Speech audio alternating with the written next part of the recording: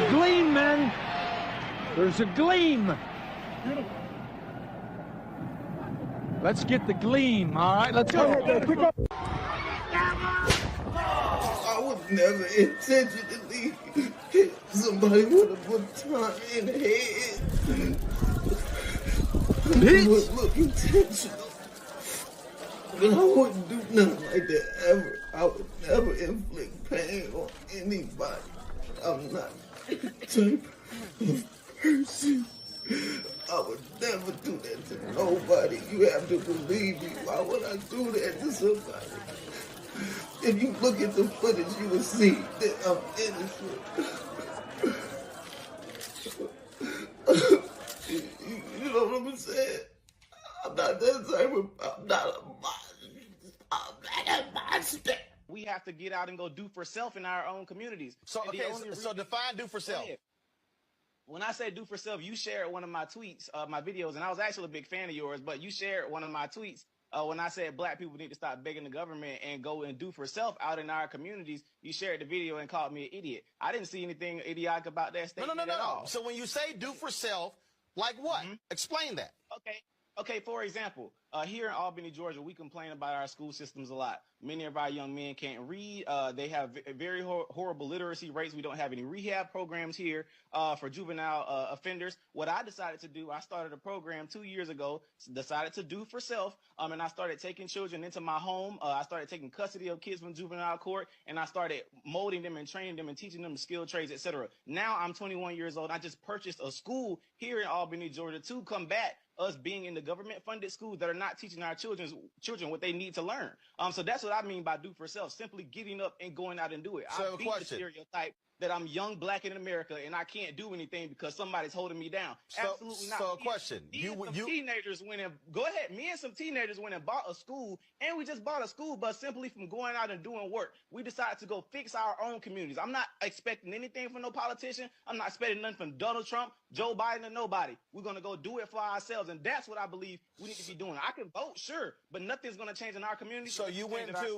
This to my left is Sheldon Daniels, and this to my right is, well, unfortunately, you probably recognize that face. Yes, that is indeed Jasmine Crockett. Now, Sheldon Daniels is an accomplished young man. He is not only a lawyer with his own practice, but he is now running for a seat in Congress against Jasmine Crockett. Hallelujah. Praise the Lord. However, Sheldon Daniels is also a representation that the left is not actually the party of equity and inclusion, so long as that inclusion is of a Republican. Because you see, Sheldon Daniels is not getting any of the same support that a Jasmine Crockett is, even though he is far more accomplished and ready to do the job and will serve his people in a way that Jasmine never knew. Yeah, as a matter of fact, he is getting harassed online for running on the Republican side of the aisle. Yeah. So much for diversity. But you're wearing a fucking dress and you've got a dick. I'm sorry. Get it together, sir. If you haven't watched the news, you're missing out. Megyn Kelly went apeshit on Tim McBride. Sarah McBride is a man. The Republican Party is obsessed with culture war issues. It is weird. She sounds hideous. Well, she's a guy, so. My name is Tim McBride. I'm chicks with What? See, I called Tim, Sarah, whatever it is, out earlier this week, and the mainstream media is finally catching on. It is fantastic to hear Megyn Kelly take this stance, because women are the most impacted by this charade. Little Timmy is parading around Washington, D.C., trying to pretend as if he's an outspoken, powerful, successful woman that represents women's rights all across the country. In fact, some would argue that Tim is suffering from a mental illness and instead of seeking treatment, is seeking a outlet like this where fame and a national presence fills the void of legitimate treatment. Good job, Megyn. Keep calling this motherfucker what he is. direction. That 44%, you say right direction, that's up since November. And if that doesn't seem like a lot, the last time it cracked 40%, you got to go back to 2012. The last time it actually hit 44 or higher, January of 2004. So a lot of this is Republicans, but independents, that number is also up since the election on the direction of the country. This is why I am anti-Jasmine Crockett, and I'm going to stay on this hill. The debauchery of that Shade Room interview just confirms why the presence of people like Jasmine Crockett is problematic for our society. The host thought it was appropriate. She thought it was appropriate to literally say, ah, mid-interview. She said, accused me of trying to erase one of her lived experiences because she has a brother who was wrongfully accused or convicted of a crime. Tried to say that I was trying to erase it. And I promptly said, that's not what I'm trying to do. And she said, ah.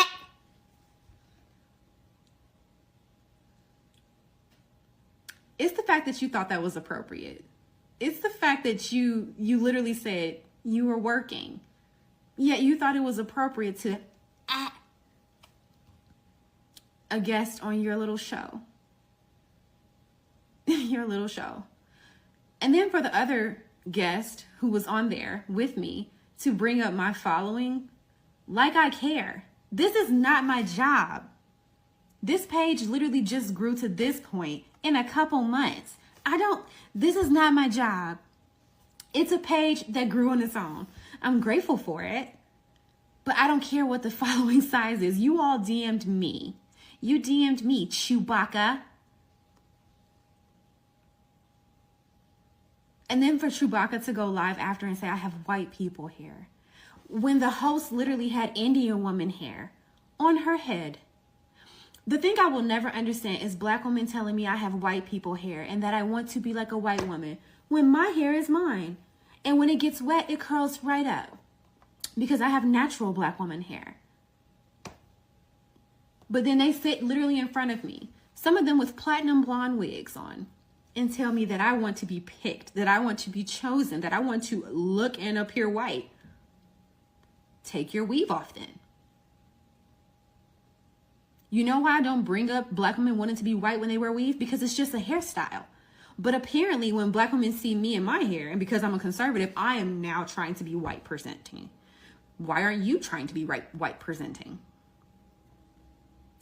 But yes, as I said, this is why the Jasmine Crockett's are very, very much so problematic, because black women then think that they can be in professional settings and mid-interview. How ghetto.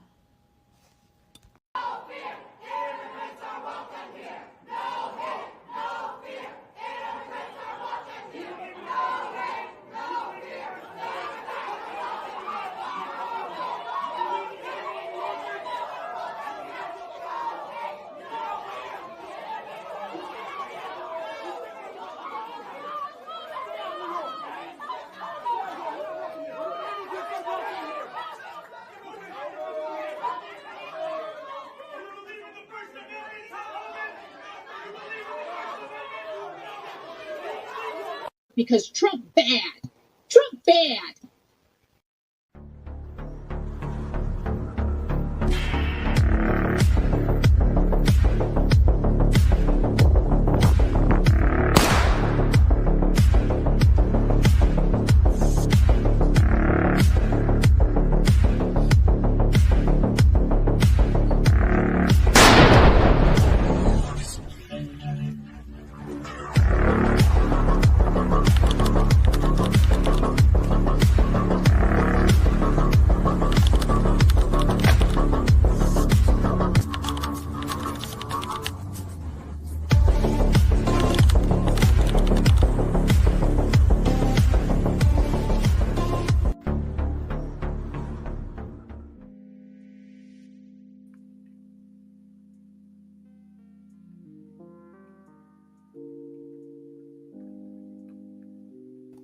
I'm sitting up here talking and my mic is muted.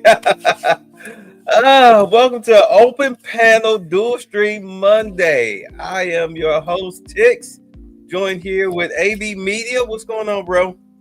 Hey, what's going on? Doing all right, doing all right. Lewis will be joining us shortly. You know, taking care of a little home business. And, well, you know, Charles is always on Charles's time, so it is what it is. I'm still laughing at how people are trying to defend the guy who is a terrorist.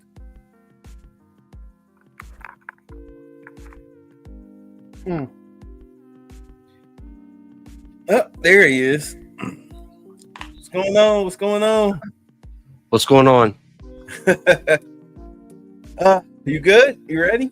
Yeah. All right. So, I mean, this guy was pushing, I mean, I get it. Anti-Semitism, that's an anti-Semitic, well, that's a Jewish problem. But the thing about it was that he was promoting violence while also engaging in wanton destruction of property on a college campus, you know, inciting violence while on the green card. I'm sorry, but as a Palestinian who has people chanting Hamas slogans and using Hamas language, battle cry language, and wearing Hamas gear, I'm sorry, bro, you get deported. Yep. You get deported. Matter of fact, let me see. I have his deportation video. Well, I have his arrest video. Would you all like to see it? Yeah. Why not? Under arrest. So turn around, turn around, turn around, turn around, turn around. Okay, Stop resisting, stop resisting. Okay, he's not resisting. He's giving me his phone, okay? He's not, I understand, he's not resisting. Put your arm down. Don't worry about it. You're going to have to come with us. Don't worry. I'm coming with you. Don't worry. No one's resisting. No one's getting worked up. You guys really don't need to be doing all of that. It's fine. حبيبي كيف بدي اتصل فيك؟ Okay. Hi, Amy. Yeah, they just like handcuffed him and took him. I don't know what to do. Had your lawyer on speed dial, did you? That's very interesting. And what should I do? I don't know. Nothing you can do. Except ask where they taking them. Nor.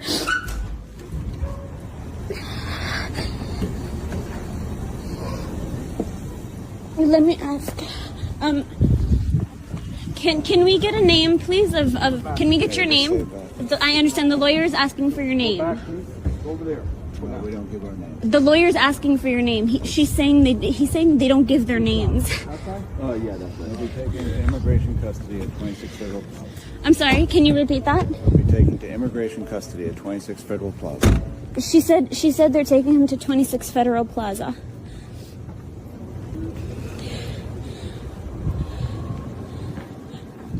Can you please specify what agency is taking him, please?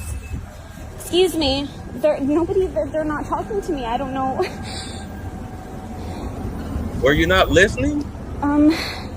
What's up, Audrey? Excuse me. The lawyer would like to speak to somebody. Oh my God, they're literally running away from me. Because you're inconsequential. She's inconsequential.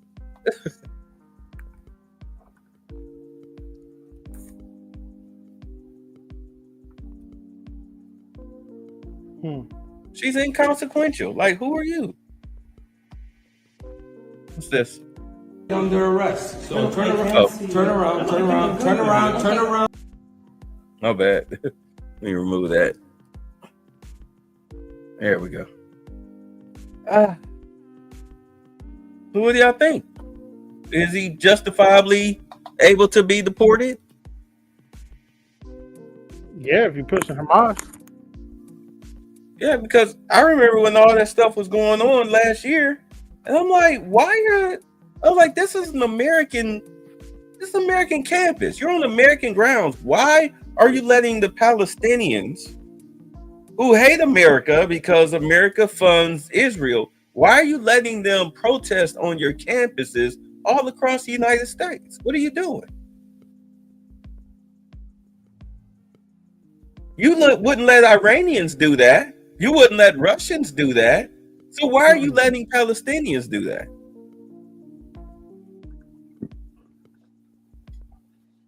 You all right there, Lewis?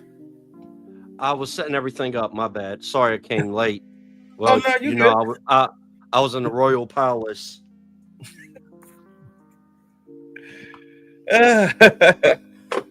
Post the link here. Let's we're gonna get into some Pam Bondi. Some Caroline Leavitt, the sniper. Oh yeah, she came off the top rope today. Yeah, I saw like a couple of snippets, but I didn't see the whole thing. So what we're gonna do, we're gonna let her answer the question and we'll comment on it. You guys ready for that? Yep. Yeah. All right, let's do it. Because you guys are silent on terrorists. Let's go. Hello, everybody. Good afternoon. Happy Monday. Happy St. Patrick's Day. I see a lot of us are very festive in our green. Peter Ducey, I like it. First today, I want to address the devastating tornadoes and storms that have impacted many states throughout the South and the Midwest. By the way, Albert, that's why I didn't come back that night. Remember, I got the storm warning when I was on your stream? Oh, okay. Yeah, shortly after that, my internet was gone. Wow. So Georgia got I just went to bed. Georgia got affected? Yeah, a tree fell over on the lines. So I had no internet. I had no cable, no nothing. I had lights. I couldn't watch any TV. So I just went to sleep. And these knuckleheads on the so-called left were wishing harm on people in the South because of these tornadoes. Yeah. Well, they're violent racists, violent degenerate racists. So, y'all ready? I'm sorry. Yeah. All right.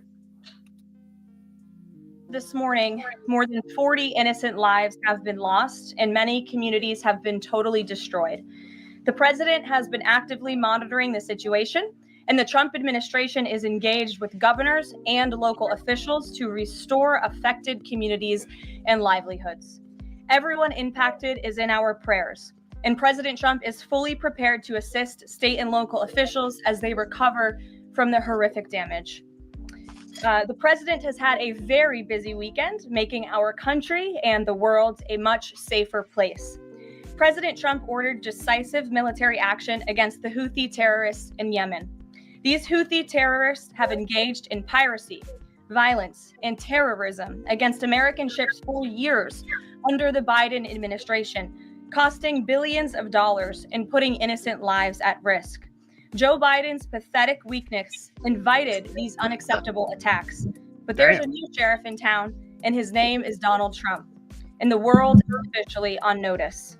America has a commander-in-chief whose peace through strength approach is unwavering and should not be tested. As the president said, no terrorist force will stop American commercial and naval vessels from freely sailing throughout the world. Houthi terrorists and their Iranian backers should not cross President Trump again, and the president has made that clear today.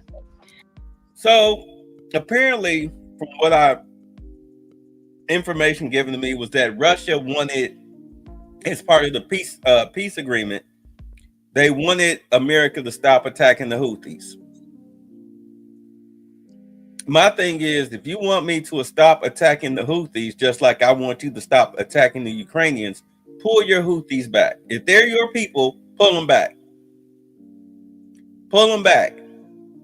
They need to go past, at least be either in Iran or past Iran's borders. Pull them back.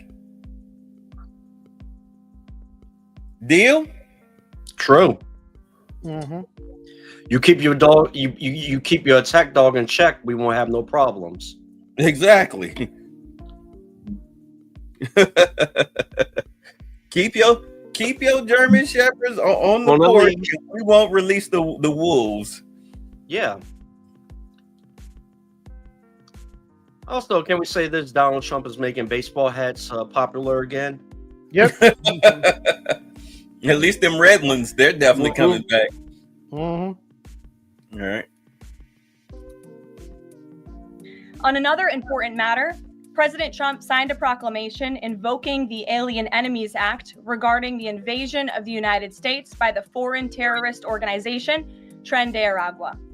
At the president's direction, the Department of Homeland Security carried out a counter-terrorism operation deporting nearly 200 violent Tren de Aragua terrorists, which will save countless American lives. Thanks to the great work of the Department of State, these heinous monsters were extracted and removed to El Salvador, where they will no longer be able to pose any threats to the American public. Tren de Aragua is one of the most ruthless terrorist gangs in the world, and they are responsible for some of the most heinous crimes that have occurred in our nation's history in recent years, including the savage murders of beautiful Laken Riley and Jocelyn Nungre. President Trump promised Laken and Jocelyn's families during his campaign that he would demand justice for their beautiful girls, and that's exactly what he did. As the president acknowledged during his inaugural address on January 20th, he pledged to invoke this act, and he has no higher responsibility than to defend our country from threats and invasions. President Trump will continue his historic efforts to seal the border and prevent these illegal invaders from coming here in the first place. As the New York Times is acknowledged over the weekend, President Trump's policies are working. Here's how the Times summed it up. Illegal crossings at the U.S.-Mexico border are down to their lowest level in decades. Once crowded migrant shelters are empty. Instead of heading north, people stranded in Mexico are starting to return home in bigger numbers. The border is almost unrecognizable from just a couple of years ago, when hundreds of thousands of people from around the world were crossing into the United States every month in scenes of chaos and upheaval. This is the Trump effect in action. And again, those are the words from the New York Times. We didn't need a border security bill. We just needed President Trump. All of these actions taken together are contributing to a wave of optimism about the direction of our great country. According to brand new polling from NBC News, more registered voters say the United States is heading in the right direction than at any point since early 2004.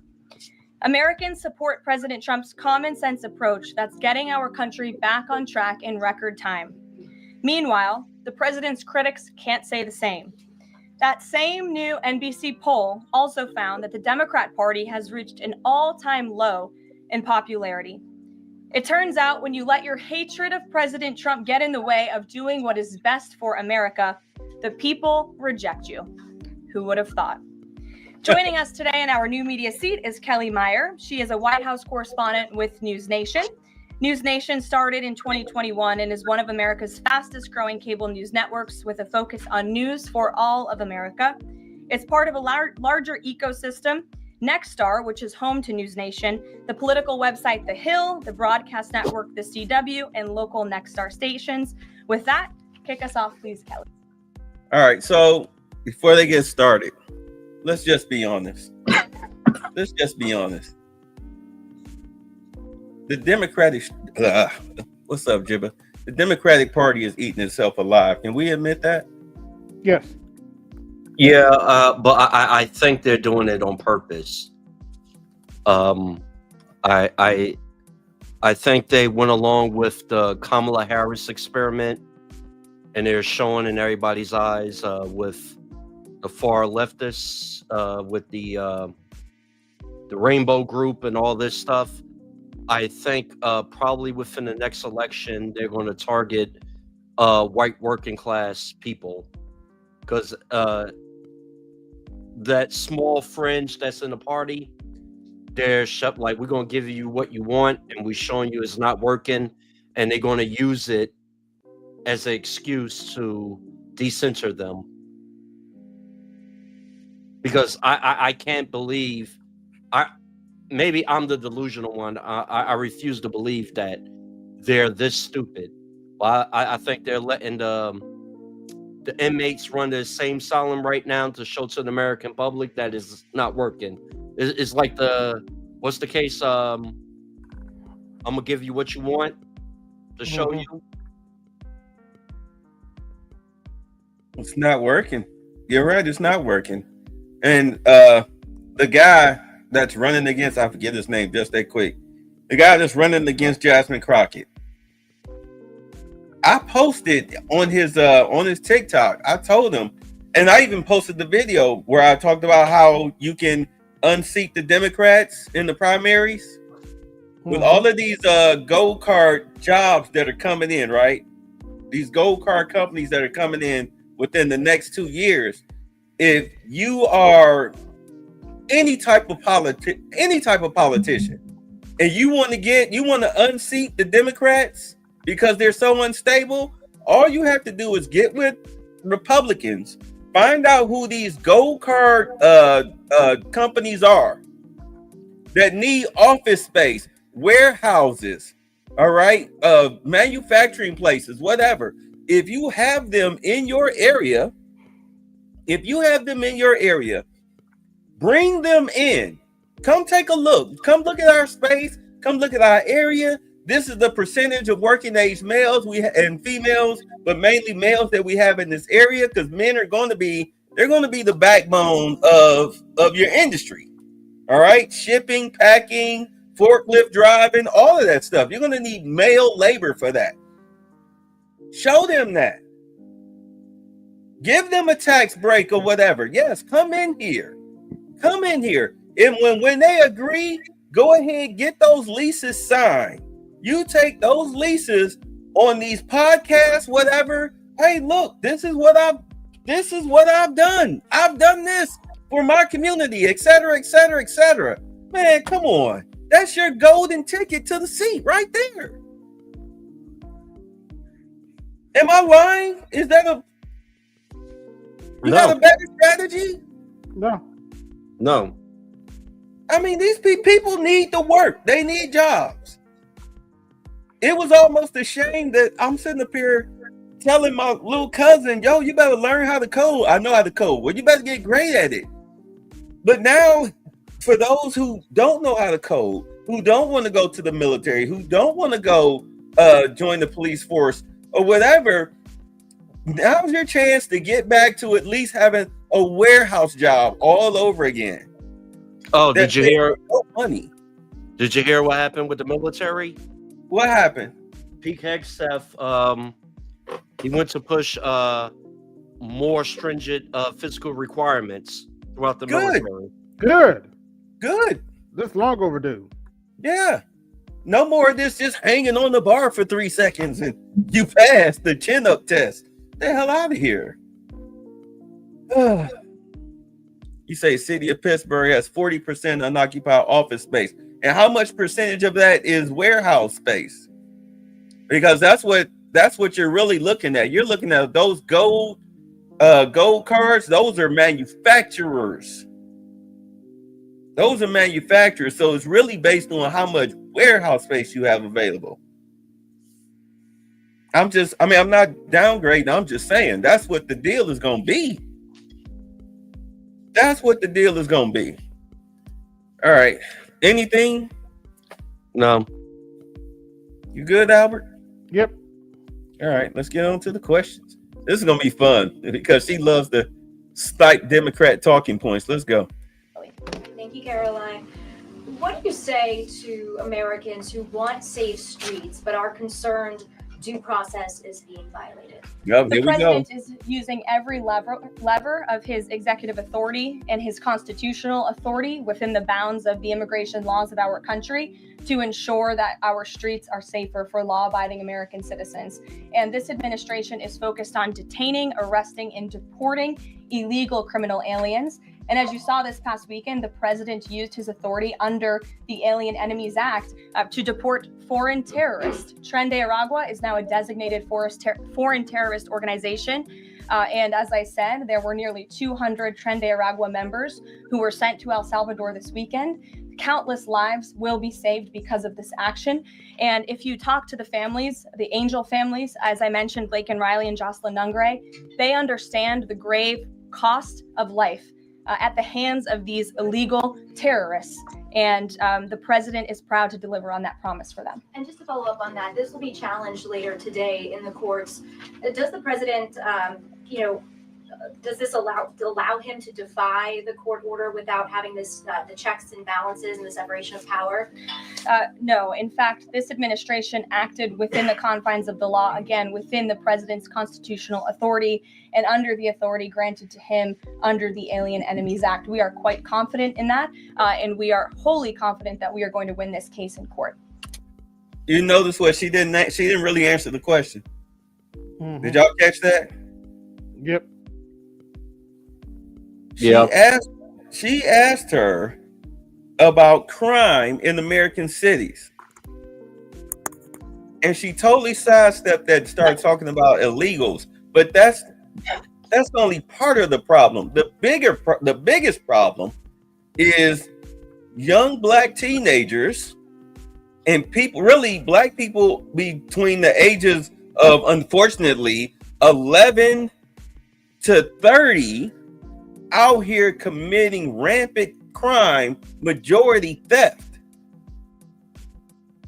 Because like morons, these George Floyd laws defunding the police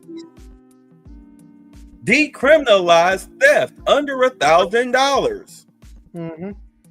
This is why corporations, businesses have shut down. I mean, I've talked about this and covered this to death, to the point where I was getting headaches. What about that?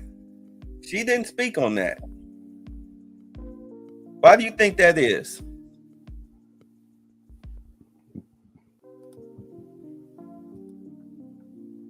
Not sure.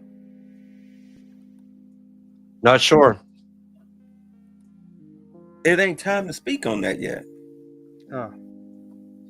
Let's deal with the big problem first, which is the criminal illegals. Well, all illegals are criminals, but the illegals that have committed criminal acts, like physical criminal acts. Let's get them out of here first, because again, you're looking at guerrilla fighters that can be used by a foreign enemy against American citizens. Get rid of them first. Lock down the border. Then you deal with the problem in-house. Yeah, then deal with the problem in-house. So they're not going to talk about that yet. What is this? Don't play it yet. Don't wait. That's that. Play that after she stops speaking. Finish her thing. I want you to play that. Oh, okay. You mean like the very end? Yeah, well, I'll tell you when to play it. All right.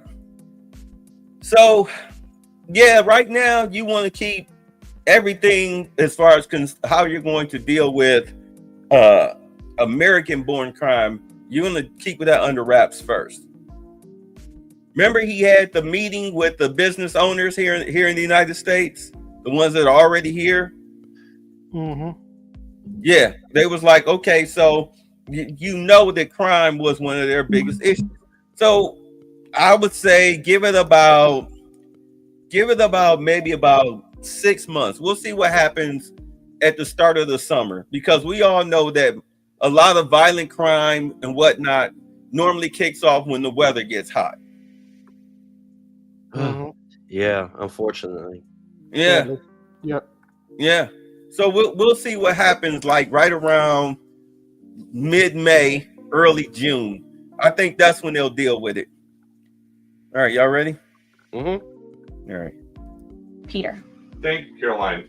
If you guys can't send 200 Tren de Aragua terrorists at a time to El Salvador, where are you going to send them instead? It's a very good question. You'd have to ask the courts and the people on the left who are trying to fight this administration for doing the business that this president sought out to do, which is to deport these foreign terrorists. And we're very grateful to President Bukele and to El Salvador for accepting these heinous monsters where they will face justice. And if these guys are terrorists at war with the United States, is President Trump considering anything more lethal to address them than just sticking them on a plane somewhere else? Well, it sounded like you had a little bit of curiosity in the premise of your question, so I want to address it. These are designated foreign terrorists. The president signed a proclamation on February 20th, 2025, designating TDA as a foreign terrorist organization that was in consultation with the Attorney General and the Secretary of Treasury. That was pursuant to 8 U.S. Code 1189. The president has the right to do that. And I think nobody would argue that Tren de Aragua should be designated a foreign terrorist organization. If you want to have that argument, I'm happy to do it. These are heinous monsters, rapists, murderers, kidnappers, sexual assaulters, predators who have no right to be in this country, and they must be held accountable. And Is she talking about there is now a niggers? member of the European Parliament from France who does not think the U.S. represents the values of the Statue of Liberty anymore. They want the Statue of Liberty back. So is President Trump going to send the Statue of Liberty back to France? Absolutely not. And my advice to that unnamed low-level French politician would be to remind them that it's only because of the United States of America that the French are not speaking German right now. So they should be very grateful. Play that video now. Play the video right now. All right.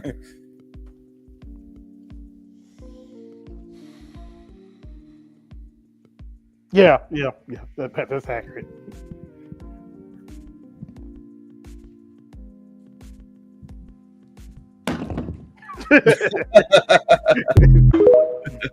That's Yep, some real that's pretty nigger accurate. shit right there.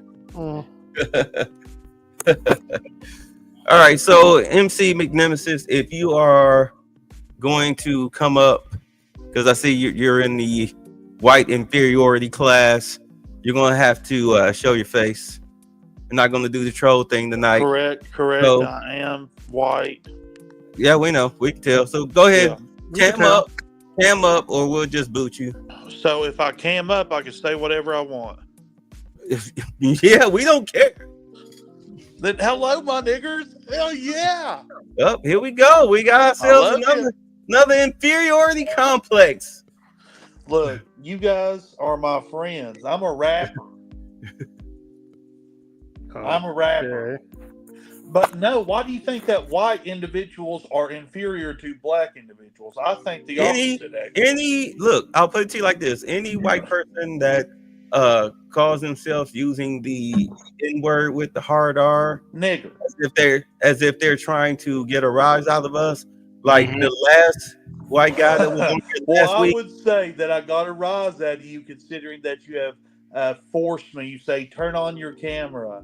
Yeah, well, the Then thing you is about it. highlight The thing is that you don't if know you're, if I'll porn bomb you or not, but yet here I am.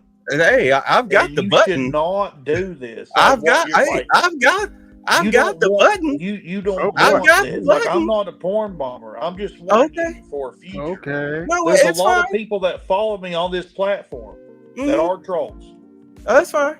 That's And fine. those trolls are going to come after you. It's they fine. don't like people of your color either. Hey, that's fine. So what?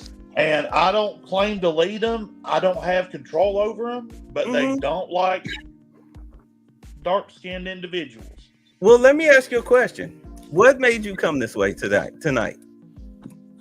Well, I was on my own panel, Aaron Woodard Experience, and just shucking and jiving with my white people over there. You know, we're just messing with each other. And then I decided to, you know, just, what is it called? Rabbit panel hopping. And yeah, people, they are not very fond of the N's and the F's around my area. And you know it. Well, here's the thing. We don't get triggered by that. You understand? You're definitely triggered, like I said. No, we're not triggered. If you just be quiet for a second and let me explain it. Last week we had somebody. You definitely please be quiet and let me doing a good job in covering up your rage. Please be quiet and let me explain it. Last week we had a guy come up here, and the only thing he could do was just call us hard R's. But after a good hour and a half of him just being one note, come to find out that he was near 40-year-old loser living at home in in his grandfather's house. All right. He had zero job prospects. His black girlfriend of 2 years had dumped him. All right. Yeah. So, he was just. Yeah, he's a nigga lover. And you think that I have a similar story? No, I'm just letting you know up front that if you are going to be here, then these are the rules. What are the rules? The rules are if you come up and you're not a regular panelist, then we need for you to cam up. Okay. But do yourself a favor. At least come in here and have an intellectual conversation with us, and you will be treated with respect. Right? Well, here, okay. Respect begets Are respect, you a right? Republican? I am not. I'm an independent. A nigga-pendant? I know, right? No, I'm just fucking with you. It's like they Look, can't you help gotta- themselves. You gotta stop all that bullshit of uptightness. Like, you gotta learn to let loose, my nigger. Like, fuck. I'm uptight. Okay. Like, yeah, you gotta stop that shit. Just wow. Loosen up. Nobody's disrespecting you. I love you. Hell, everybody in my family probably love you. I hope for a little Christmas dinner.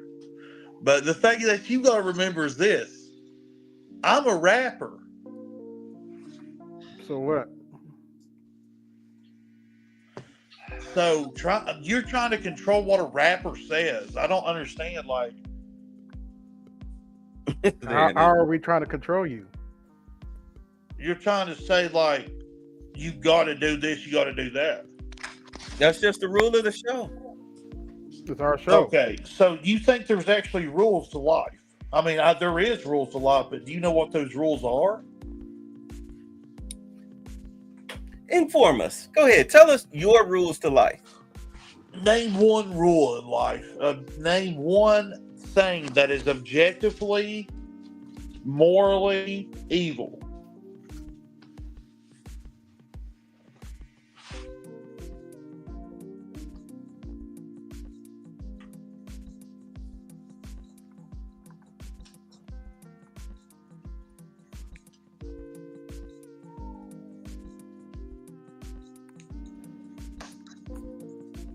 Can you do it?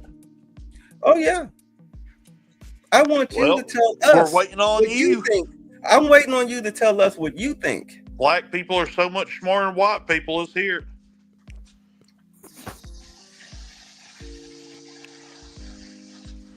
To be honest with you, a nigger never taught me nothing. It's all been white people. Okay. I ain't never learned anything. Never been educated by any black person ever. The ones that educated me are all white. Some of them are Jews. Now, I don't like Jews either, but I have learned a lot from them. Well, how old are you? By the way, how old are you? How old am I? Mm-hmm. You want to ask me questions? Are you going to answer questions?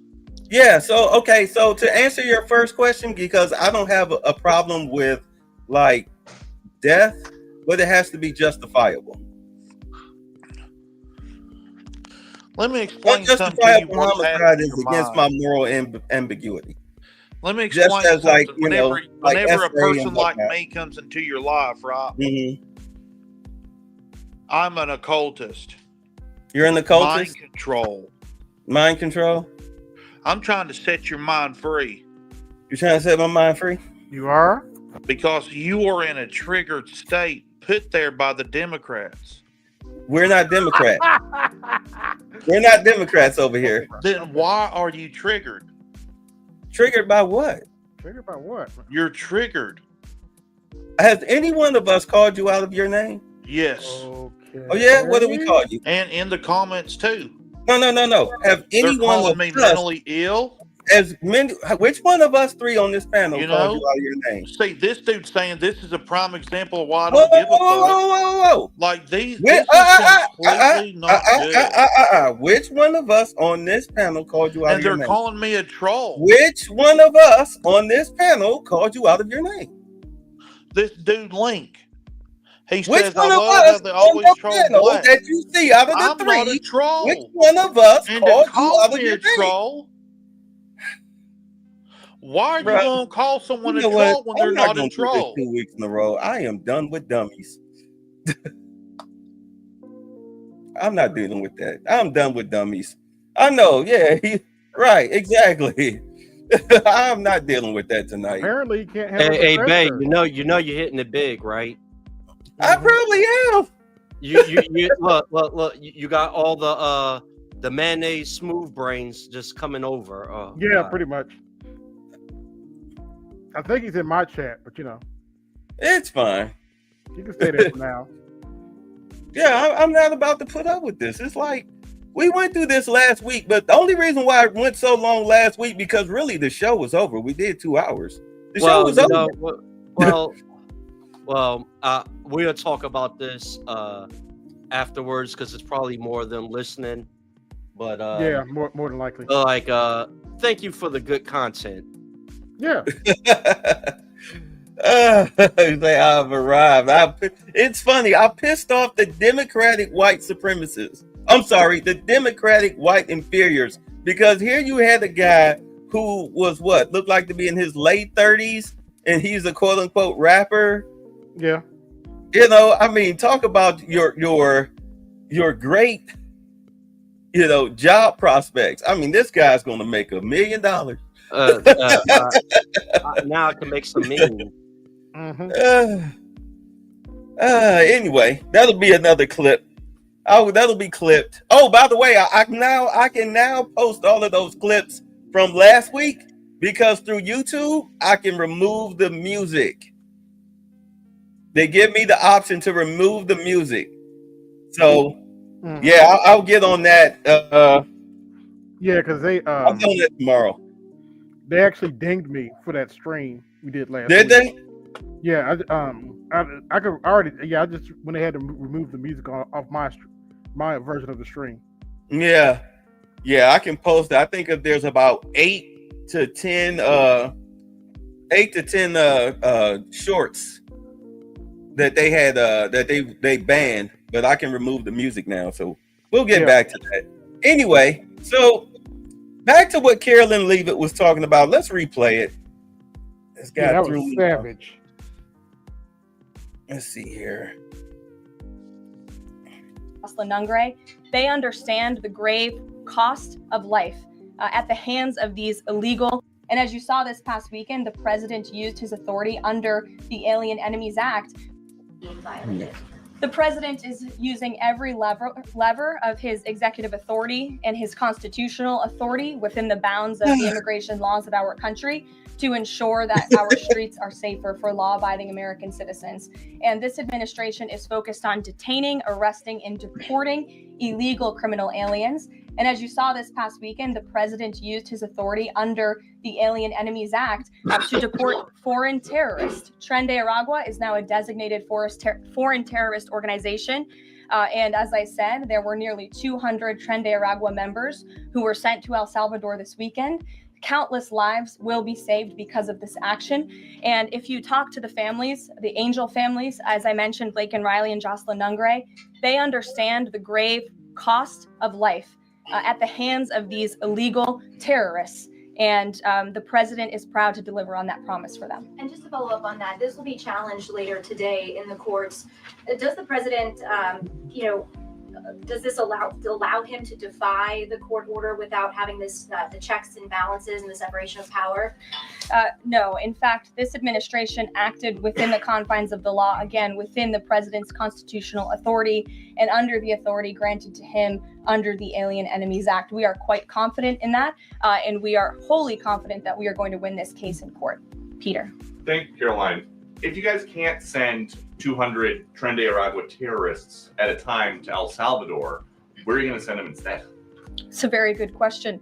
You'd have to ask the courts and the people on the left who are trying to fight this administration for doing the business that this president sought out to do, which is to deport these foreign terrorists. And we're very grateful to President Bukele and to El Salvador for accepting these heinous monsters where they will face justice. And if these guys are terrorists at war with the United States, is President Trump considering anything more lethal to address them than just sticking them on a plane somewhere else. Well, it sounded like you had a little bit of curiosity in the premise of your question, so I want to address it. These are designated foreign terrorists. The president signed a proclamation on February 20th, 2025, designating TDA as a foreign terrorist organization that was in consultation with the Attorney General and the Secretary of Treasury. That was pursuant to 8 U.S. Code 1189. The president has the right to do that.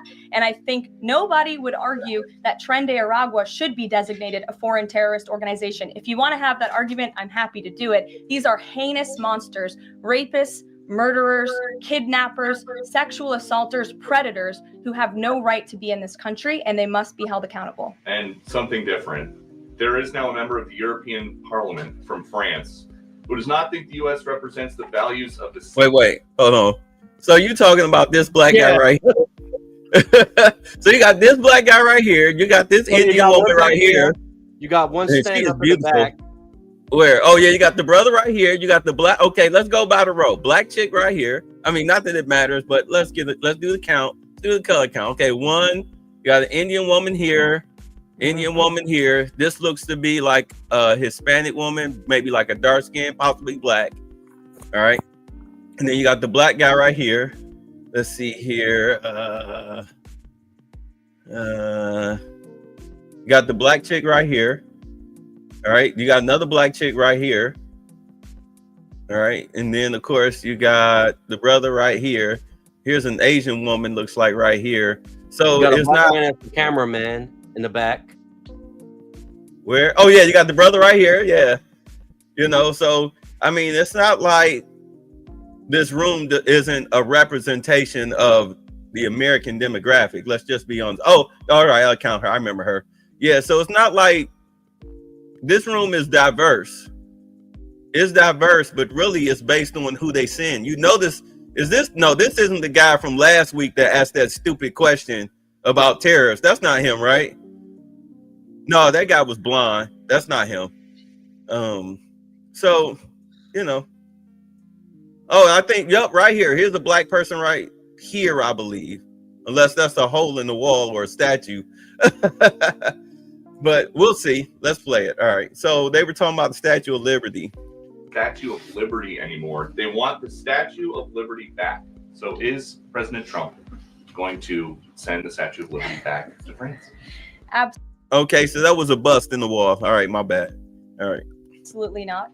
And my advice to that unnamed low-level French politician would be to remind them that it's only because of the United States of America that the French are not speaking German right now. So they should be very grateful to our great country. Kelly. By the way, for those of y'all know the history of the Statue of Liberty, right? Somewhat. It was originally a black woman with chains around her wrists and ankles. But they kept them on her feet. Right. So, but they wound up restructuring the statue. All right. Because it was given from France. It was given to America to symbolize the end of slavery. So, you know, them wanting the statue back. I'm like, you know what? You say the chains are still on the feet. Okay, that's good. Right at the base. All right. So yeah, so that's the original history of the Statue of Liberty. You know, for the inferiority complex people who are watching. That might be triggering for some prepared people. to give the court what it wants in terms of the time of the flights that departed, that went to El Salvador, and some of those details that the judge is asking for in trying to determine the timing. Clearly, the 5 named individuals were not deported. That's right. But looking more broadly, wanting to know about the timing of flights and so forth, because the verbal order did say turn around the flights if there's an issue. So is the administration prepared to provide that information? I'm prepared to provide it right now. All of the planes that were subject to the written order, the judge's written order, took off before the order was entered in the courtroom on Saturday. And the administration will, of course, be happily answering all of those questions that the judge poses in court later today.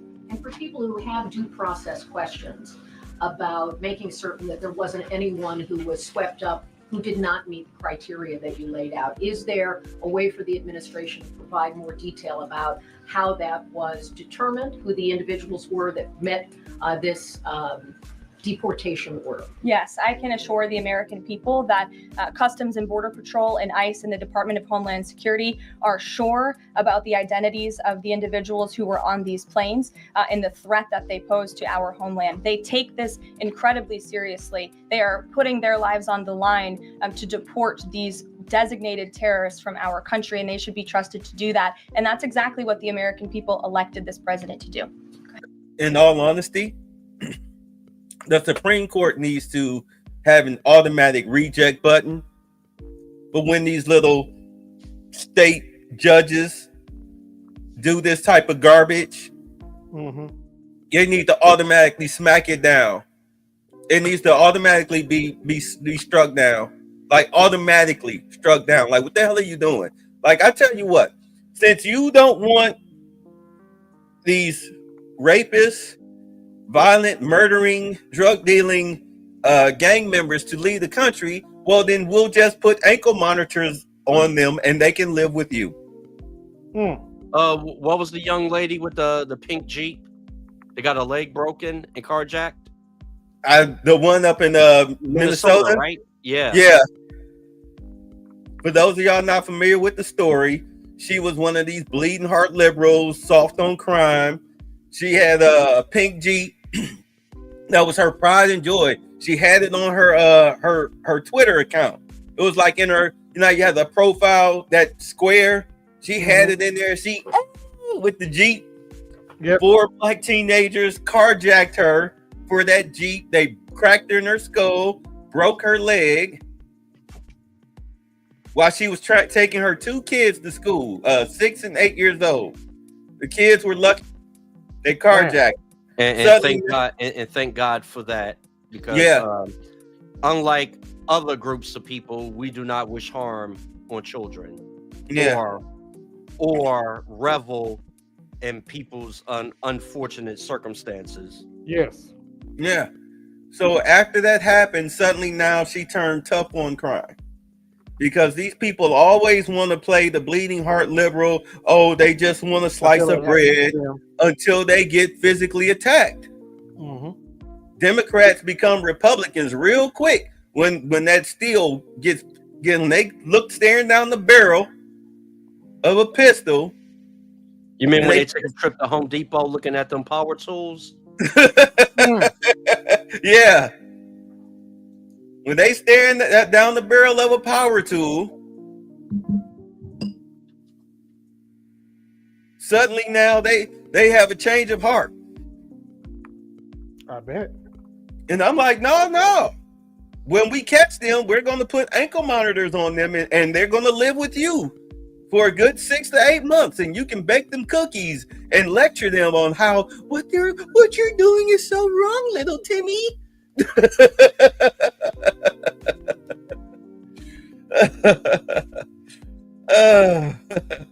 France better start calling Freedom Prize again. Y'all are crazy. Wait, was this woman? I don't remember her name. Let's see. Bet she has a pumpkin spice latte under the post. Oh, y'all talking about Karoline Leavitt? See, it's our African humanity to not wish harm. Oh, I guess. No, but yeah, her, the district attorney in New Orleans, he got carjacked by 4 black teenagers. Him and his 80-something-year-old mama. He took her out to a show. They get in the car. They rolled up on him with the pistol grip or the power tool. Made him and his mama get out the car. They got to running down the street. They bust shots at him. His mother was running like she was in her 30s.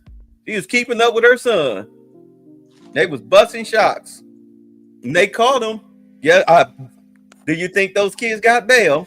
Of course not. It was because it was an elected official that was victimized. But if it was a civilian, of course, That's an unfortunate circumstance. They're a victim of their circumstances that they had no power over, and bell, boom. But when it's one of them, they get their common senses. Oh, it goes from he's a victim to lock that nigga up, quote unquote. I use the A, not the hard R. No, it's fine. Because I know I'm waiting for my subscription to be renewed for my black card out there to some people that is watching. So I'm waiting for that to come in the mail. Oh my God. Yeah, well, don't hold your breath on that one. I'm still laughing at, because you already know how they was gonna play it. Look who's here, y'all. Look who's here. Y'all ready? Y'all ready? Drum roll, please. Why was I the only one doing it? Oh, doing it? Don't nobody say. No introductions needed, please. Yo, AL. Continue as usual.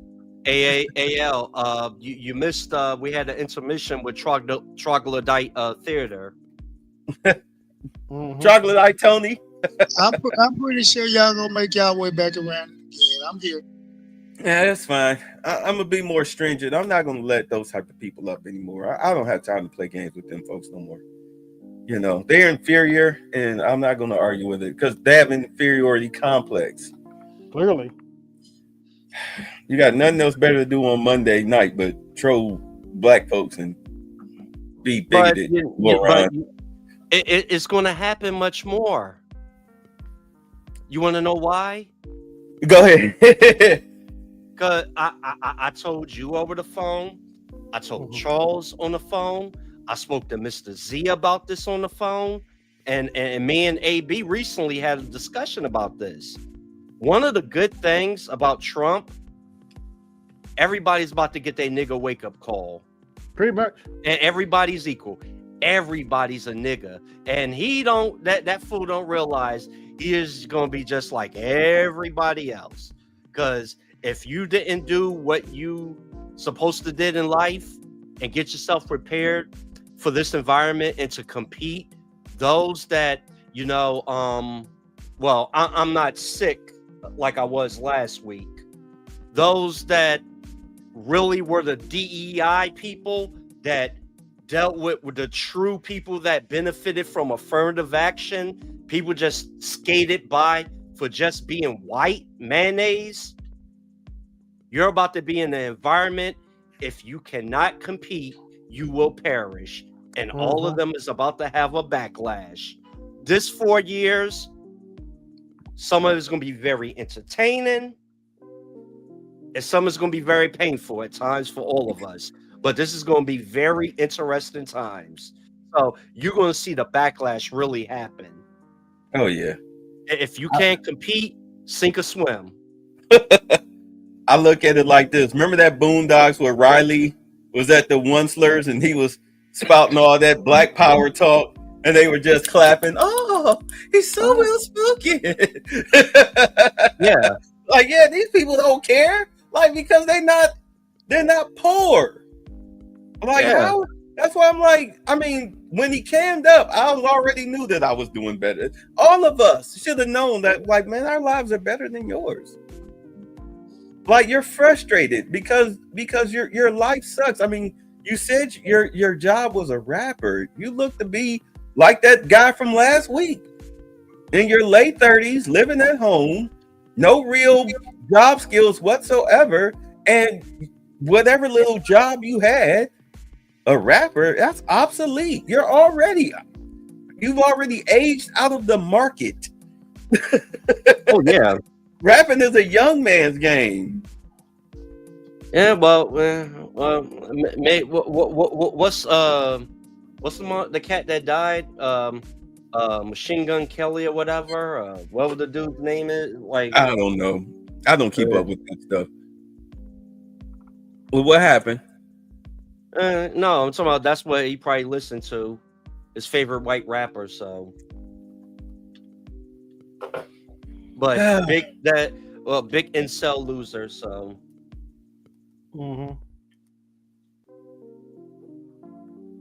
Yeah, you're right. Yeah, it is ABM. You're right. Lewis is right. It's sink or swim.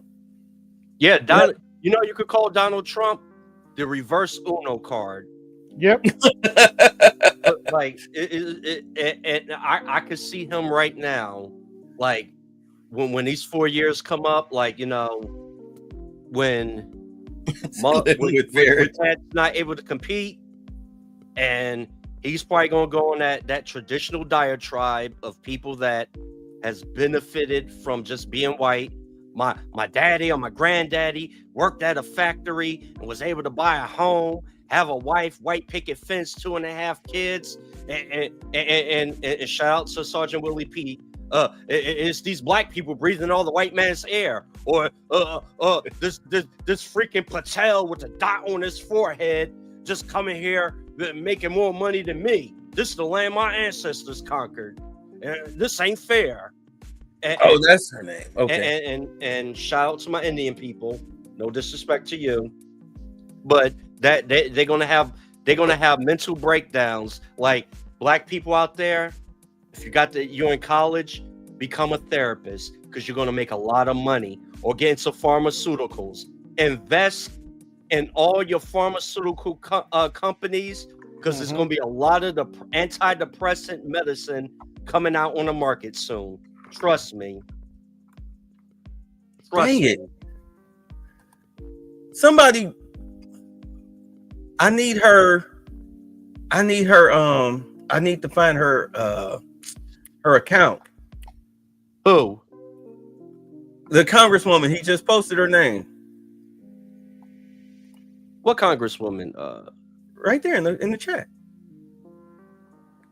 I think he in your chat. I think he's in your chat.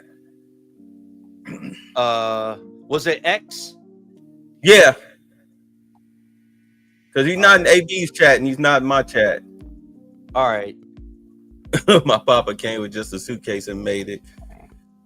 Let's see. Trump will force black women to learn to get along with black men again. Black women will need a second paycheck in their house again, because food stamps and Section 8 will be gone by the time Trump leaves. Oh, yeah. So what's going on in Detroit? 313? Psychiatrist, 1 stone, 2 birds. Yeah, look her up. See if you can find her. See if she still got that pink Jeep. Anyway, let's get back to this. Thanks, Caroline. Just to follow up on that, then. So you're saying definitively the administration can prove everyone that was put on those flights to El Salvador was either a member of Trinidad Agua, MS-13, or some other entity. We've already provided the breakdown in the effort of transparency about the 261 illegal aliens who were deported. 137 of those were deported under the Alien Enemies Act. 101 of those were Venezuelans removed via Title 8, which, as you know, are just regular immigration proceedings. And 23 of them were MS-13 Salvadorian gang members. There were also 2 MS-13 ringleaders as part of that group of 23 who President Bukele particularly expressed his gratitude for their return so he can demand justice in his home country. Jennifer. Did you find her? I'm about to get it right now. Yeah. The LL and R. Kelly collab. Oh, you found it? I got it. But she don't got a pink Jeep on there no more. Oh, okay. All right. That's all I want to know. She took that Jeep down. She still got the Harris Waltz up. Oh my God. When's the last time she tweeted? March 14th. Oh God. She is pathetic. Anyway. What criteria, though, other than, say, tattoos or maybe being in the wrong place at the wrong time, are they using to determine that someone is actually... Look at this woman's face while he asking this stupid question. You see her? Yeah. Yeah, she's like, what the hell is he talking about? Like, bruh. Like, seriously? This guy's eyes bucked? She can't believe what she's hearing? Like, what is he talking about? member of one of these organizations? Intelligence and the men and women on the ground in the interior of our country who are finally being allowed to do their jobs. Their hands were tied under the previous administration. And as I said, they take their jobs very seriously. They should be trusted and respected by the American public with this operation. And of course, as I said to Kelly, the administration will provide all details to the questions that the court poses. Jennifer. One more follow-up on that. Can you say how much the U.S. is paying El Salvador to imprison these Venezuelans? And then a different question on Russia. I was wondering if you could give us an update on the ceasefire negotiations, and is there anything you can share on the list that Putin passed along to President Trump for the things he's requesting? Sure. All right, so this is a black woman. Y'all saw her face clearly. This is a black. All right. To your first question, it was approximately $6 million to El Salvador for the detention of these foreign terrorists. And I would point out that is pennies on the dollar in comparison to the cost of life and the cost it would impose on the American taxpayer to house these terrorists in maximum security prisons here in the United States of America. And I would echo the message of our Secretary of State, Marco Rubio, who expressed his gratitude to President Bukele and El Salvador's government for their cooperation in this deal. As for Russia, as you know, the president announced last night on Air Force One on his return from his very busy weekend in Florida that he will be speaking to President Putin tomorrow. I won't get ahead of those negotiations, but I can say we are on the 10th yard line of peace, and we've never been closer to a peace deal than we are in this moment. And the president, as you know, is determined to get one done. Yeah, because Zelensky went all around the world, same song, trying to get somebody to help him fight his battle in order to prolong the war to steal more money. But when the U.S. pulled out of NATO, it was like, we got these slingshots and bow and arrows. They had no weaponry. They had nothing that could help him fight Russia. And Russia started using missiles. So he had no choice but to decide to sign a peace deal. So once Zelensky, he wrote that, Dear Trump, I'm so sorry, but embarrassing myself in the White House. Please forgive me. I'll sign whatever deal you want. Sign your bitch Zelensky. He sent them the letter. He's like, okay, cool. Let me go talk to Putin and we'll work it out. Because everybody wants their cut. The UK want their cut. Russia want their cut. We want our cut. And they get whatever we decide, us and Russia decide for the UK and Ukraine to have. Flat out. Who's going to stop us?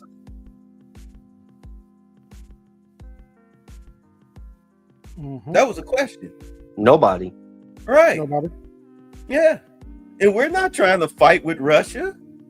That would be devastating to the world. Devastating to the world. So let's sign these deals. And that's what Putin wants to go with anyway. As far as with resources rights, that's what BRICS was all. That's what BRICS is all about. You get fair trade for your commodities, for your GDP. Fair trade will help you build your infrastructure. China will come over there with the 3D printer to build the apartment homes for the workers that you guys can eventually live in when it's all said and done, which will probably tear up. But that's fine. That's on you. But you'll get fair trade. You'll be fairly compensated for your GDP. What you do with that after that is up to you. Does that sound fair? Yep. Mm-hmm. It's better than a hostile takeover. That's what China was doing. China was just taking your resources and building up, quote unquote, building up your infrastructure, but charging you to maintain it because they didn't teach you how to maintain it. You didn't have the education or the wherewithal or the willpower to maintain your infrastructure. This is much better. If anything, I would definitely start educating your children. They would be BGS. Oh yeah. Hey. Send him the link if y'all want him up. I mean, if he's in your chat room, I mean.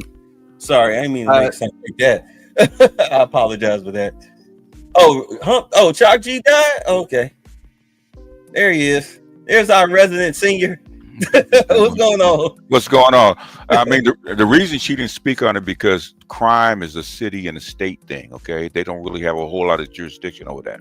Mm-hmm. Yeah, and the laws that were passed were not George Floyd laws. Okay, those were actually laws passed under COVID because they had so many people that were out of work and so many people shoplifting that the police actually did this. It's actually a police thing, right? Police could not take everybody to jail, especially white folks. So they increased the limit to keep from taking all these people to jail because people had gone basically bonkers during COVID. That had nothing to do with George Floyd. Because most of the George Floyd laws really didn't go through as far as defund the police. That shit didn't pass, most of it. But this holdover, like California actually reset their laws as far as shoplifting and stuff like that. They just did it this year because under COVID, they had really relaxed all that crap. And people didn't go back to normal. So they said, okay, we have to get stricter. But state by state, the laws are actually going to change. They're already, like California already did change in 2025. Yeah, I was still laughing at that video of them two girls in the back of the police car. Yeah. So in other words, man, basically there's a whole bunch of, I think California passed like 5 or 6 laws to actually enhance and prevent that rampant shoplifting that was going on. In fact, some increased some of those to felonies where a cop doesn't have to see you actually shoplift. He can actually arrest you on the word of the store owner. Okay. Yeah, even in the city I work at, this was 19 years ago. Mm-hmm. It was after the city municipalities police, they fell under the consent decree of the federal government because of corruption, and they were addressing the with the bail reform. So a lot of, and especially where I'm at, it is a lot of gang activity. So we had a lot of shoplifting in my store. Unless somebody was getting seriously hurt, nobody's going to respond because throughout the city, somebody was getting shot and stabbed. Yeah, you remember this because Louis, because you were working in the store, right? Remember when they were during COVID with all the shoplifting, they actually relaxed all those laws. Yeah, remember that? Yeah. It was because of COVID. It wasn't because of George Floyd.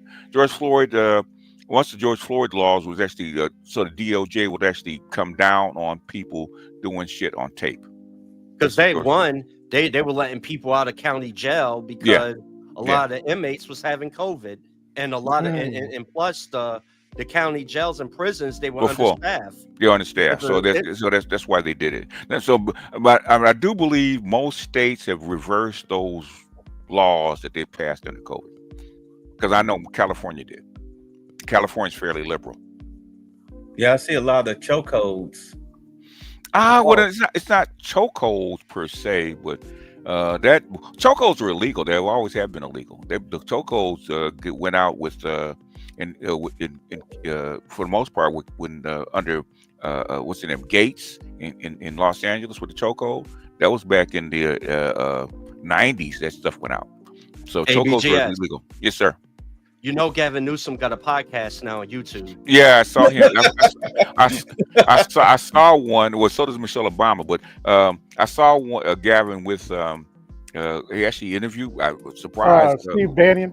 Steve Bannon, yeah, which is shocking. Yeah, and he interviewed Charlie Kirk. Yeah, no, that was his first one. And Steve Bannon was the second, and the third one was oh my God, Michael Savage. And so basically, he's in. I got to give him credit. He's not shying away from the other side.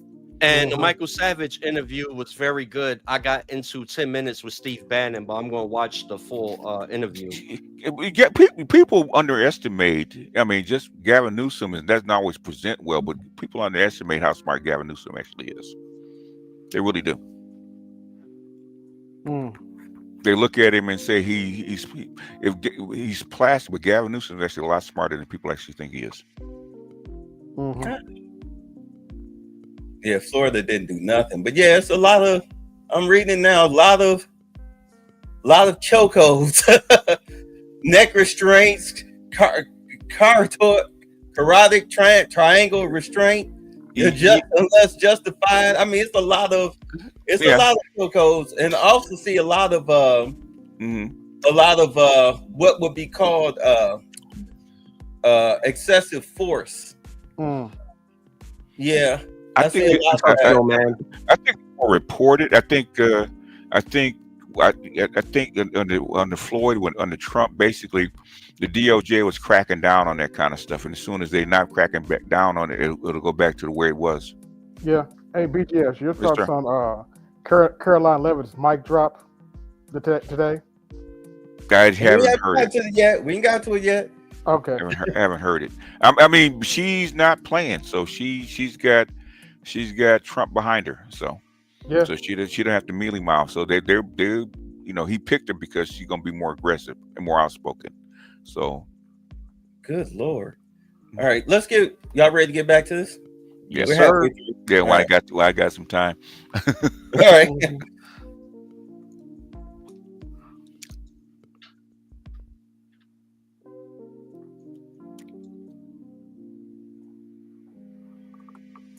Okay. Oh shoot, my bad. To undo. Let me back it up. My bad. I apologize. Sure. I have two questions for you. One on the flights, but first on the president's post overnight, saying that the pardons that were issued by President Biden preemptively to members of the January 6th committee, that they're now null and void. Have attorneys here at the White House told President Trump that he has the legal authority to undo a pardon simply because it was signed by auto pen, as he said? The president was begging the question that I think a lot of journalists in this room should be asking about whether or not the former president of the United States, who I think we can all finally agree was cognitively impaired. I know it took people some time to finally admit that, but we all know that to be true, as evidenced by his disastrous debate performance against President Trump during the campaign. I digress on that. But the president was raising the point that, did the president even know about these pardons? Was his legal signature used without his consent or knowledge? And that's not just the president or me raising those questions, Caitlin. According to the New York Post, there are Biden officials from the previous White House who raised those questions and wondered if the president was even consulted about his legally binding signature being signed onto documents. And so I think it's a question that everybody in this room should be looking into, because certainly that would propose perhaps criminal or illegal behavior if staff members were signing the president of the United States autograph without his consent. That's true. I have no problem with that. You should question that. Yes. In all honesty, because like Trump said, because I did catch that snippet. I didn't get to his conference, before he got on the plane, before he got on Air Force One. But he said, I'm leaving that up to the courts. Yeah, that's what he said. Right. And if the courts say that these signatures are null and void because they were auto pen and Joe Biden was, because of his mental condition. Yeah. Oh, see, you're going to jail. You're going to jail. Woo! In other words, he's washing his hands of it. So he said, he's raising the question as he can and he should. Anybody can. But he doesn't have any power over it, so he's gonna leave it up to the courts. Yep. Fair enough. Damn, I don't have it. I don't have it. Yeah, if it's proven that Biden wasn't cognitive to run the country, and his staff was running roughshod. You know what? The thing is, I don't understand why they're asking her the question. He's been pretty clear about what he said about it. I don't know. I don't get it. Why are you asking her? He's already said what he said. How's he going to change it? They got to have the clarity point, because she is the official White House mouthpiece. And what I'm saying is, she's not going to say anything different than what he said. Okay, because he said that more than one occasion. Why are you asking her the same? Do you ask him? He's already responded. It's Caitlin Collins. Okay. It's Caitlin Collins. Hey, replay that part. Nasty pussy. Hey, babe, replay that part with France, man. That was savage. Who? With Statue of Liberty. Yeah, the Statue of Liberty. Oh gosh, That so was savage. silly. That's so silly. Yeah. Let's get back to it. I don't want to lose Okay, this I mean, pod. whatever you guys want to do, it's your pod. Go ahead. No, that's fine. We'll come back to it. I'm gonna lose the spot. Plus, we're Go ahead. halfway done. Okay. Is on the record talking about issuing preemptive pardons to these people. But was he aware of his signature being used on every single pardon? That's a question you should ask the Biden Is White there House. any evidence on that he wasn't aware of it? You're a reporter. You should find out, Sean. Yes. Ooh. Thank you. Thank you. Thank That's you. good job. What you bothering You me keep for? talking about the judge's written. Huh? What are you asking her for? Yes, Yeah, you're a that's your job. reporter. What you bothering me for? She wasn't in the administration when it happened. How would she know? Thank you. Like you asking a stupid question. Look, Yeah, Look they at asked the a lot of stupid faces. questions. Yeah, yeah. his face, her face, her Yeah. face over here, Yeah, her like, face come on. right here. Yeah, She's like, come on. laughing. Yeah, like, come on. Hey, The hey, you want to faces, play man. the video again? No, just let it run. Just let it run. No, I'll back it up a little bit. no. Of his signature being used. What? No, the mic drop. Oh, Yeah, he just when he got gets it to up? it. When he gets to Oh. it. So.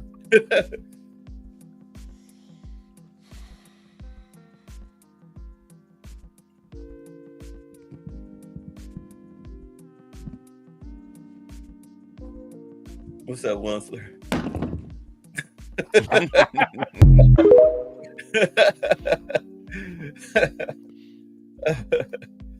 Oh, I didn't remove you, Del Lewis. Oh, there you go. Okay, my bad. All There right, you sorry. Judo from the podium. On every single pardon? That's a question you should ask. I mean, the it Biden shows White you. House. It shows you the quality of the reporters. Yeah, that's CNN. CNN. Yeah, they asked her about the Statue of Liberty, and she said, "No, Trump doesn't plan to remove the Statue of Liberty, and that politicians from France should be reminded, if it wasn't for the United States, you would be speaking German." Yeah. Yeah. That he wasn't aware of it. You're a reporter. You should find out, Sean. So I have a Savage. question on the Yeah, you time of should. flights. You keep talking about the judge's written order, which hit the docket Saturday night at about 7:26 p.m. But he issued a verbal order before that at about 6:45 and 6:48 p.m. based on the court hearing. A verbal order from the bench. Does the White House feel the need to comply with a verbal order from this judge? Again, as I said, all of the planes subject to the written order of this judge departed U.S. soil, U.S. territory before the judge's written order. But what about the verbal? Speaking of that, come to find out, they didn't release that the planes had taken off till what, 2, 3, 4 hours after they had already departed. Okay. Because they knew that a judge was going to do that. Okay. They knew it. So once it was in international air, it was really nothing you could They do. can do about it. Yeah. Exactly. Yeah. Yeah. Touche. So what? That's why she's smiling. Yeah. What'd you say, Albert? They're gonna make a member. So what? And said for the planes to turn around if they were. Well, there's actually questions about whether a verbal order carries the same weight as a legal order, as a written order, and our lawyers are determined to ask and answer those questions in court. Sean. Hey, so on Friday, the president suggested at length that it should be illegal to criticize judges, but he has repeatedly criticized judges who rule against him, and Elon Musk is calling for impeachment of judges who have opposed the administration. So how are those two things not in conflict? I have not heard the president talk about impeaching judges. I know you mentioned Mr. Musk's tweet, but I have not heard the president of the United States ask that. Mary. Hey, thanks, Caroline. I wanted to ask about this video I saw this morning set to the tune of, I believe, Closing Time about deportations of illegal migrants. What's the strategy behind the White House's videos they've been putting out on this? And can you kind of talk us through the thinking on these videos? Sure. Okay, first and foremost, she cute. Yeah. She cute. This chick right here, little Hawaiian looking chick behind this. She's cute. She all right. Yeah. I mean, she's Hollywood. She's California cute. Okay. You know how they look. They look like that. They look like You that. know. Yeah, highlights, Yeah. all that shit. Yeah. Yeah, she California cute. I'll give her that. With a little spice for the show. Anyway, I think the White House and our entire government clearly is leaning into the message of this president. And we are unafraid to double down and to take responsibility and ownership of the serious decisions that are being made. The president was elected with an overwhelming mandate to launch the largest mass deportation campaign in American history. And that's exactly what he is doing. And to this very day, we are now, I think, 56 or 7 days into the administration by my count. The president still receives an overwhelming public support for the policies that he is enacting. So we are unafraid to message effectively what the president is doing on a daily basis to make our community safer. And the specific video you referenced, I think it sums up our immigration policy pretty well. You don't have to go home, but you can't stay here.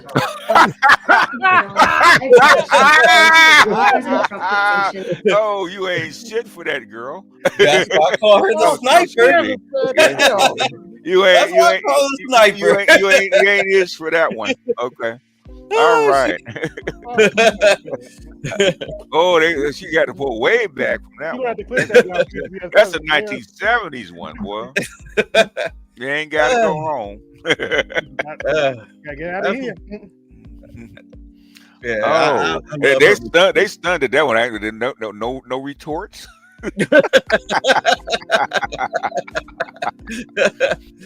Got her.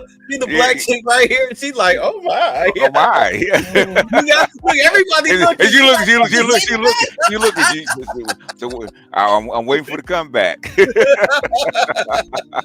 And my boy right here, he like, oh boy, damn, wow. Shit, I'm gonna have to cover more of these. Wow. She got the whole room's attention. Everybody over everybody waiting for the response. Okay, look, it was okay. Where's the comeback? Let's hear what she got to say. On Russia if the talks on Tuesday don't go as hoped? And secondly, have any illegal immigrants self-deported through CBP home yet? To your first question, it's something the president has floated, and certainly he's willing to do if necessary. I don't have anything to read out, and I would never get ahead of the president on such a serious decision. To your second question about the CBP Home app, I would have to check in with the Department of Homeland Security, but it's a great question, and we're very proud to repurpose this app, which the Biden administration abused to facilitate the mass illegal entry of illegal immigrants into our country. It was like a fast pass at Disneyland. That's not happening under this administration. We are encouraging illegal immigrants to actively self-deport to maybe save themselves from being in one of these fun videos. Caroline. Sure. John, good to see you. After President Trump strafe-bombed the Houthis yesterday, he said that if they retaliate, he was going to personally hold Iran accountable for that. Holding them accountable, what would that look like? Well, I would defer you to what the president put out this morning, John, where he said very clearly, I will read it, "Let nobody be fooled. The hundreds of attacks being made by Houthi, the sinister mobsters and thugs based in Yemen, who are hated by the Yemeni people, are all created by Iran. Any further attack or retaliation by the Houthis will be met with great force, and there is no guarantee that the force will stop there. Iran has played the innocent victim of rogue terrorists from which they've lost control, but they haven't lost control. They are dictating every move, giving them the weapons, supplying them with money and highly sophisticated military equipment, and even so-called intelligence.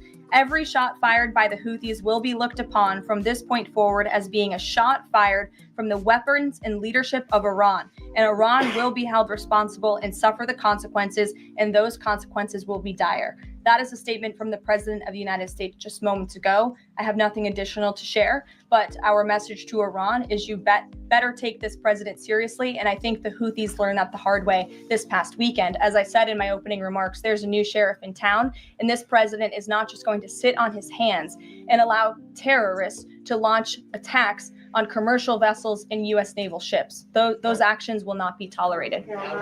Sure, Edward. Yeah, thanks. Caroline, on the economy. So after mostly a down week last week in the economy, you've been very vocal as well as other cabinet members about how we're in a transition and about how this economic transition, and there's a long-term plan for tariffs on this. How concerned is the president that the markets and Americans, for lack of a better term, will freak out over these tariffs and be concerned about a long-term plan? Sure. I think I've been asked this question and answered this question respectfully, Edward. We are in a period of transition. The president has made that clear. He also has made his belief in tariffs and what they will do for our great country clear, restoring wealth back to our country. And if you look at the president's first term economic formula, massive deregulation, tax cuts, lowering the cost of living with an energy boom, which the American people can expect soon. Wall Street and Main Street should both be assured by what President Trump did in his first term. It's the exact same formula. In fact, I would argue it's even better this time around. And if you look at some of the economic indicators in the last week, the latest CPI report last week beat expectations. Inflation is cooling. Core inflation dropped for the first time in 4 months. The national average of the price of gas is down 42 cents from 1 year ago. And there was also a new report out this morning about wholesale egg prices. They continue to fall. A dozen eggs are now $3.10 cheaper since January 24th. First, that's a 47% decrease overall. So I think the American people do have great reason to be optimistic about this economy. Yeah. And as I've said repeatedly, it continues to be true. The administration has a whole of government effort to fix the economic mess created by Biden. Well, check her facts in. 18 pack where I'm at is $13. Yeah, well, check her facts. Because you had all 50 states. Yeah. Yeah, I mean, if she's exaggerating, check her facts. I just bought the 60 pack or whatever. The Walmart. Yeah. Well, actually, I got them at Kroger this time. I bought the 60 pack of eggs today. You know, I mean, unfortunately, I don't know how much they cost, but they seemed a little cheaper than what they were. I did go to Walmart today, and I noticed, like that video I sent you, that egg shelf now is full. Okay, it was majority full, so the supply is starting to catch up with the demand. Yeah, so the price will fall slowly, because they want to make that profit. Yeah, I think it might just be in certain areas, but not across the board. Yeah. So it's not that you guys are wrong, but two things can be true at the same time. Yeah, they're talking about a national average. So. Yeah. So, eventually it'll catch up to y'all. Make sure y'all hear the AB's Cash App if, you guys are so willing. But yeah, it's, let's say 18 pack in Sin Hill area of Las Vegas is $6.80. Yeah. Okay. Gas has been in that range since fall. Yeah, I've noticed gas prices. I've definitely noticed that gas prices have gotten cheaper. Like, because, everybody with a car, we all fill up, at least once a week or whatnot. You notice the difference. Gas prices have gotten lower. You say equilibrium. Price for a barrel of oil has went down from $97 to $75. So that should let you know. Yeah. It's going to take time. I mean, we've been saying that it's going to get worse before it gets better as far as like the job market. It's going to get worse before it gets better. But again, with manufacturing jobs coming back, especially with these gold cards, it's going to get better. And if Trump is able, if the tariffs go the way that he expects them to, because they will, it's not like you don't have a choice. Either you pay the taxes or your goods don't come here. And you lose out on the biggest financial market in the world, which is the United States.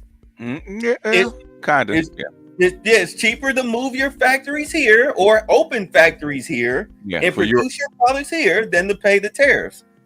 For Europe, that's true. Right. So you come out a whole lot better. It'll be cheaper in the long run, and you're bringing jobs back to America.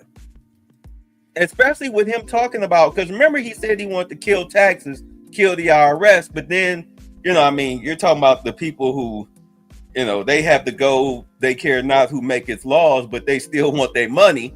Yeah. So now he changed it, rather modified it to people who make over 150K, which is fine. It gives the lower class, middle class and lower, it gives them the tax break, the breathing room that they need in order to not just survive, but to live. We're at Thermocat. What is that? What is he talking about? What are you talking about, Papa? Let's see here. I love your father. Hands yellow. What is y'all talking Oh about? no, that's Linda. That she talked to me. I just shared your stuff. That's all. Oh, okay. Coming over from mine. Oh, okay. That explains the jumping numbers. Yeah. Okay. I just since I'm sitting here, so I said I don't know how you feel about it. I said let me just try and see what happens. I don't know how you. Okay. I'm laughing now. Something when he said, "And our resident white boy ain't got the rap no more." So manufacturing jobs come back. You missed it. We had an inferiority complex coming here trying to call us the N-words again, but you know. That's who you were talking about, that huh? dude. Yeah, He showed back up again. No, it was a different dude. Oh, a different. Oh, he came up earlier or something like that.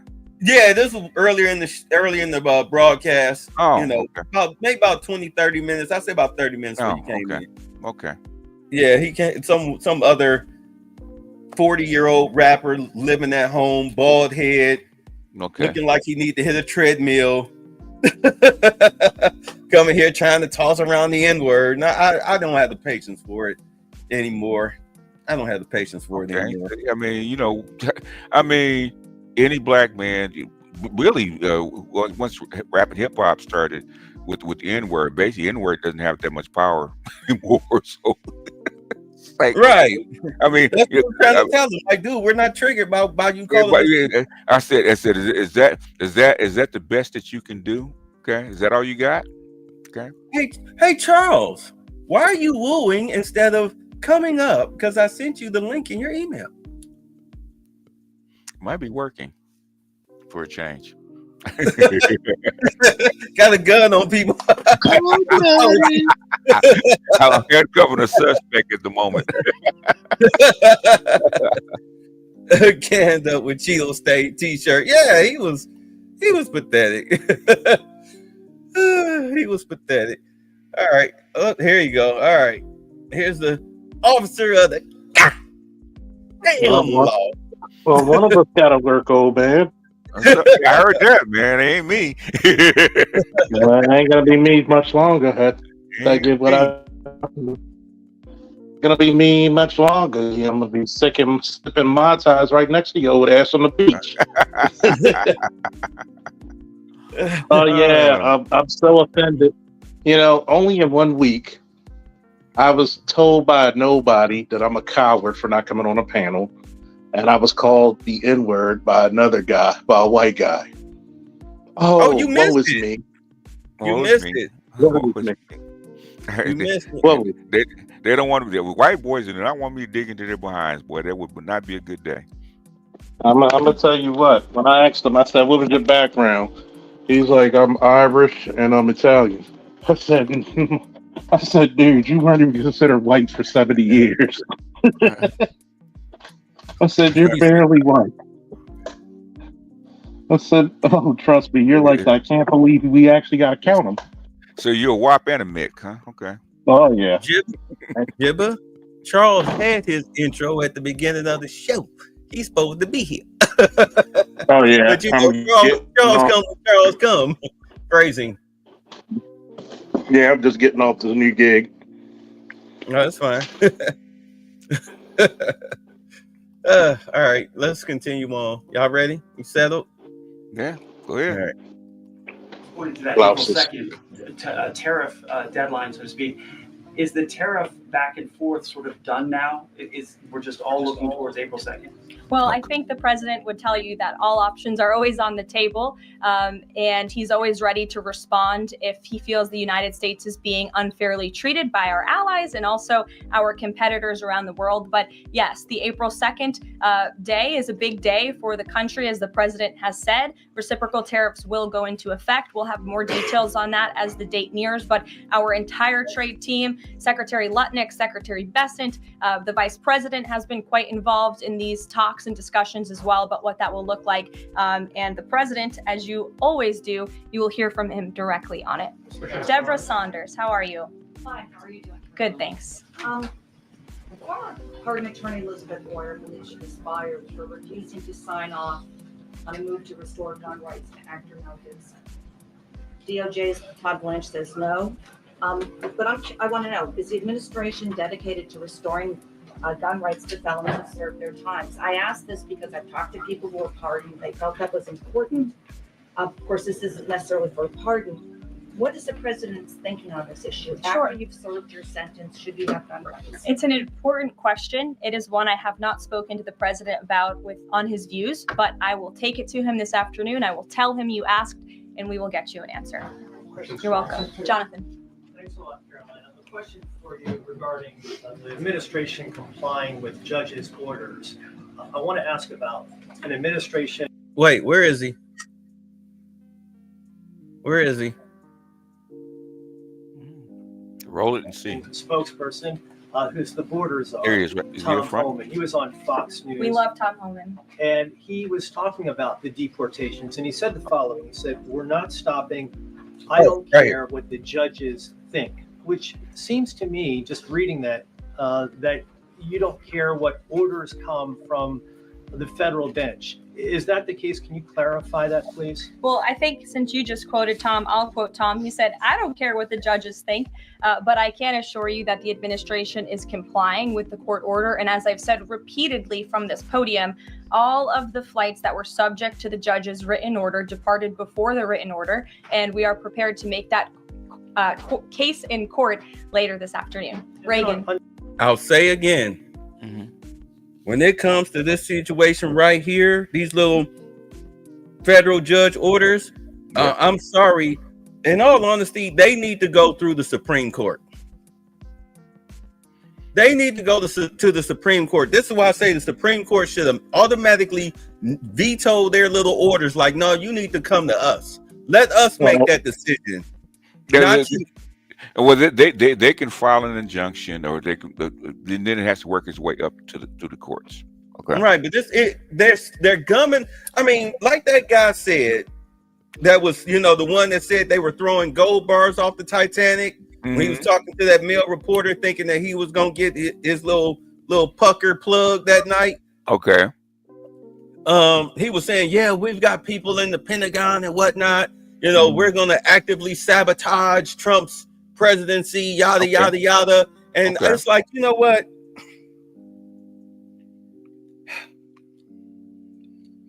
I mean, I get it. This is an annoyance.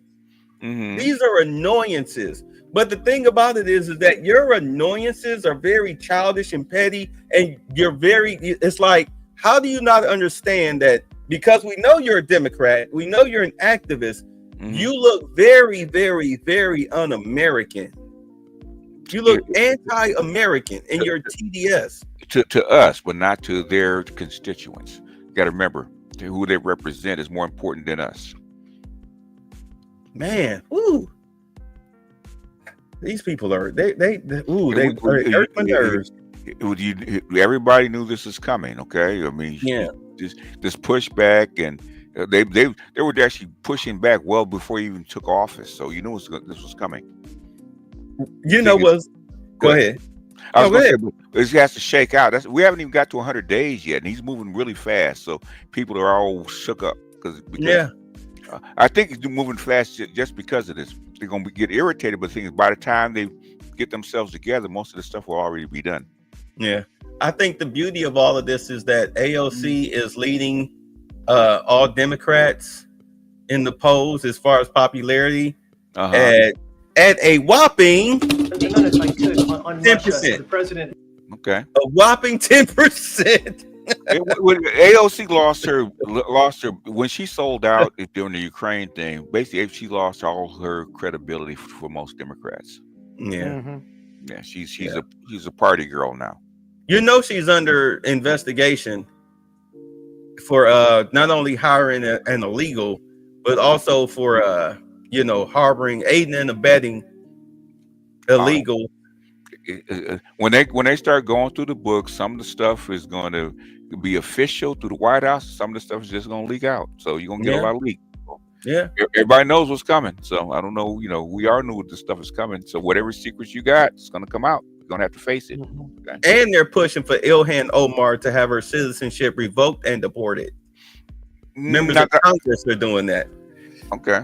I mean, it could happen. I doubt it's going to happen, but it could happen. But the thing is that a lot of your dirty laundry is gonna get aired. Okay, that's Mhm. that's the hey, you know. I think they're going to get her on her anti-Semitic remarks.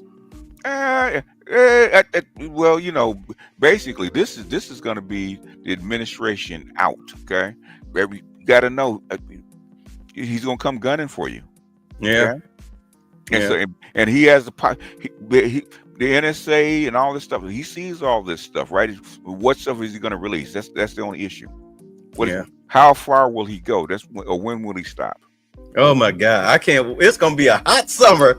I mean, what you know? The thing is, what I don't understand is people on the left complaining, right? We've been begging for this for 50 years. Whether you like the dude or not, we've been begging for what's going on right now with them going in and uncovering all this mess for 50 years. But BGS, wait. Wasn't they supposed to be the party of the people to uncover all the corruption and dirt? Yeah, they were. But guess what happened?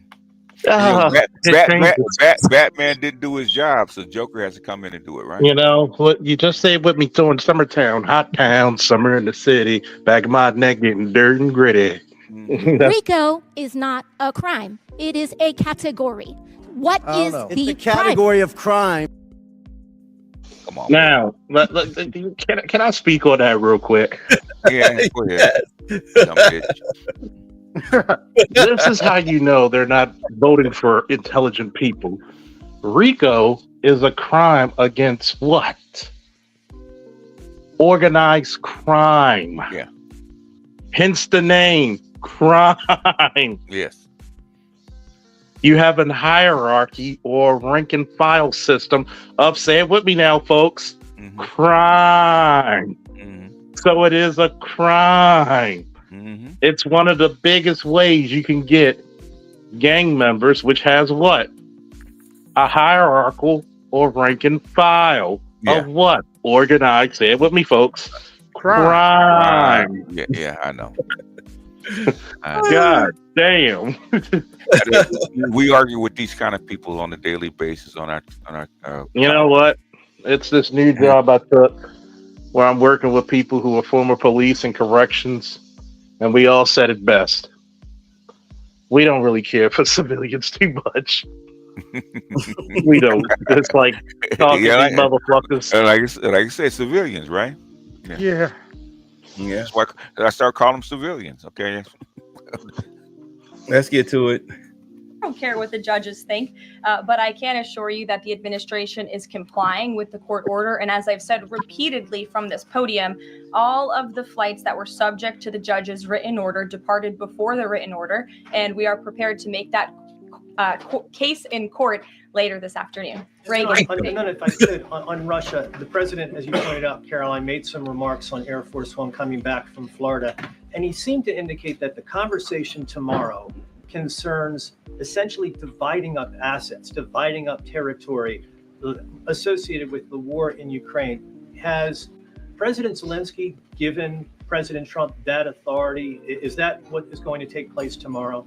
Well, as you know, the president and his entire national security team have been engaged directly with President Zelensky and the Ukrainian team.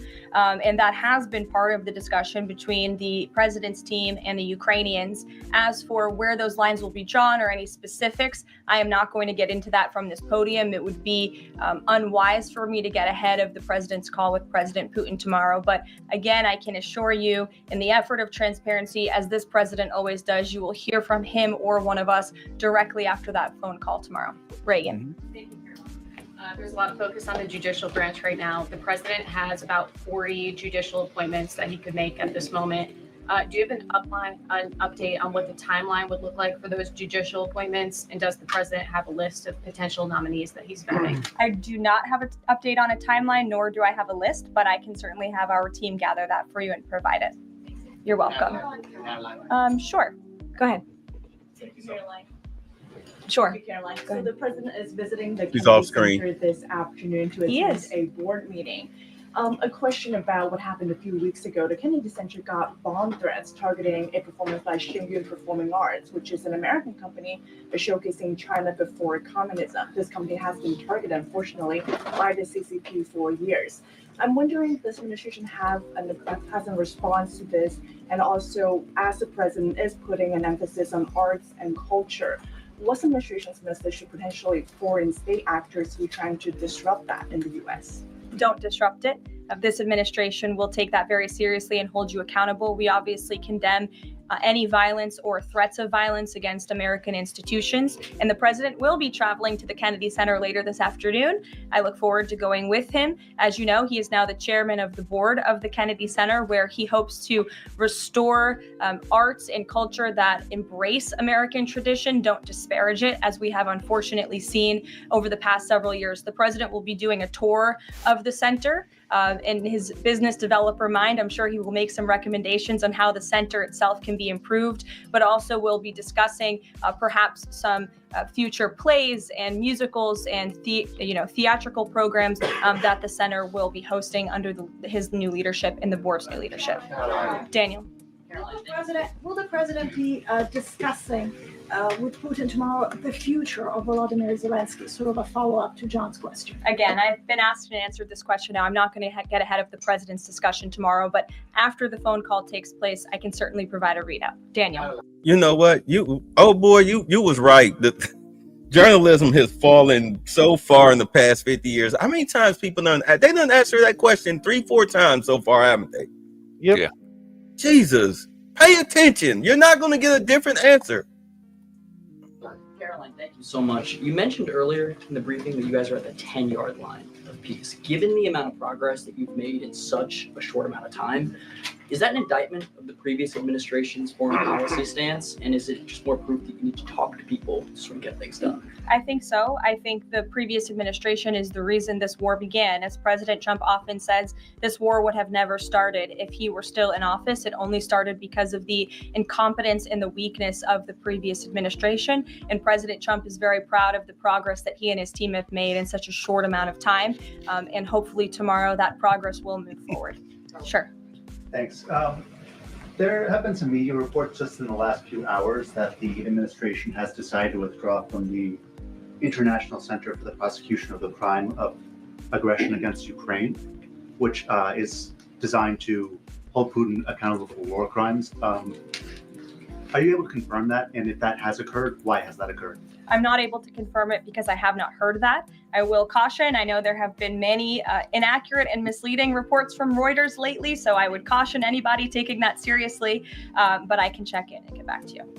Rachel. Thanks, Caroline. Is it the president's belief that the Justice Department should be investigating members of the January 6th Select Committee? Is he directing the DOJ to do that? As the president made it very clear in his address on Friday, I believe some of you were there, I was there. He made his vision for what he would like to see of the Department of Justice very clear, but he said that he has appointed great people in Attorney General Pam Bondi and also in our FBI Director Kash Patel to do what they think is best for our justice system and to stop the weaponization of justice that we saw under the previous administration against not just President Trump, but his supporters as well. We want to restore the Department of Justice to an institution that focuses on fighting law and order and crime and putting real criminals behind bars, not targeting Americans because of their religion or their political speech. We saw that under the previous administration, and it's unacceptable to this president. I got to say this about her. Go ahead. Trump sure got a tiger shark, didn't he? Yes. You picked hand-picked tiger shark. Yeah. He got a hand-picked tiger shark, didn't he? His whole staff is like this. It's not just. Oh yeah. You gotta think about his staff, his whole administration. Yeah. You know. They're like the kid's a killer, right? They're all killers. Anything's They're a bunch of with her no looking ass. You don't know which way she was looking. Telling them lies. She can look you in the eye and lie to you. And you can halfway believe it. I never could believe a word coming out of Sarah's mouth. And you got to think about it, right? This lets you know when the Democratic Party had nothing. Mm-hmm. When you knew what he was going to do, he told you before day one. Mm-hmm. that he was coming for heads, gonna roll. Yeah. And he meant that. It was after he survived that attempted assassination. Yeah. He looked at it like it was his divine right of God. Yeah. Well, that's why I have to put that up. The Blues Brothers when they said we're on a mission from God. And his mission comes first before everything, and he's so devout in his beliefs and his basically his convictions right now that he's got the attorney general, he's got lawyers up the yin yang. What can we do? And I'm gonna do a story later this week when I'm off about they transported 200 people from MS-13 and another gang to El Salvador, and and guess what the El Salvadorian president said when the judge tried to file it? He said, "Oops, too late." he tweeted it, "Oops, too late." And right now, if we have El Salvador still as an ally, and remember, Trump always remembers who screwed him and who helped him. Yeah, well, El Salvador the new president has a beef against MS-13 because they damn near killed the country. There's a big beef with them. He has such a serious beef. They went from 52 murders per capita a year to like per citizen to 2. Yeah. It was an accident. It wasn't the president. The death out there. What happened is the locals got tired of that. They start arming themselves and they start running. They started fighting back. They started running local militias. Yeah, and I'm going to talk about the. I'm also going to give everybody a treat because I'm going to give my thoughts on the folks, the black folks who armed themselves when those neo-Nazis came to their town. And oh my God, that is so funny. And and it's funny because I'll give you a quick clue. I'm actually proud of them. My father always said, God helps those who helps themselves. I mean, you got 400 million of these little instruments in the United States, right? You might as well protect yourself with them. Exactly. And I'm like this. Am I against black people who arm themselves? When they had neo-Nazis come there, they got their asses handed to them, but they let you know we ain't messing around. Okay. We ain't our great grandpappies. And even he shot at him. But they said, they were putting out flyers and they said, okay, cross that gun line, boss. I think that I think people will enjoy those shows coming up. But Bay, roll that beautiful Bing footage. All right. Oh wait, it was something she said. I wanted to hold on. Let me back it up a second. To stop the weaponization of justice that we saw under the previous administration against not just President Trump but his supporters as well. That's what. Okay. So, in case y'all are wondering, what's taking them so long to do what they said they were going to do as far as criminal justice and everything and the investigations that need to take place and whatnot, understand that the DOJ and the FBI, they are still activists. I mean, you had people in the FBI that was snitching on the ICE raids. Yes, yeah, they were. Yeah. Right. So, and you have FBI agents. I never covered this story, y'all, where you had FBI agents saying that if they get fired, they were going to leak state secrets to Russia. Okay. Good luck. I mean, yeah. I'm like, are you serious, huh? Good luck. Good. I told this nameless. Okay. Y'all can do whatever you want. Do not allow this man to run a jihad on you because he will. You can do that. You can do all of that. You can leak state secrets, all that kind of stuff. Don't get caught in these 4 years. Okay. This is the wrong guy. It's wrong man to do this against. Okay. What did you say, AB? What were you about to say? if, Okay, if you want to commit treason, that's fine. Don't get I mad. mean, if you want to leak state secrets to Russia, you need to go over there and sit next to what was Snowden. Snowden. Have a seat, comrade. Have a seat, comrade. Yeah, The yeah. geek soup is lovely this time of year. And guess what? He probably would have told you, you know what, Snowden, a year ago I would have arrested your behind. Mhm. Yeah, You know what's funny? What's that? And by the way, go in and leak them secrets and try to go over to Russia, and guess what's going to happen? They're gonna You send you just right gave back. you just gave Putin a bargaining chip. Yeah. Oh, You yeah, just gave wow. him a bargaining chip, and not only he's going to try to, you're going to make Putin look more and more like the good guys. I mean, basically, Putin is Donald Trump's friend. Okay, you gonna go Basically. sell state secrets to him? Okay, and especially in order to do what? For them to go share a glass of cognac and vodka Mm-hmm. Yeah, see, yeah. and laugh at you. They laugh at you, and hopefully Putin doesn't turn you in. So KMS, we will get to your $20 super chat or whatnot. We will get to that. We're almost at the end of her press conference. I mean, it's off topic. I'll answer it when Yeah, as soon as we it's not my finish. show. Yeah. Right. But the thing about it is, what I was just to close it out. They are making those guys take a lie detector test, which they should have been doing already. So they're sending those guys through lie detector tests in order to root out the bad, quote unquote, bad actors. Everybody else that failed it, you're getting fired. That's how they're handling it. Yep. So let Kash Patel and Pam Bondi, let them clean out the DOJ and the FBI. I said this. I was like, they're hiring like crazy. So if you're former anything or current and you want to change careers, move up. Yeah, this is your chance. Yeah. This is your chance, especially if you're military or former police BGS, officer. Like BGS, how many years have I said this? Yeah, it's been about at least 7. Yeah, this is So your chance. I told people. Yeah, you really said it right after the Trump did the little thing in January 6th. You really said that. What did I say? The keys of the kingdom are yours, black people. I even did one 4 years later.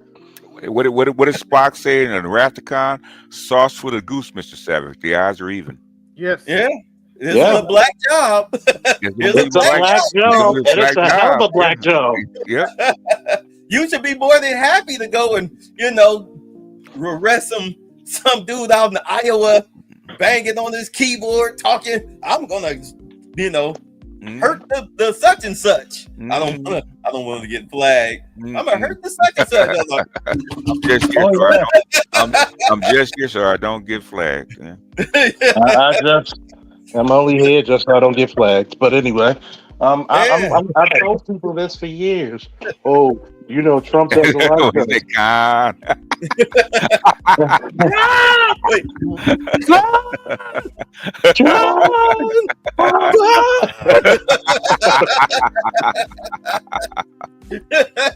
Oh, that's boy. my favorite Star Trek movie. It actually was the best Star Trek movie ever produced. Yeah. So. I remember I sat down with my then girlfriend. We watched the original Star Trek episode. Yeah. Then we watched the movie. Because I was like, oh, you gotta see, you ain't seen. So I put it on. She was like, oh, that was pretty good. I'm like, yeah. You got to see the Kobayashi Maru. Yeah. Oh, yeah. I've told all you Negroes, look, Trump's gonna get rid of all these DEI people.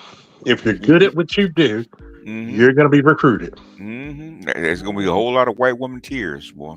I'm gonna tell you what, if you're former police, former paramedic, former military, they're gonna have a job for you. You got to go When my partner today, she tried to say, you voted for Trump. She's a black female, but she's a dude, meaning she loves her father. But I explained to her, I said, let me ask you this question. If he gets rid of DEI, how many black people are benefited by DEI? Less than 4%. Exactly. Yeah, if you talk about black men, it's probably like maybe 1%. 1%. I said, "Are you good at being a police officer?" She's like, "Yeah." So, them border patrol jobs you get shot at, I'm good. like you don't get shot at being a cop, but it's okay. Yeah, but you get sniped at them border patrol jobs. I'd rather at least know I'm walking into a dangerous situation. Hey. Yes, but go on. I'm sorry. Been there, done that. I forgot people. I'm a coward, but I'm sorry. I'm just being snarky. You want to drop? I don't know if they can see, but you want to drop a link to your whatchamacallit so people can come to your channel. Oh, I'm gonna know. So, yeah, because only I'm doing this so you can get your channel get visibility. So, yeah, drop Bay. Yeah, send it to me in the back chat so that way I can post it and everybody can get a looky loo. Yeah, the looky loo. So wow, because I got 218 people watching. So okay. Yeah, send it to me in the back chat, fellas. So that way I can copy paste the link. And that way it goes out to everybody. Yeah, so pimp your channel. Yeah. We gonna put my channel on the host roll. Hey, let it do what it do, man. Let me say this: I hate black jobs. I hate that jobs. I hate that black Whoopi Goldberg lips. I hate your uniform. I hate the back of Forrest Whitaker's neck. It's in the back there. So when I post it, I'm gonna have some good material for y'all, especially when I'm off. Yeah. Getting used to this new gig. I got my channel up there, so everybody hit the link, double hit to make sure you get the solid colored bell. Yeah, Charles will tell you, there's a link up there. Charles can tell you the only reason he doesn't do foreign contract work is because you got a son. Yeah, and he's turning 18 this year, and I'm like, yeah, you get your EMT, you coming with me. I put him in positions, him and his friends in positions. Let me put it to you this way, right? Mm-hmm. I've actually helped young black men, and I asked them, I said, how much did you make an hour when you were 20 or 21? What's the highest you made at 21? Anybody? 21? 21? I was still in school. I think I was making like $3.75 an hour or something like that. That's a long time ago. About 12, 13. That was back in 1980s, something like that. Last year at BlurCon, I had 20 and 21-year-olds making $100 every half an hour. Good money. But I forgot. I don't do anything for those black boys. I'm a weirdo. But like Reading Rainbow says, don't take my word for it. I'm going to tell y'all now. I'm going to have an unholy jihad about some of the stuff I'm going to say because it's going to be past time and past due that a lot of people had to get out, just like I had to tell my partner. Be pragmatic. Get out your emotions. Look what's happening. Why am I going to feel sorry for somebody who was going to replace you? I said, Trump, he doesn't like black. I said, Trump probably hung around more black people than me. Because at one point, people forget in the 80s and 90s, the only people who accepted him like that were black. Hell, he was hosting gay weddings at Mar-a-Lago. Exactly. Trump? Oh. Yeah, he's holding gay weddings at Mar-a-Lago. Yeah. I mean, they're his friends, so there's friends. You got to think about it. He's in the Hollywood circle, so they're his friends. So you got to remember, instead of saying you don't like the personality, look at what the reasoning and what they're doing. Can I benefit? Can my people benefit?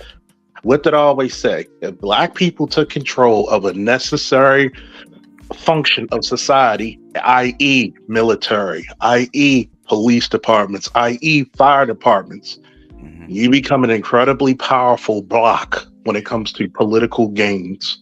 The thing is with black folks, man, I keep trying to tell civilians, okay, it doesn't have to have your name on it for you to take advantage of it. Exactly. You know, Obama did a lot of stuff for you, but it didn't have your name on it. Okay, but you guys didn't want to take advantage of it. You put the stuff out there, but you got to go get it. Trump did a lot of stuff behind the scenes, but it didn't have your name on it. But the thing is, you got to go get that stuff. I always got to have my name on it. I want black on it. Black. The hell with all that. I try to tell a little knucklehead that you talk about the first step back was for white people. I'm like, what? Like what, boy? Anyway. Okay, hold on. Before we start free chatting, Mm-hmm. let's finish ahead, this. keep going. Go ahead. My bad. No, We y'all all want to right? restore the Department of Justice to an institution that focuses on fighting law and order and crime and putting real criminals behind bars, not targeting Americans because of their religion or their political speech. We saw that under the previous administration, and it's unacceptable to this president. And just to follow up really quickly on just Homan's comments from earlier, a few weeks ago in the Oval Office, the president said he will always abide by the courts. We heard what Tom Homan said earlier today. So I'm only asking just to be clear for the American people. It is the administration's belief that they will that you feel like you are bound to comply by the judge's orders? We are complying with the judge's orders. Question on the storm. Sure. What role does the president see for FEMA with these storms? He's talking about getting rid of FEMA, states handling their own disasters. Does he plan to change how the federal government responds to these storms? There hasn't been a change yet. That doesn't mean there couldn't be in the future. But as of right now, the president, the entire administration are actively monitoring the storms, as I said. In fact, before I came down here, there was an email note in my inbox from the Department of Homeland Security on what they are actually doing state by state across the board. So rest assured, Secretary Noem and her team is on it, and I would defer you to the Department of Homeland Security for any further details. One more question. The president referenced power plants with a conversation with Vladimir Putin. What is he referring to with power plants? What is that? There's a power plant that is on the border of Russia and Ukraine that was up for discussion with the Ukrainians, and he will address it in his call with Putin tomorrow. The nuclear plant. Correct. Yes. Caroline? Do you have a question? Yes. Okay. I wanted to ask you if you would be releasing more granular data about the people who were sent to El Salvador this week. Particularly, will you be releasing their names? I don't believe so because of the privacy concerns at this point in time. That doesn't mean we won't eventually. I would defer you to the Department of Homeland Security for more details on the individuals on the flights. But we have been incredibly transparent in giving you the breakdown of the numbers and also some of the crimes committed by these heinous criminals and individuals: kidnapping, sexual abuse of a child, robbery, aggravated assault on a police officer. I would remind everybody in this room that Tren de Aragua is a foreign terrorist organization operating within the United States of America because the previous administration allowed them to invade our country. These are monsters who tortured, raped, and murdered a 12-year-old Jocelyn Nungre. They murdered 22-year-old nursing student Laken Riley. They led a multi-state sex trafficking operation involving smuggling women into the United States, holding them in stash houses in Louisiana, Florida, New Jersey, Texas, and Virginia, and forcing them into prostitution. They kidnapped and murdered a 33-year-old woman in Texas. They sexually and physically assaulted a woman and her daughter in Wisconsin. They conducted a mass shooting in Illinois. They peddled untraceable ghost guns across New York City, took over an Aurora, Colorado apartment complex where they kidnapped and tortured victims. And by the way, many of you in the mainstream media said that didn't happen. It turned out that it did. And because of the effective immigration policies of this administration, those foreign terrorists were detained and they are no longer operating on American soil. And we have President Trump to thank for that. We'll see you guys later at the Kennedy Center. Thanks so much. Say it again, white girl.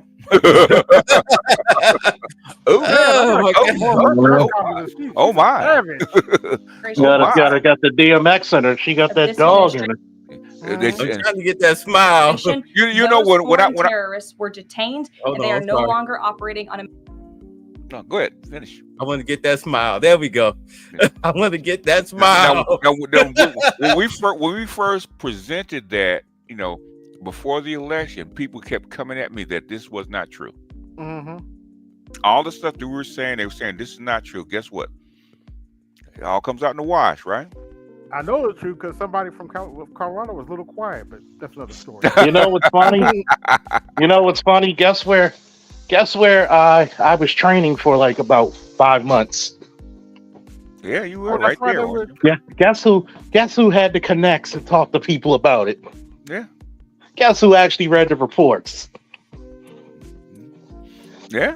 A lot of y'all, I'm going to say this, a lot of y'all don't know the resources y'all have in this space. Yeah, well, we try to keep you. So some of that we try to keep you guys on the low. Okay. We try to. Yeah, because I know a whole bunch of people I try to keep on the low. I'm just so out in the open sometimes. Some of them working for the UN. I'm not gonna say who, but you know. Oh, okay. UN, DOD, You know, Capitol, Yeah. U.S. Capitol Police. Oh yeah, FBI, FBI, yes, some Special Operations, Navy intelligence, NSA. yeah, oh yeah. You know, I told people. Remember when I told you when everybody kept denying me January 6th, and they were like, "You don't know what's going on." I'm literally on the phone with the Negro right now. I was giving people details that nobody else knew about on January 6th. I'm like, yeah, they went in there and threw shit everywhere. Mm-hmm. And I'm telling y'all what the hell's going on while he's fighting the dudes. Yeah, I mean, even under COVID, everything that our team said about COVID, guess what? It was 100% true.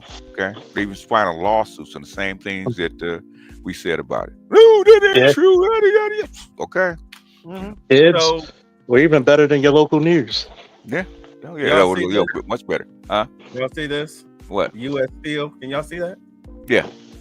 So hold on. Let me. By the way, Bay, how's the price of eggs looking and gas? Pretty good. We talked about that. Pretty good. Now, remember he had that energy press conference. Trump did. Okay. U.S. Steel was one of the markets. I bought 10 shares of this stuff. Okay. And as you can see, since March 10th, it's just been on a steady uphill climb. Mm-hmm. Because these, especially the car manufacturing companies, they're coming back to the United States. And the only reason why I'm bringing this up because ABM said the next 4 years should be great for black men if we take advantage. This is how you take advantage. Mm-hmm. If you're not out there, if you're, you got the money, you see it's only $40 a share right now. Mm-hmm. It was cheaper than this when I bought it. That's why I bought 10 shares. Mm-hmm. They're using U.S. Steel because they have that government contract. They're coming in, reformatting these factories and everything. Where you think they getting the metal from? And plus, with the tariffs, they can't import steel from where? From anywhere. From China. Yeah. China's the biggest steel makers. If you can't import it and want to use steel locally, where do they have to buy it? Click on the 1 year. Oh, click on the 1 year. All right. I'll go on the 1 year. Boom. As you can see with most stock, Double roller bottom. coasters. Yeah, roller coasters. That's a double bottom. Yeah, that's a good indication. Yeah. Right where you bought it? Yeah, I bought it right around. No, Right it after wasn't here. It was right around the 28th. Yeah. On a dip. Okay. Yeah. But, Then it dipped and then it shot back up. Yes, I'm looking at the double bottom at 30. I think that is. Okay. Right here? Yeah. December 20th and what is that? Yeah. September, Right after the election. Okay, December 2024. Yeah. Yeah. Your double bottom is. Yeah. Yeah. You They look shoot for it. up. Yeah. They got that contract, man. Come on. This is where y'all supposed to make it. I mean, I'm not trying to give out financial advice, but I got right here, what was it? NVIDIA, Apple, and of course, U.S. Steel. Oh, and IBM. Oh yeah, and shout out to the $5 holla by the electrical one known as 480. God damn it, we love you, brother. You goddamn support of you. Right, because Apple, he made the contract with Apple with the jobs that they're going to bring. What was it? 200,000, 500,000 jobs. Mm-hmm. Right. Plus, you're going to be using their products, as with NVIDIA, which is the AI stuff, and IBM. Understand, they're going to be, these companies coming back, they're going to be using these people's programs. They're all under government contracts. So, like, here, well, use this, use this, use this. Mm-hmm. And by the way, it's going to be a hot spring. This spring and summer, I'm going to give black people a cheat sheet because they have us doing armed security for the Apple stores. Apple is giving free classes in coding, various levels, drawing, and all kinds of computer-oriented things, Apple Intelligence, for free this entire summer. Send your kids. Say it with me now. Send your kids. Send your teenagers. Send your young kids. You're getting free coding classes from Apple. Why? Because they're being supported by who? Go ahead, Bay. Say it. I'm sorry. I'm multitasking. What was the question? I said go send your kids to these free coding classes and computer classes from Apple in the Apple stores. Why? Because they're being supported by who, Bay? By the government. I'm giving y'all a cheat sheet.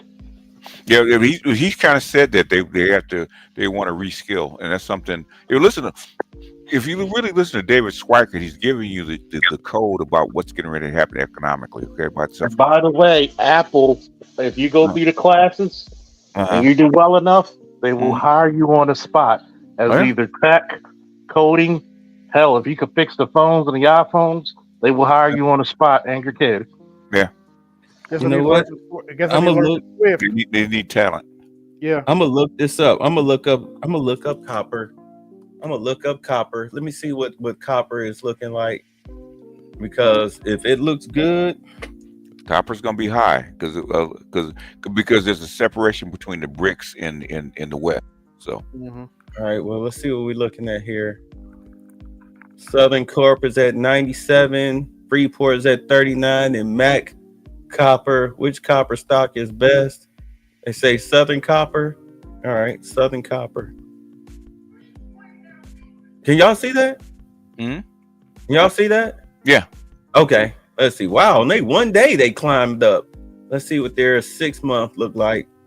Oh, they were they were in free fall. But it seems like after March 4th, they've been climbing up. Yeah, because now because of the tariffs and stuff like that, it's going to climb because now you have to buy from them. In other words, they don't have the competition of cheap supplies from overseas. So it's going to happen. So it's about 97. Let me see what happens. I'm gonna give it till Friday. Well, no, I probably shouldn't because if you look at the 1 day, 5 day, okay, I'll go back to the 6 month.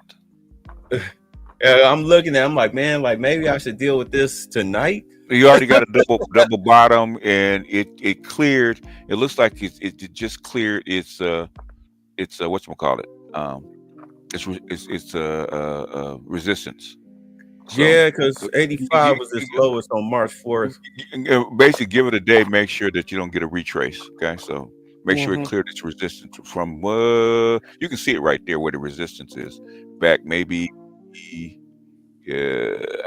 don't know what date that is, but it looks like. It looks like. Let me go right or left. No, go right. Okay. We're right here. No. Well, next one over. That's your resistance right there. Okay. When it drop on the 20th. Yeah, when it clears the resistance, it goes above. Then you should be good to go. Yeah. Let's see. It looked like it had a somewhat of a battle on the 21st. Yeah. And on the 26th, it fell out. Yeah. To about to the 4th. Yeah, it looked like it's on the strong comeback. Yeah. You know what? Because it's I'm gonna give it a couple days. I'm gonna give it till Friday. I'm gonna see what it looks like. Yeah. Time Friday. Because it's right bumping right up against this short-term resistance. So I would make sure it clears it first. Yeah. Let me see what it does by Friday, and then I'll make a decision on it then. We're not giving out stock tips. It's just this is what we're talking about. I mean, I haven't done it in a long time. But each one teach one. That's what I call it. Each one teach one. Just looking at the chart, it looks like it's already bottomed out though. Well, no, does it have a dividend? You ever got a 5 year? Yeah, let's see here. Let's go 5 year. Okay. Yeah. Okay. Yeah, it hasn't done that bad. Basically, it's been a steady growth. Yeah, it had a little retracement. It's not that bad. Yeah, but so it might go back up to its highs. Looking at the 5 year. So once it clears its resistance, basically. Yeah, it's been growing. Yeah, I see why people like them. They've been on a steady growth pattern. I would say since I would say, yeah, since November 14, 2008. Yeah, it basically what you see with that dip, it bounced off the trend line. That was retracement. There was people selling, taking profit right there when it dipped. So damn, they really shot out on the 20th. I'm sorry. No, I'm sorry. Yeah, they really shot up on March 20th of 2020. Yeah, COVID. Yeah. Yeah. I don't know. Plus you got a lot of these, wire. You have copper is going to be needed because you have to build this modern infrastructure. You got to do the 5G and smart 5G computers. And if, a lot of your radio towers and a lot of your conductors. And if Trump's going to put people back to work, boots on the ground, put people back to work, then you're going to have to need these supplies. So, yeah. And I keep telling you, all you brothers in electrical, y'all know. All you brothers in welding, you know. All you brothers, hey, trades are making a comeback. Get it while it's good. Look, all right, so I just had to start your before the robots come in and get it while it's hot. I'm gonna tell you, start your LLCs now. Just saying. I think I was saying this 4 years ago. Yeah. You can't trust their own people anymore. Scorched earth, yeah, they should do it, but the thing is, you got to remember, they're 20 years too late. They're 20 years behind, so they have to play catch up. They should have been doing this 20 years ago. In fact, they're saying the same thing. They weren't training. They were training these IT guys to stay in India. They're training the IT guys in India to come over here. So they're trying to save money instead of training your own people here. But too busy trying to screw the niggers. But anyway, no, they went not really. Okay, it's about money. It had nothing to do with color because white boys didn't get it either. Oh well. I mean, it take a while to explain. Basically, for to train somebody like that, especially those skills, it costs 5 times more. It's cheaper to train them over someplace else and then bring them here after they've been trained. Yeah, and right now they need you, man. They need you badly because they're giving out classes they're doing 2-hour classes. They're behind, so now they have to all the talent that they've basically ignored. Now they have to go dig. They have to dig down and find it because evidently Trump is threatening to cut off the H-1B visa. So basically now you got to find all this homegrown talent as fast as you can. Again. They should have done this in the first place, and now, especially if the Indians and Chinese start to go home and stay there. Okay, BGS when he did it his first term, how many black people Trump when he cut the visas? Yeah, how many black people? That's how racist. They weren't. You listen to the white black women, okay? And it's funny because this is the beautiful thing. You got to hold for the pun of the joke, EGS. The pun of it was those same black women was praying for Trump to come back because they realized how much money they were making hand over fist in business and on their jobs because the H-1 visas were struck down. No. All right, hold on a second. All right, look, I normally do the money shows on Sunday. All right. I normally do the money shows on Sunday. Haven't been doing them lately because they're not getting any traction. But if y'all want, I will do the money shows. I'll go back to doing the money shows on Sunday, but I will only post them in the Patreon. You can subscribe to my Patreon for free. I will drop the link to my Patreon. I'll put them in the free section. So, but I'll just put them there and understand I'm not a stockbroker or money manager or anything like that. It's just us guys talking smack on the internet. So this is my Patreon. It's free. Again, it's free. Okay. Did it go through? I'm trying to check my page and see if people can see your stuff on my page. So. I wonder why I just hit the villainous news when I'm not even. I don't know. That's weird. So yeah, so just look for it on Sunday. I'll probably drop it after 12 o'clock.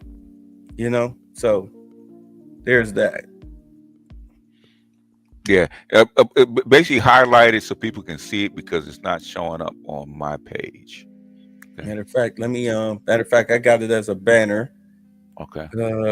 Lewis, are you still there? Yeah. Mm-hmm. Lewis. Yeah. Lewis. I'm here right now. I'm monitoring right now. Breaking news: the U.S. just sunk our Iranian ship. I'm trying to get more info. Oh, okay. Oh hell! Here we go. All right, so. Oh boy. I know. Oh, just when you thought you were out of the nuclear war zone. Oh boy. I know. So let's get into this Fonnie Willis situation because it goes right into this super chat. Said, forgive me for being off topic, but this will be my super chat going forward. Black men, there will never be a lack of women needing protection and provision. Why in the hockey puck would you choose one who brings headache? Peace is paramount. Because if y'all haven't noticed, Deshaun Watson got engaged. He got engaged right after all this craziness is going on with, these celebrity dudes. Okay. But in all honesty, screw all that. Fonnie Willis violated the open records law. They ordered her to pay $54K in attorney's fees. That's not dropping the bucket for her. If she got it. She probably go and get it out of her petty cash out of her house. Okay. Yeah, she walked around with big stacks of cash in her mattress. Your girlfriend's in trouble. Your girlfriend's in trouble. I ain't my girlfriend. I'm just gonna trick on her. She ain't my girlfriend. You say you just gonna trick on her. What kind of shit is that? I'm just gonna trick on her. Hey, I just want a shot, man. I just want to see how it is. I just want a one-time shot. Hey, hey, Toots, why do they call you Gorilla Grip? And it looks like they're gonna try to make her pay the cost of Trump's lawyers in the election meddling case. Yeah. You think you thought they forgot about you? Well, of course not. Okay. Yeah, but I just want to say to answer Candace's chat. Basically, what's really the thing is, and I've been saying this for a very long time, right? When after Trump gets finished doing what he's doing, there's going to be a lot of women looking for chairs. Okay, a lot of women of all colors, sizes, shapes, and races. Okay, pick the best woman for you. Okay, don't accept no BS, no headaches. Pick the best for you. Okay, if like I said, if we've been telling black women for like 20 years, all right? This is coming, okay? So if she dies, she dies. It ain't you. Put the mask on yourself first, okay? If you want somebody to feel sorry for him, go to Bay. It ain't me, okay? Bay might feel sorry for him. I'll feel sorry for him. You're safe now. Yeah. Safe now. Bay feel sorry for him, right? Okay. I ain't gonna feel sorry for him. You knew this was coming. You said when you was using sign language on us, you didn't think about that, did you? Okay. Here you go, baby. Wipe your mouth. You wipe your mouth to see. Let that Bay comfort them, right? Okay? It ain't me. Wipe your mouth, honey. There you go. There you go. Here's a blanket for you. Yep. Mm-hmm. Go sleep outside. We ain't got no room in the house. I'm gonna be driving by with the deuces sign. Okay. No room in the inn. Yes, sir. Oh my God. Oh my God. No. We got a manger for you, baby. We got a manger outside for you. No, what you say, old man? Mamba out. Mamba out. Yep. No, but her and who's that other chick? Letitia James, still out there trying to shake her broomstick. I know that's the line back in beauty. Don't rag on my girl. Hey. If y'all spell Gorilla Grip, y'all better spell Letitia. None of them. Hey, if you had to go to jail, baby, I'll put money on your books. I'll put money on your books, okay? I ain't dealing with it. So, oh wow, is this true? What? Hold on, let's take a look at this. Is this true? What? Let's hear what he got to say.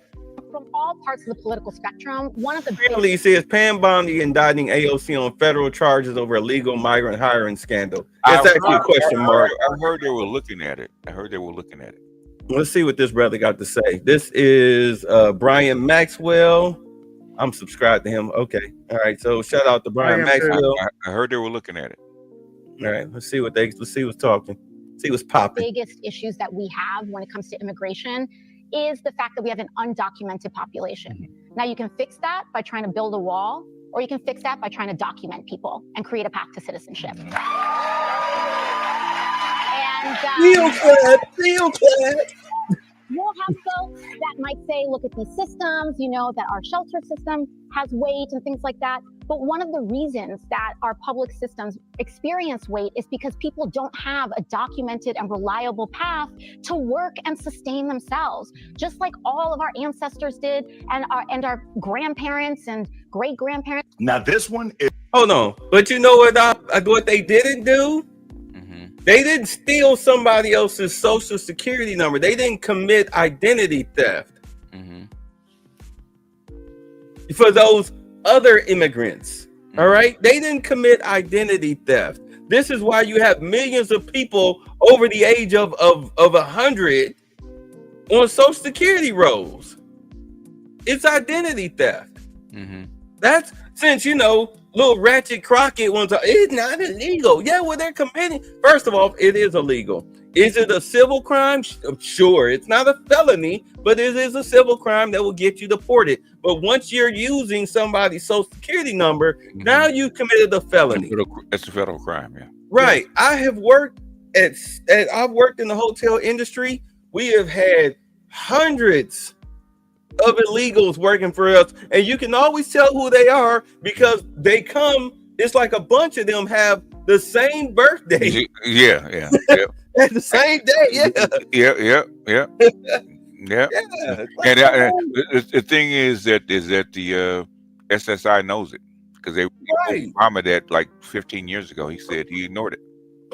Talking about some Elon, his people didn't understand the coding. It's like, dude, these people land rocket ships. I'm pretty sure they know the coding. Matter of fact, go make me a rum and coke. How about that? I bet they don't know how to do that, but you sure do. Is going to roll some heads because, as you just heard in that previous clip, our favorite Congresswoman, Mrs. Alexandria Ocasio-Cortez, out of the Bronx, New York, was giving her perspective on how do we fix the illegal immigration. We fix illegal immigration, she thinks, by legalizing all of the illegal immigrants. Well, Eureka, doesn't that sound like some highly ignorant and unintelligent crap for a Congresswoman to say? Absolutely. But you want to know something?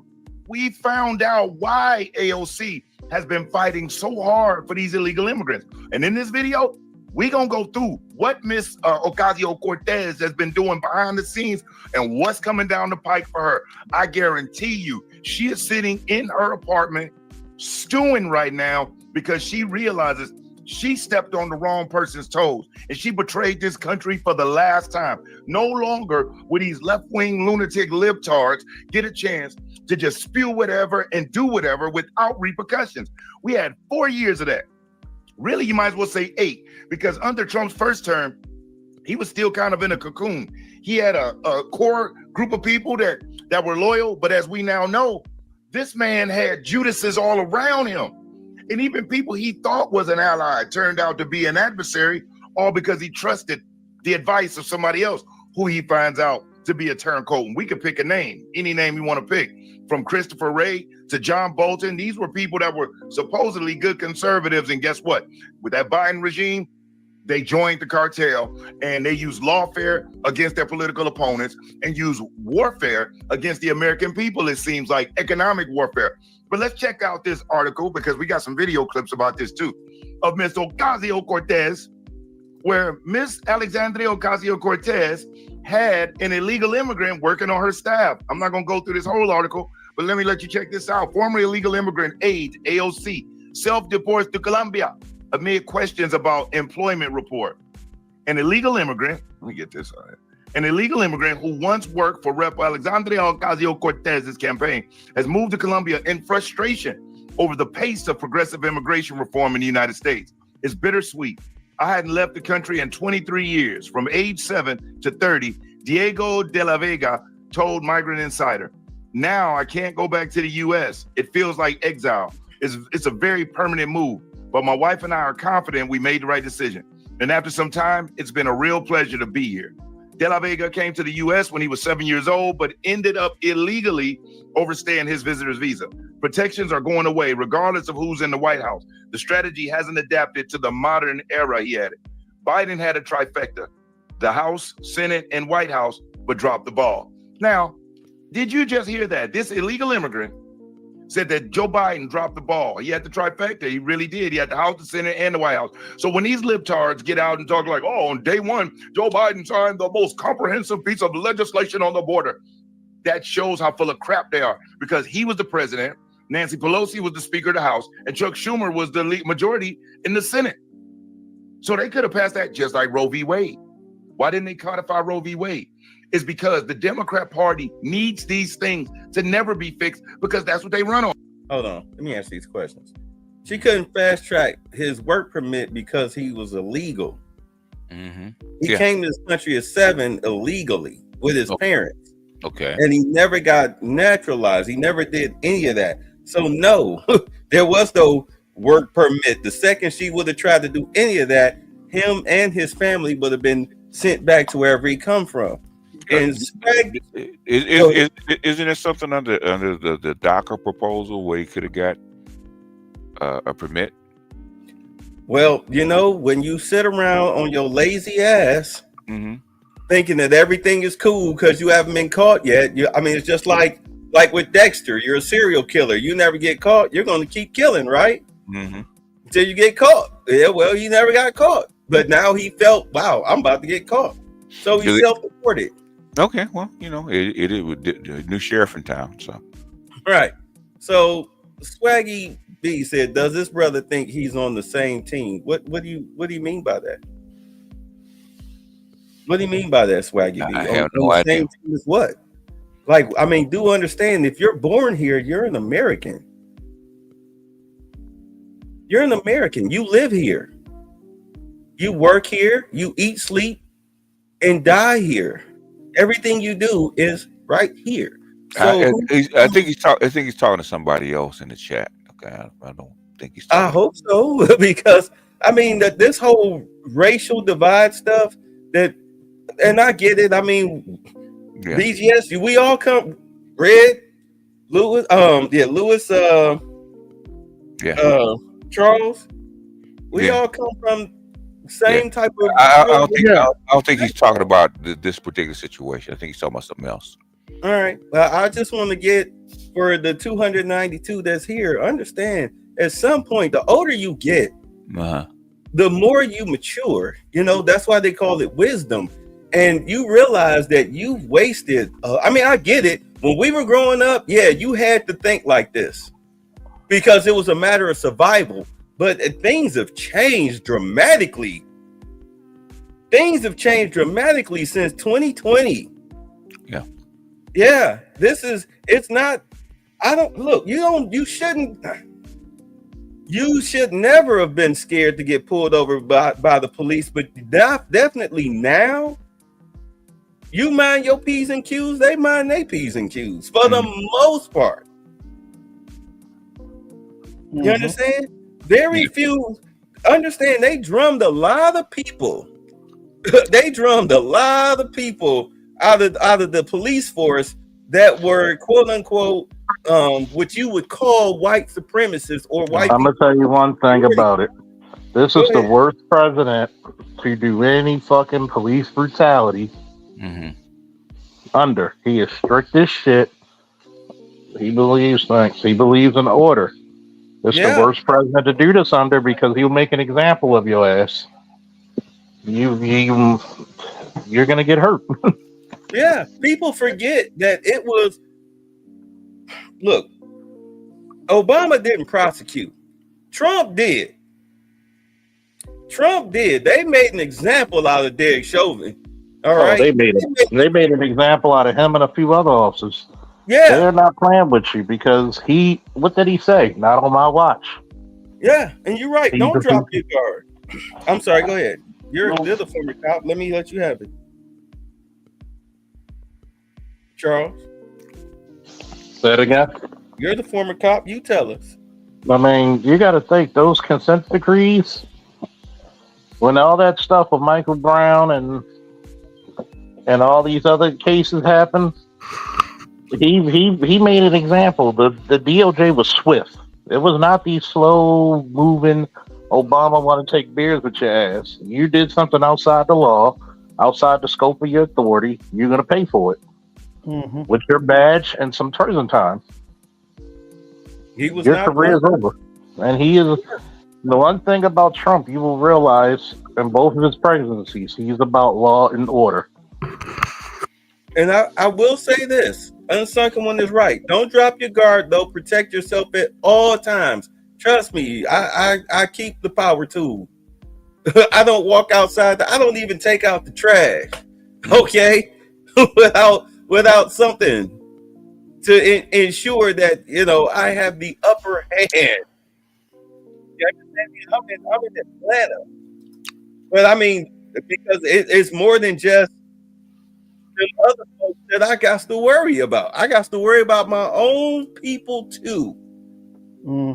And so I get it. Yes, protect yourself at all times. But I need y'all to understand that just because you want this land where you were born and raised at to be fruitful and multiply with income, jobs, security, all right, taxes, you want them lower or gone, whatever. It does not mean that you are siding with white people. Okay. You live here. Yep, that's true. Yep, you live here. Yeah, I'm sorry. I'm not trying to be offensive when I say this, but if you've grown up in poverty, you do not want to continue that lifestyle. Even the people in poverty that talk to smack cash those checks, okay? So he said, I agree with you. A lot of what happened in 2020 was exaggerated fear mongering. But don't you think going hard for either side of the aisle looks weird, especially as a black man given the history? Well, see, that's the thing, Swaggy. You got to come out of that. You got to think of what's best for you. But at the same time, you can't be sitting up here trying to find the races behind the bush, because it ain't gonna make you no money. The only thing it's gonna do is stress you out, and you're gonna die early from it, from some type of cardiovascular or heart disease or something like that. Don't worry about, is this person racist or what? Don't, you got better things to do. A lot of what happened in 20, actually, that's bullshit. Okay, it wasn't fear mongering because 40 million Chinese died of that shit in 2019. It wasn't bullshit. Yeah, it was a lot of Kennedy just wrote a book, and Rand Paul wrote a book. He went up, he read all the records. Go look for yourself. Okay, USAID just got questioned about financing the gain of function work that virus came out of. It's no bullshit. They're the thing about suing the Chinese for the release, actually the release of that virus. Okay, it's not fear mongering. Okay, now if you want to bring your paperwork against my paperwork, son, please do. I did 1.5 years on this stuff. Yeah, I mean, I even caught COVID. I never got the jab, thank God. I don't want to like DeMar Hamlin. Mongo was in the hospital for 2 weeks with COVID, okay? He was really worried about Mongo, man. If Mongo hadn't been Superman, Mongo would have been on a respirator. Stop playing. Okay, so now he asked, what caused the large shift to the right? Did I miss something? Well, let me ask you something. Are you for sexually grooming little children to be, to be gay or lesbian or trans? Okay. Are you into them getting puberty blockers, and having their genitals cut off and mutilated. There's a link in the freaking. Okay, I'll post the link. Hold on, let me get it. Let me get well, I'm talking to him because he's asking serious questions. Why don't you come up and ask these questions, okay? Instead of doing it in chat. But go ahead, and I'll post the link. It's cool. Hold on. No. What I'm saying is, he's on my thing. So. Oh, he's on your thing? Yeah. Do you want I the? I got y'all. All right. Because what I'm saying is, I don't know what you're arguing, man. And basically, typing in the chat is not, Let's see here. Because we have no idea what the hell you're talking about for the most part. He said I was more referring to the marches. I know the spread was real heavy. Okay. Well, here's the thing with the marches. Understand the marches, the majority of them happened under Trump, then / Biden. But when they happened under Trump didn't say nothing. He let black folks tear them statues down. Yes. Remember the very fine people, but what people forget, because people watch CNN, MSNBC, and The View, was that he said, hey, there were fine people on both sides who were there protesting. Then you had some bad people that came in and caused problems. Most of the and he condemned them for that. Most of the protests out there were white people. They weren't black. Mm-hmm. Oh, okay. Yep, we want the link. I don't know where he is, but there he is, right there. Okay. There's Ed. The thing is, most of the people out there protesting were white. Why were they protesting? It's because they got tired of being inside the house. 90% of them. Yeah, I mean, it was wild out there. You had not only did you had them messing with kids, you had them helping to cause the war in with Ukraine. Let's see, they were stealing taxpayers' funds. Mm-hmm. Don't forget Gaza. They let Gaza, the Gazian Strip, they let crime run free and rampant. Matter of fact, it was so bad it was a case in I think it was in Baltimore. It was either Baltimore or Chicago, where these teenagers stole these people's car, was doing 90 miles per hour in a residential area, ran into an SUV that hit a mother and her newborn. The baby lived for 5 days with a fractured skull before it died. And you know what they charged those kids with? What? Trespass of a motor vehicle. Yeah, well, you know why? Because people elected them weak ass state's attorneys or district attorneys that won't prosecute a damn thing. Looking at you, Marilyn Mosby. Were they legal people or aliens? They were what? Who? The people that got hit? The people that stole the car. They were 4 young black teenagers. Okay. They should have went to jail for vehicular manslaughter at least. Yeah, can y'all hear me? Yeah. We can hear you. What's up? I'm telling you, they coming in crazy. All right. Nah, man, what's up, everybody? Yeah, man, these 21 question ass niggas, and just even with the questioning, it's like the shift to the right. I mean, I'm technically I'm a registered Democrat. So, I mean, I don't know what people are talking about. They have this idea of black people think you're voting for racism or you're voting for no racism. And I always like to cut the bullshit. Is that how you view voting? Because if that's how you view voting, you're an idiot. Because the Democratic Party is just as racist as the Republicans. They're just more overt about it. I mean, covert about it. And I mean, for real. Covert. Versus that's it. So people have this imagination. That's why, with Biden, it's always stuff. BJ, as you say it all the time. People go, "Oh, Biden was mentored by a." They got him. Oh, he Morgan. Can you hear me better now? Yeah. Biden was mentored by a former Grand Dragon. Biden produced the crime bill that affected black men, and yet, I mean, it's like that just doesn't register, man. And when you tell people this, they be like, they say everything but so. But that's basically what they're saying. So what? So if I vote blue, I'm voting for not racism. If I vote red, I'm voting for racism. Just admit that's what y'all think, and that way I know not to take you seriously. Because people ask all these questions, what they're trying to do, I'm saying this, I'm done, is they're trying to prosecute. They're trying to ask these questions because they want you constantly having to prove your case. And that's why BGS was like, bring the damn link so we can see what you're talking about. That way we can see what's cooking in between your ears and not you just asking us endless questions from the safety of the chat. Well, he's here. He's here. All right, go ahead, Swaggy. You got the floor. Yeah, kudos for coming here. So yeah, we get this cooking. Yeah. Hello, can you hear me? Yeah, we can hear you. Okay. Yeah, I mean, I just I didn't mean to be contentious about anything, and also about the That's fine. Sorry, go ahead.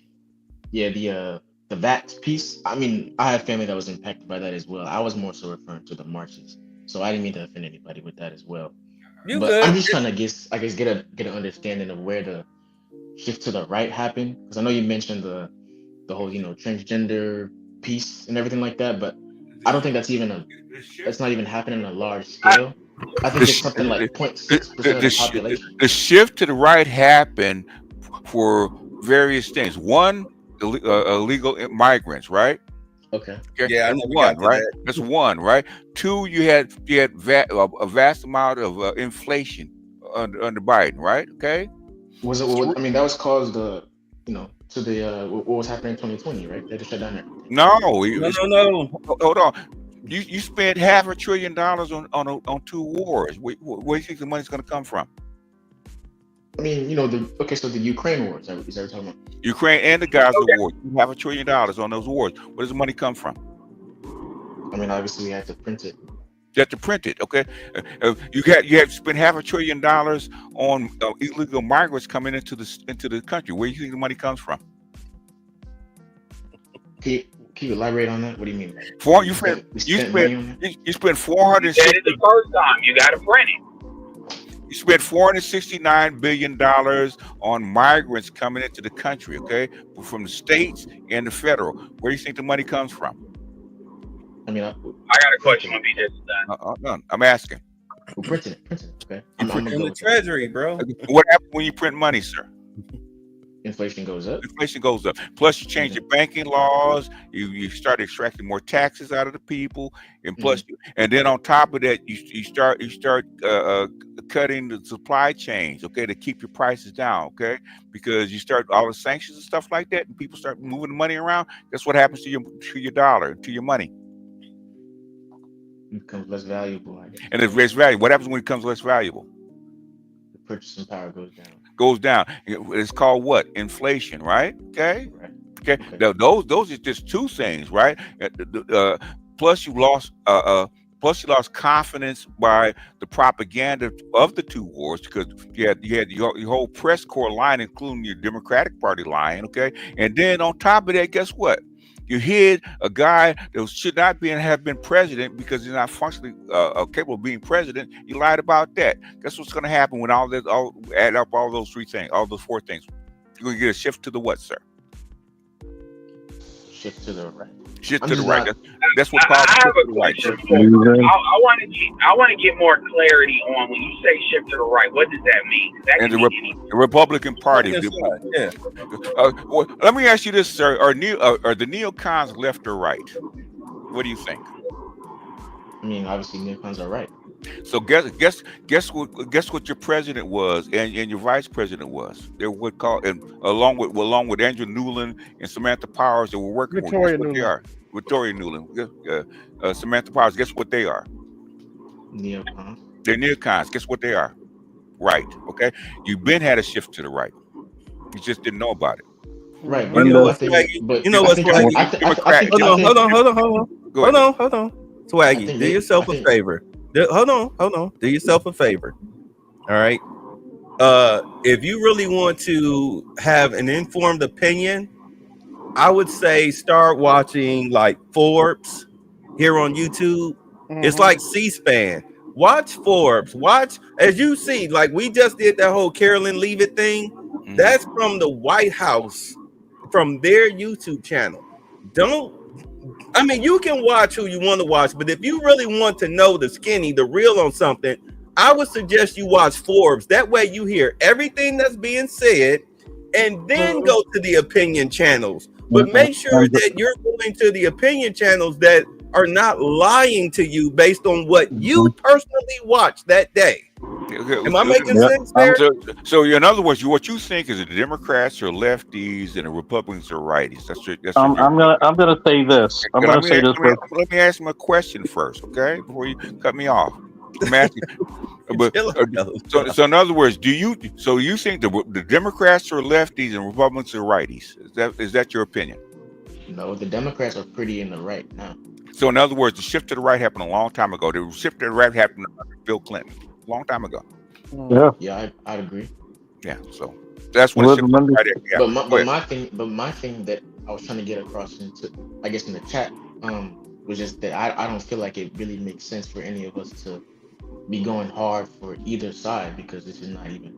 We're not. Go ahead. What side did you think that you thought you heard us going for? For the right. You're talking about illegal immigration and transgenderism. I'm sorry. Oh, wait, hold on. So, are you for illegal immigration? No. Are you for transgenderism? Can I elaborate on that? No, let me answer the questions first before you actually elaborate. Okay. Go ahead. No. He did. He said no. So I'm gonna let him explain himself. So no, but. Yeah, I believe that there should be reform in the process. I believe that it shouldn't, take people as long as it does to become. What does that mean? It should be a more streamlined process.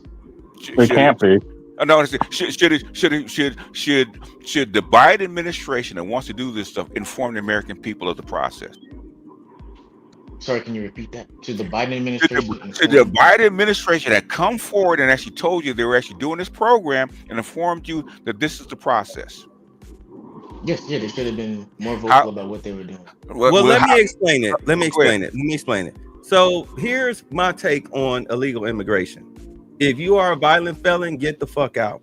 If you have been here, though, if you've been here for 6 months plus, you're holding down a job, you're paying taxes. All right, so look, we got you. We caught you. Here's what you can do. We're going to give you a 6-month probationary period to where here's the immigration book.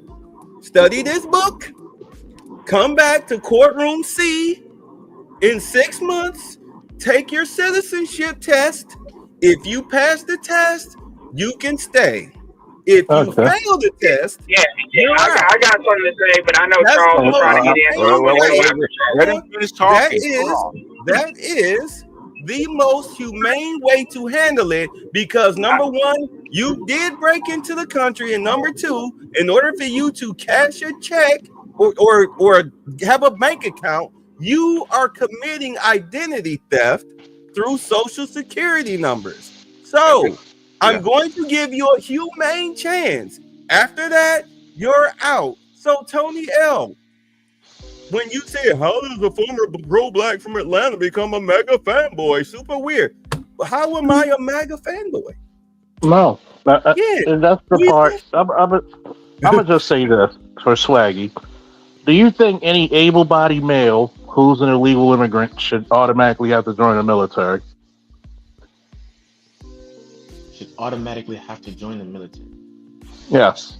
Now, in other words, register like everyone else. A draft. In other words, a draft. Yeah, that's a draft. Well, I mean, everybody because does. Huh? I mean, yeah, everybody does have to. Should they? No, not selective service. But actually join the military. Join the military if they're illegal, if they want citizenship. I don't believe so, no. So why not? Because that's one of the fast tracks of getting citizenship, because you have to pay that, because you're putting on a contract, you're willing to pay in what? Blood, yeah. So you have to risk your life. Tori L.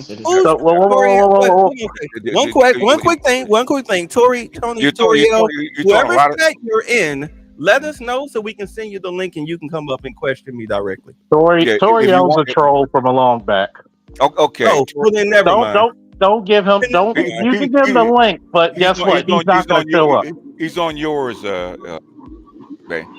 But So let me ask. I want to ask. I'm gonna say this real quick, and I'm gonna finish.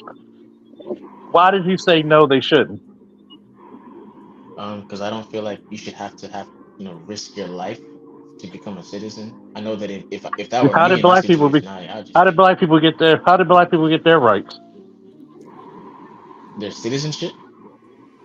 How did we get our full rights? Our civil rights. Okay. So We had to another. risk our we had to fight a war to vote, right? Yeah. Right. So why can't why can't every Johnny come lately do the same? Okay. So in other words, 2025. what you need to do is go to your Congress on both sides, because there's not one side that talks about this, right? Left and right. Okay. And get them. I mean, we are. Okay. Can I finish? Sorry. Let him have it. Go ahead. Okay. Jeff, I mean, go ahead. where you need to go is go to your Congress and go to the left, the Republican and Democrat, that actually want to keep these underpaid people working for them. Okay. And have them have a sound immigration policy, okay? Which Trump is probably going to have to try to do right now. In fact, that's what they're pushing for right now: a sound immigration policy instead of this wonky stuff. So let me say this. First of all, everybody on here is really not right wing as you think. So the fact that you even said that is really telling, and it's fine. I appreciate you coming up. You did. He didn't say that. He didn't say that. No, what he said is he hears this shift to the right talk where that's not what's really being said. It's not. I mean, other than Bay, and he ain't really talking right wing. He's just talking facts. This is what the Democrats are doing, and this is what he don't agree with. Bay is really talking on some. The Democratic Party has shifted away from him. So F him, and correct me if I'm wrong if that's not the sentiment. Is what I'm speaking through. I'm a registered Democrat. So the thing about it is not just left right. Let me start with giving you the answer you're looking for. The answer you're looking for is what do we do other than just supporting Republicans? The answer is you primary the hell out of the Democrats. But black people don't have enough balls to do that because we still got too many, and it's not just older people, but blue no matter who, of a lot of different generations. So they don't want to hold the Democrats accountable. But so if you're like, well, is there a solution other than going Republican? And I'm not saying you should. What I'm saying is you do what the Tea Party did for the Republicans, and you primary the Democrats, getting the ones out of there that are like, if you are a Democrat and you support neo-colonialism, you don't need to be there. If you're a Democrat and you support XYZ and you don't believe in housing, fair housing, you don't need to be there. Whatever your beliefs are, that's really the real solution. But here's the thing. Let me ask you this, Swaggy. Do you hear Hold on. Before you ask the question, let Lewis get in here. So I'm asking him a question. I want that answer. Do you hear the talk of primary to Democrats? Get me out. It's my turn. You told me it was my turn. Okay. Oh, my bad about that. Lewis got the breaking news. U.S. just. I want my question answered. But go ahead. I'm down here. Hold on. U.S. just sunk our Iranian ship. All U.S. bases in the Middle East is on high alert, and Iranian missile batteries on high alert. I'm trying to. Is it confirmed? Because I looked it up, but it wasn't confirmed. Is it confirmed? It's from a reliable source that I listen to. Is it confirmed by official sources? No, I'm. You have a secondary source. We have I like the secondary. If it's going to be this big, it's going to be this big. We're going to need an official source. Okay. All right. So, Ed, what was your question? My question was, have you heard anything from any circles that you've listened to, whether it's offline or online, Democrats in particular, about primarying Democrats that are not towing the line they need to tow and represent the Democratic Party properly? Have you ever heard that concept? Yeah, it has been. Yes. Yeah. Where? Because I don't see it. AOC actually did it when she first ran primary. Yeah. I'm talking about plenty of people are upset with Chuck Schumer at the moment and Hakeem Jeffries. In fact, you had two Hakeem Jeffries and a couple other people got primary in the last election. So yeah, I mean, so you get like, is it on the level as the Tea Party? I'm not. I'm not. I think it's being misunderstood. I'm definitely not a Democrat as well. I think that they're very weak. Okay. So I mean, so I'm not what a do so? CNN. Okay, no, that's fair. So what is it that what do you think should happen? And I get it, you're asking questions, and I don't need to be hostile. What do you think should happen? I think that right now the current administration is a pretty fascistic one. I think that that's bunk. But go ahead. Well, what does that mean? He said specific. Fascistic. In other words, he's feeding into the propaganda that's been fed. But go ahead. I mean, we can get back to that, but I just think that the Democrats obviously are not pushing back against this stuff as hard as they should be, and it's because they're in the billionaires' pockets. No. They support the oligarchs. You know why the Democrats not pushing back on this stuff? Because the Democrats know this stuff has to be done already. Okay. Say that again. They know They're doing Can I finish it? Okay. The stuff that Donald Trump is doing right now, the Democrats are not pushing back against it because they know that it actually has to be done. They know it. Yeah, their biggest problem is that they're getting caught with their hands in the cookie jar. Yeah. Okay, so one egregious example that happened last week was the Palestinian protester. The guy, I forgot his name now, but he had a green card and everything. His wife is like, I think, 8 months pregnant. They just came and deported him for no reason. Okay. No, please let me answer this. Please let me answer this. Hold on.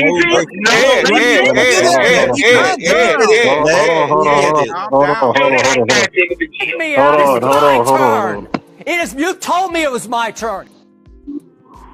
Let me handle this one. I love this.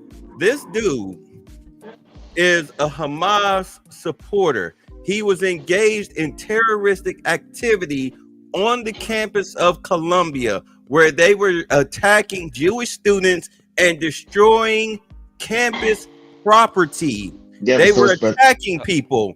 They were shouting slogans of Hamas. Hamas is a terrorist organization. There's a difference between Palestinians and Hamas. Hamas is their terrorist wing. So therefore, he's being deported for engaging in terroristic activities on American soil.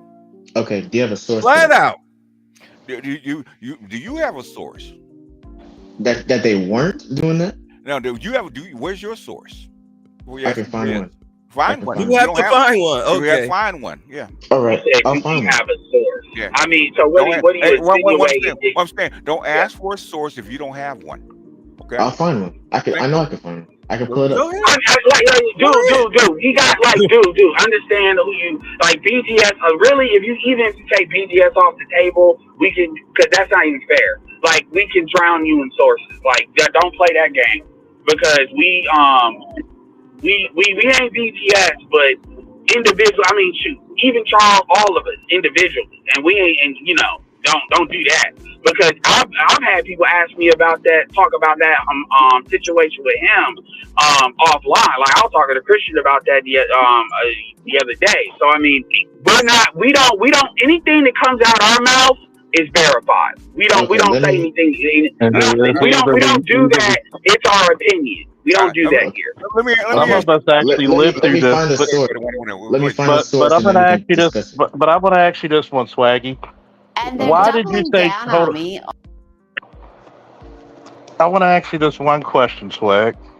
Okay. Why did you say no? They shouldn't serve military service. Please explain. I just don't feel that should be a requirement to enter the country. Why not? Throughout history, one of the fast tracks to citizenship throughout history was what? Military service. So, does military service show loyalty to the country you want to be a part of? Yes or no? I mean, if they want, it should be optional. I don't think it should be a requirement. No. So in other words, you're here. Hold on, BGS. Okay, all right. I will buy out in a minute anyway, y'all. You pitbull, BGS. this guy. I gotta get BGS at least once. No. But no. I was gonna get finished because I wanted to answer. Go ahead and finish. Go ahead and let him finish. But the thing is, what you actually way off track. Okay, but go ahead. But no, I'm just asking him because why should it be a fast track and a linear track for people coming over illegally? I don't believe that should be the case. So we should just let any and everybody in? No. Okay. So what's the criteria? What's the criteria that you're gonna pick? A reform process that allows. That doesn't people mean to any. come. That doesn't. No. What's the criteria? That's not good enough. What's the criteria? What do you mean the criteria? Why are you letting what's them the in? Hold on. What's the criteria for you to be a boy? What? No, come on. In other words, what's the criteria? For example, a criteria is, first of all, they already gave you a criteria with the military service. But let's say a criteria would be you have to demonstrate a certain level. This is not the case, but a certain level of economic prowess. Like criteria is money, ethnicity, is whatever we deem necessary. Skills that you may have, it's whatever. I mean, so you're saying. So what should be the criteria? What should be the criteria? What would you, if you're in charge of immigration, what should be the criteria for any motherfucker to become a citizen?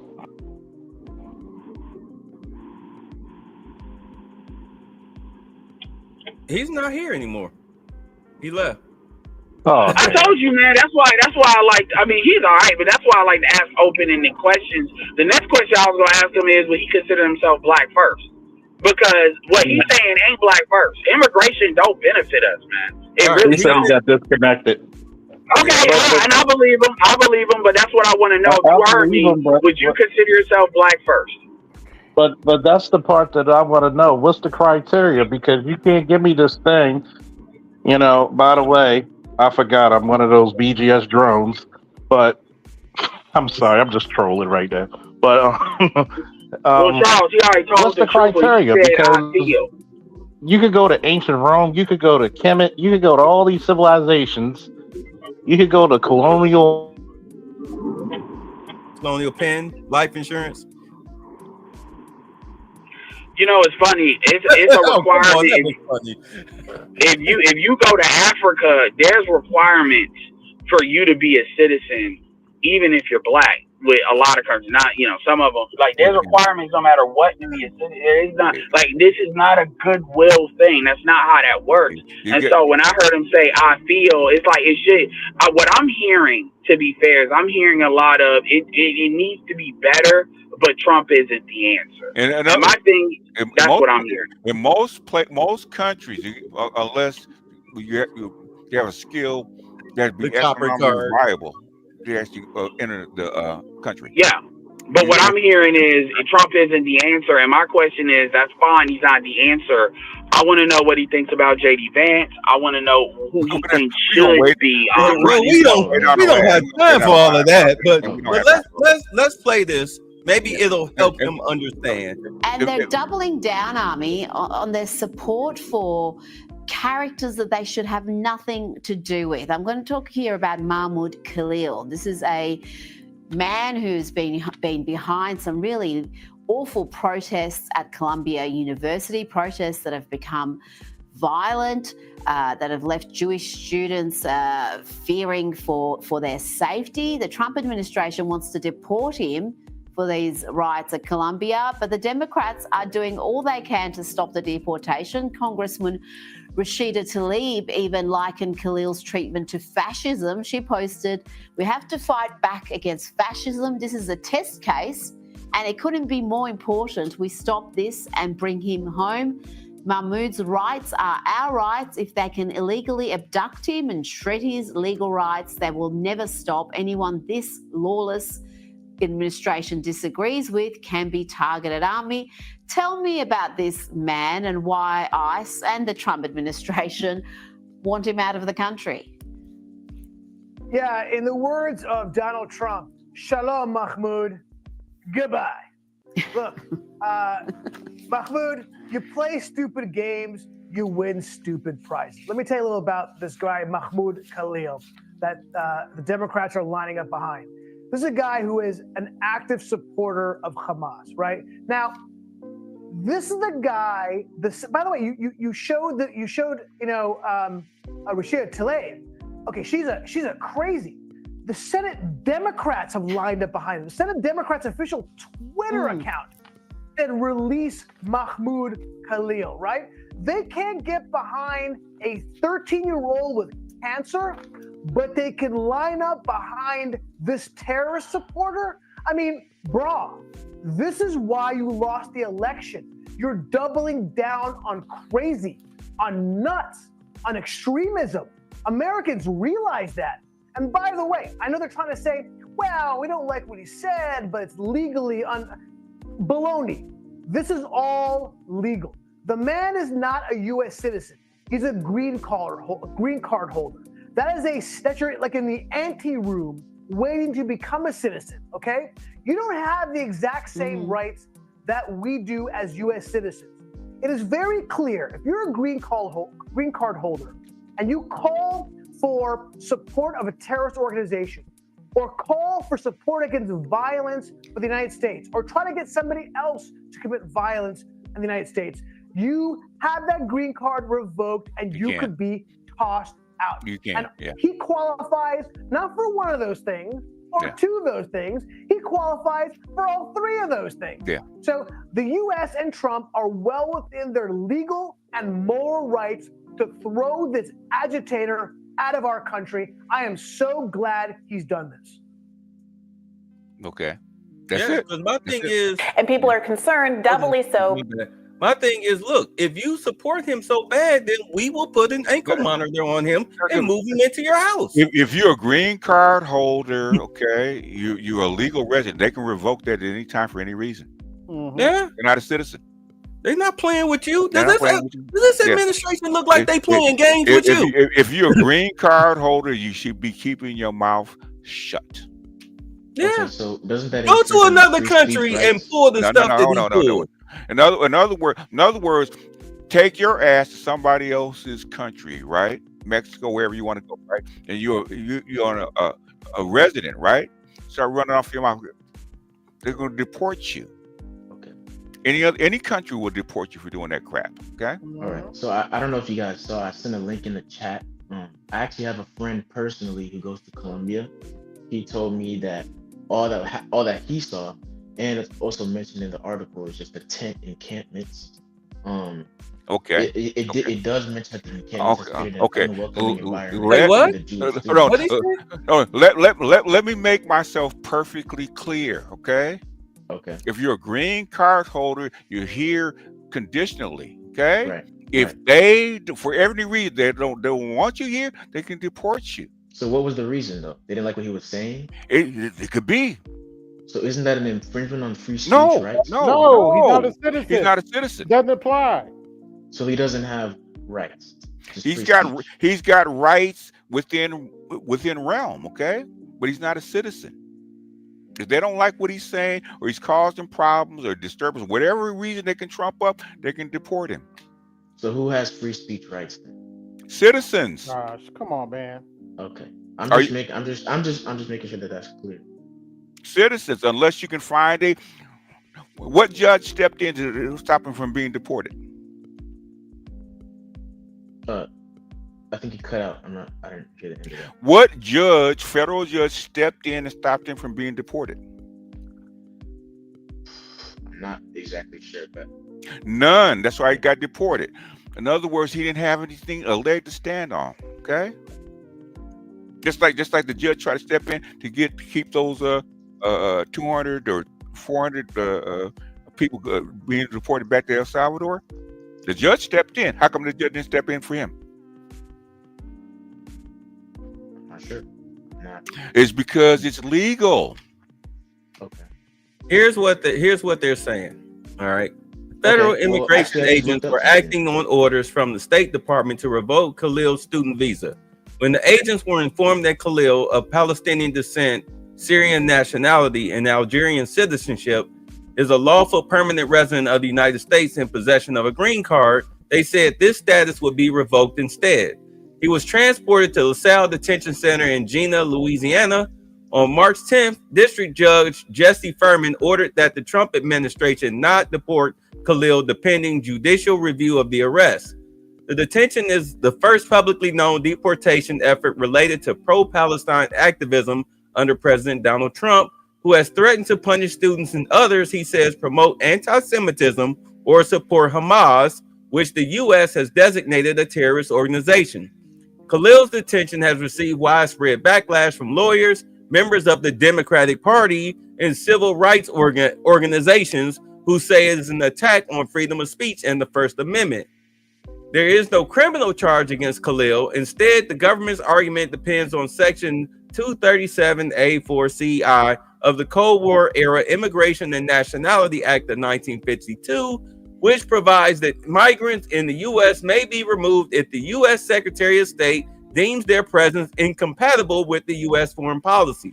Several journalists and human rights organizations have noted similarities between this law and McCarthyism. But the thing about it is that if this is the law and he broke the law, then he can be deported. All they did was slow it down. He's getting deported because I covered this stuff last year when I had the Embrace Villainy channel. And the first thing I asked was, why in the hell are they letting this supporters of Hamas have protests on American soil on college campuses? The violence and the destruction of property should have warranted the National Guard be there to restore order, but that's not what happened until later. So is he in detention? Or is he deported? Yes, he's in detention. He hasn't been deported yet. His trial is coming up. Right, he's in detention. No, he's in other words, they had to send him to trial. Okay. Yes. Yeah. To revoke his green card. Hasn't been deported yet. Trump is like yes, that. Yeah, the judge says that. Did you just see the law that he actually posted? Yes, yeah, I did. I also sent a link in the chat. I'm not sure. Did you just see the law that he posted? Yes. Did the link in the chat say anything about the law? Law. Yes. What did it say? It says on March 10th, Judge Jesse Furman of the Southern District of New York issued an order halting deportation, ruling that Khalil shall not be removed from the U.S. unless and until the court orders otherwise. That's why he's aware. Yes. Yeah. In detention. In detention, yeah. Yes. He hasn't been deported. He's in purgatory. No, he hasn't been what? He hasn't been deported yet, has he? No. So in other words, they're following the process that they should follow, right? Yes. Okay. You just saw the law where they can actually deport him, right? Yes. Okay. So you guess. Yeah, because it wasn't predicated on the idea that for any reason that you're incompatible with what? The foreign policy. Okay. Whether you committed a crime or not. Okay. Does that make sense to you? Yes. Okay. Now, what's your question now? I didn't have a question. Thank you. Can we move on? Yeah, so dude, trust me. Look, you do not understand something. Palestinians do not like America nor Americans. They feel that we're responsible for this whole massive land grab that Israel has been doing ever since the 1946, 48. Yeah, we are. Let's not lie. We are responsible. So here we are. These people are on our soil and they're causing dissension. And now do understand with everything that has happened, you most definitely need to let them know that we will, quote unquote, not, I'm saying this figuratively, crack your skull and toss you in the water and be done with you. I don't mean that in a violent way. I don't need my thing flagged. We're not playing with these people. We will not tolerate terroristic or violent speech or expression. They have put citizens in jail for this kind of stuff. Okay. Yeah. You got to think about this, right? You got to think about this, right? For you to become a citizen of Mexico, it really, I don't know if, I'm pretty sure It used to take you 10 years. I think it's It 5. used to take you some time. Now they cut it down some. They cut it down some because back about 10 years ago, it used to take you 10, damn near close to it. And you're telling me we should just let every Tom, Dick, and literal Harry. It's I've never said that. Okay. And here's the craziness about that. We have a lot of enemies around the world, just like Trump's first term when he closed travel to the United States, and people were upset, but people didn't read the whole thing about these countries were known and sworn enemies of America. If you were the president, would you let people who sworn violence against your country into your borders? No. So at some point, as the president, what's your number one objective? Isn't that part of the immigration process? They do a screening. They check your social media. Okay. Oh, dude, have you been following this stuff at all? I mean, a bit. I'm in school, so it's not like I can. Who have you been watching? Who have you been watching? No, what you're saying is you don't know anything about this for the most part. Wait. Who is your source? Who has been your source on this? Come again? Who's been your source on this situation? I look at AP News. I look at MSNBC. Oh boy. I watch some. I knew it. Do you see the link that I posted? Do you see the link that I posted? Hold on. Do you see the link that I posted? What is it? Do you see it? It says Forbes breaking news. You see that? Yeah. Do you see that? No. You don't? Swaggy, how old are you, man? How old are you? Do me a favor. Can you post that link? You're 22. BGS, Okay, that's fine. BGS, since he's in your chat, can you post that link? Because in all honesty, he's listening to. No wonder why he's like, oh, why are you so leaning right? Like, because you're listening to sources that are lying to you. He's in college. Guess what he's hearing? Yeah, that's why. To be honest, He needs to change his. No, dude. You in college? I'm watching like the Majority Report. I'm watching a lot of like. You're in college. Guess what you're getting? You're getting indoctrinated, sir. Yeah. I'm gonna tell you. I'm gonna tell you one thing about it. Go ahead, BGS. Go ahead. Have you heard of the TPS program, Temporary Protected Status Program? Okay. Have you heard of it? Yes. Yeah. They let 15 million people in over 4 years. Okay, under that. Okay. Which is illegal. Okay, for the most part. Which Trump can revoke.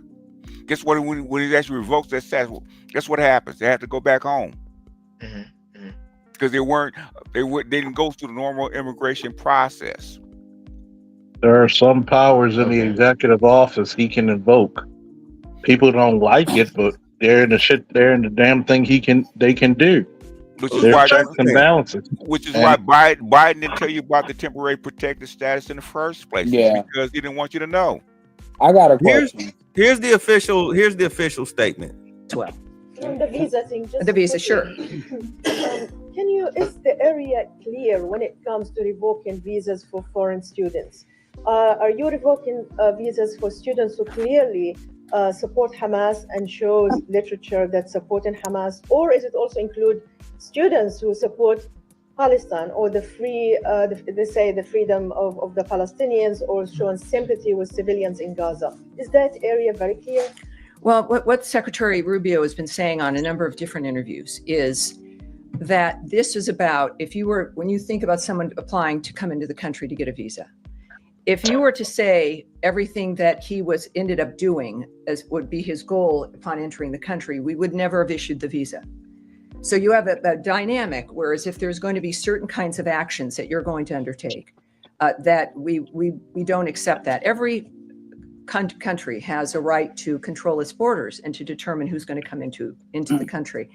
So in this particular instance, there's also, I know, a freedom of speech argument, but this is not about speech. It's about actions. It's about things that were done.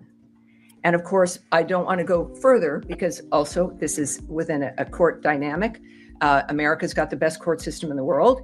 And there will be arguments on both sides, no doubt, regarding this, but it has to be argued, it has to be litigated.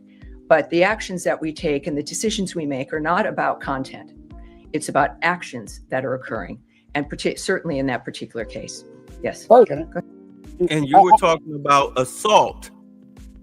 Well, let's being the biggest. Well, the Constitution does not protect, and maybe I'm wrong, but the Constitution does not protect freedom of speech for people that are not citizens. Not in the same way. It is not. That's what I'm saying. Like, you have people that, like, here's my thing. Look, I'm not really in the convincing game. My thing is, we all went to public school. Some of us had better. I'm not even saying giving commentary. I went to a great public school. I had what I would call irresponsible white teachers. A couple of them that told the real truth. Like, they talking about, we starting the class with, do you know what the kingdom of Saud is? Like, you mean Saudi? No, the kingdom of Saud. Like, those type of people. So my thing is, what I would say is, even if you're not going to listen, I'm not saying you're not listening to what we're saying, but really ask the questions of what you're seeing. And you are asking us, but it's this thing where it's like when you get the answer from like BGS or Charles, it's just kind of, I get it, and it's cool to push back, but it's pushback on, is it really that way though? That's where the where's your source thing kind of came from, because we've heard that before and dealt with that before. Yeah, the reality is, we have seen all the stuff you've seen.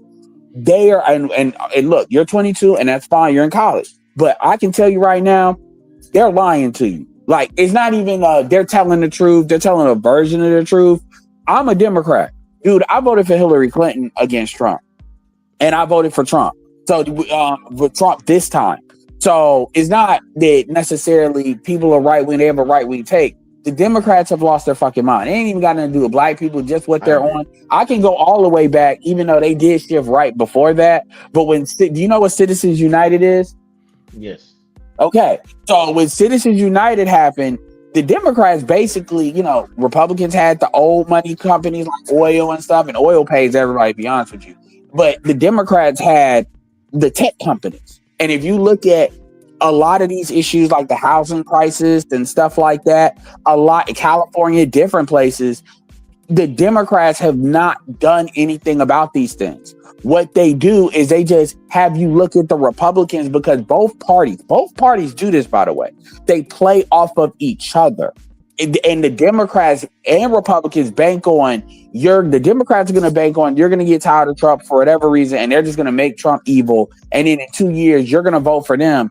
And the issue I have with that is you cannot like Trump. I'm not saying you should. What I'm saying is get the Democrats to commit to what they are going to do, whether it's for black people, whether it's for even something simple like housing that affects everyone. The Democrat, and this is where I come into massively primarying them, because the problem is they're depending on you people just voting blue just cause. They do this with black people, but they do this with the white working class as well. And so this is another reason why they shift right too, domestically, in order to appeal to those conservative voters. But the problem is they can't let the LGBT stuff go. And so my last question, I'm gonna say, I got a question for you. Who is it that you like this an upcoming star, whether it's Democrat, Republican, somebody like, let's say JD Vance is a good example of somebody that definitely is an upcoming star, if not already a star. Tulsi Gabbard was that for the Democrats, but you saw what they did with her. So who would be the person you would put forward? I don't think that there's a person as of right now. I really don't know. I definitely would not say AOC. I don't think that she's consistent on anything she says. They tried to put Gavin Newsom up there. I don't think that Gavin Newsom is easily swayed. I saw his podcast. He was up there like booty clapping for Charlie Kirk, and it was just bad. So I don't think there is. No, he's trying to go to the middle. No, Gavin Newsom knows what he's doing. This is why I don't like doing domestic politics, because there's too much feelings involved. Yeah. So my thing is, even right or wrong, because here's the thing about Trump. Trump is not your problem, dude. Vance is probably going to be your next president if the Democrats don't get their stuff together. Trump is only going to be there for a year. He's a more cleaned up version of Trump. Well, I mean, even still, I personally like Vance, but my point is people keep focusing on Trump as if Trump is going to be there forever. Trump, like they have him. Tulsi Gabbard has to probably get favor in the Republican Party, but she definitely has people behind her. Oh, they love her. They love her because of her military background. Okay. Yeah, so An overwhelming group of people actually wanted Trump as president. What do you say about that? The overwhelming majority of Americans. Okay. Majority of the country bled red. Is that true? Okay. Is that true? Yes. He had the popular and the electoral college. Wasn't there a large percentage of people that just sat home? No, there's a lot of black people that sat home, but you gotta realize something. How does 40% of Hispanic women vote for this man? Think about it. He's one of the few Republican. He's one of the few guys to run Republican, and he had like what? Either almost 20% of the black male vote. Why do you? Let me ask you this, bro. Why do you think those people that vote came out for Biden didn't come out again? Because like I've been saying, the Democrats have softened up on their points. They lean towards the right. No, they got caught lying, dude. No, they screwed up the country. Yes, they did. It's just that simple. So I know it's hard for you to comprehend, but what BGS just said is correct and accurate. We caught him in this administration telling lies after lies. And to back up let it ponder in your brain before you only answer to rebut. Please listen to comprehend. He gave you the answer. I know you're choosing not to want to accept it, but you have to swallow it. I'm gonna put it to you this way.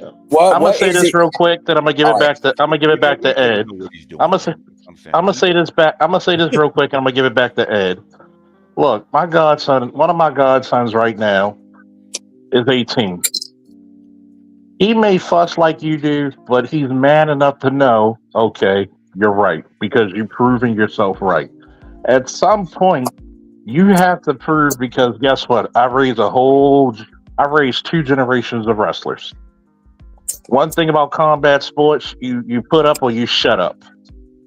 There ain't nothing you can hide behind. That's the one thing you need to really realize is this. You have yet to give anything to dispute anything we said, and we literally gave you facts among facts, links among links. You got to get out your feelings and get to your logical the links you've seen hasn't disputed anything we've said. Did anybody read the links? The piece about green card holders not having free speech protections. Green card holders don't have free speech protections. Like, honestly, no. Honestly, they're taking a long way around. Like, and what you're doing too is you're trying to move the goalpost to config. So you already got an idea of what you actually want it to be. This is why we're leaving it ambiguous. Remember, you're in college, so research is the thing you all do. If y'all don't know nothing, y'all know how to do that. True, and y'all got Chat GPT. The reality is, even the question you asked, talking about, well, didn't the people, a lot of people stay home? Dude, you can easily research how many people participated in 2016, 2012, 2008. You can easily go to ChatGPT right now and get that answer. So either you already know it and you're just asking that to be disingenuous, but don't get the benefit of the doubt that you're not doing. Yeah, you're trying to debate. Basically, he read you the law that they're going to deport him on. He read you the law. Like what we got to do, like, I can admit that I didn't know that. Now that you know, guess what? But you still asking, and it's like, and the thing is, you keep saying, and my question is too. I gotta ask you, man. Sorry, we gotta do the what's this thing you call, Charles, when you hit people for metal detectors? The metal detector up and down, dude. You got a real sympathy. Let me ask you this: would you consider yourself black first? Of course, yeah.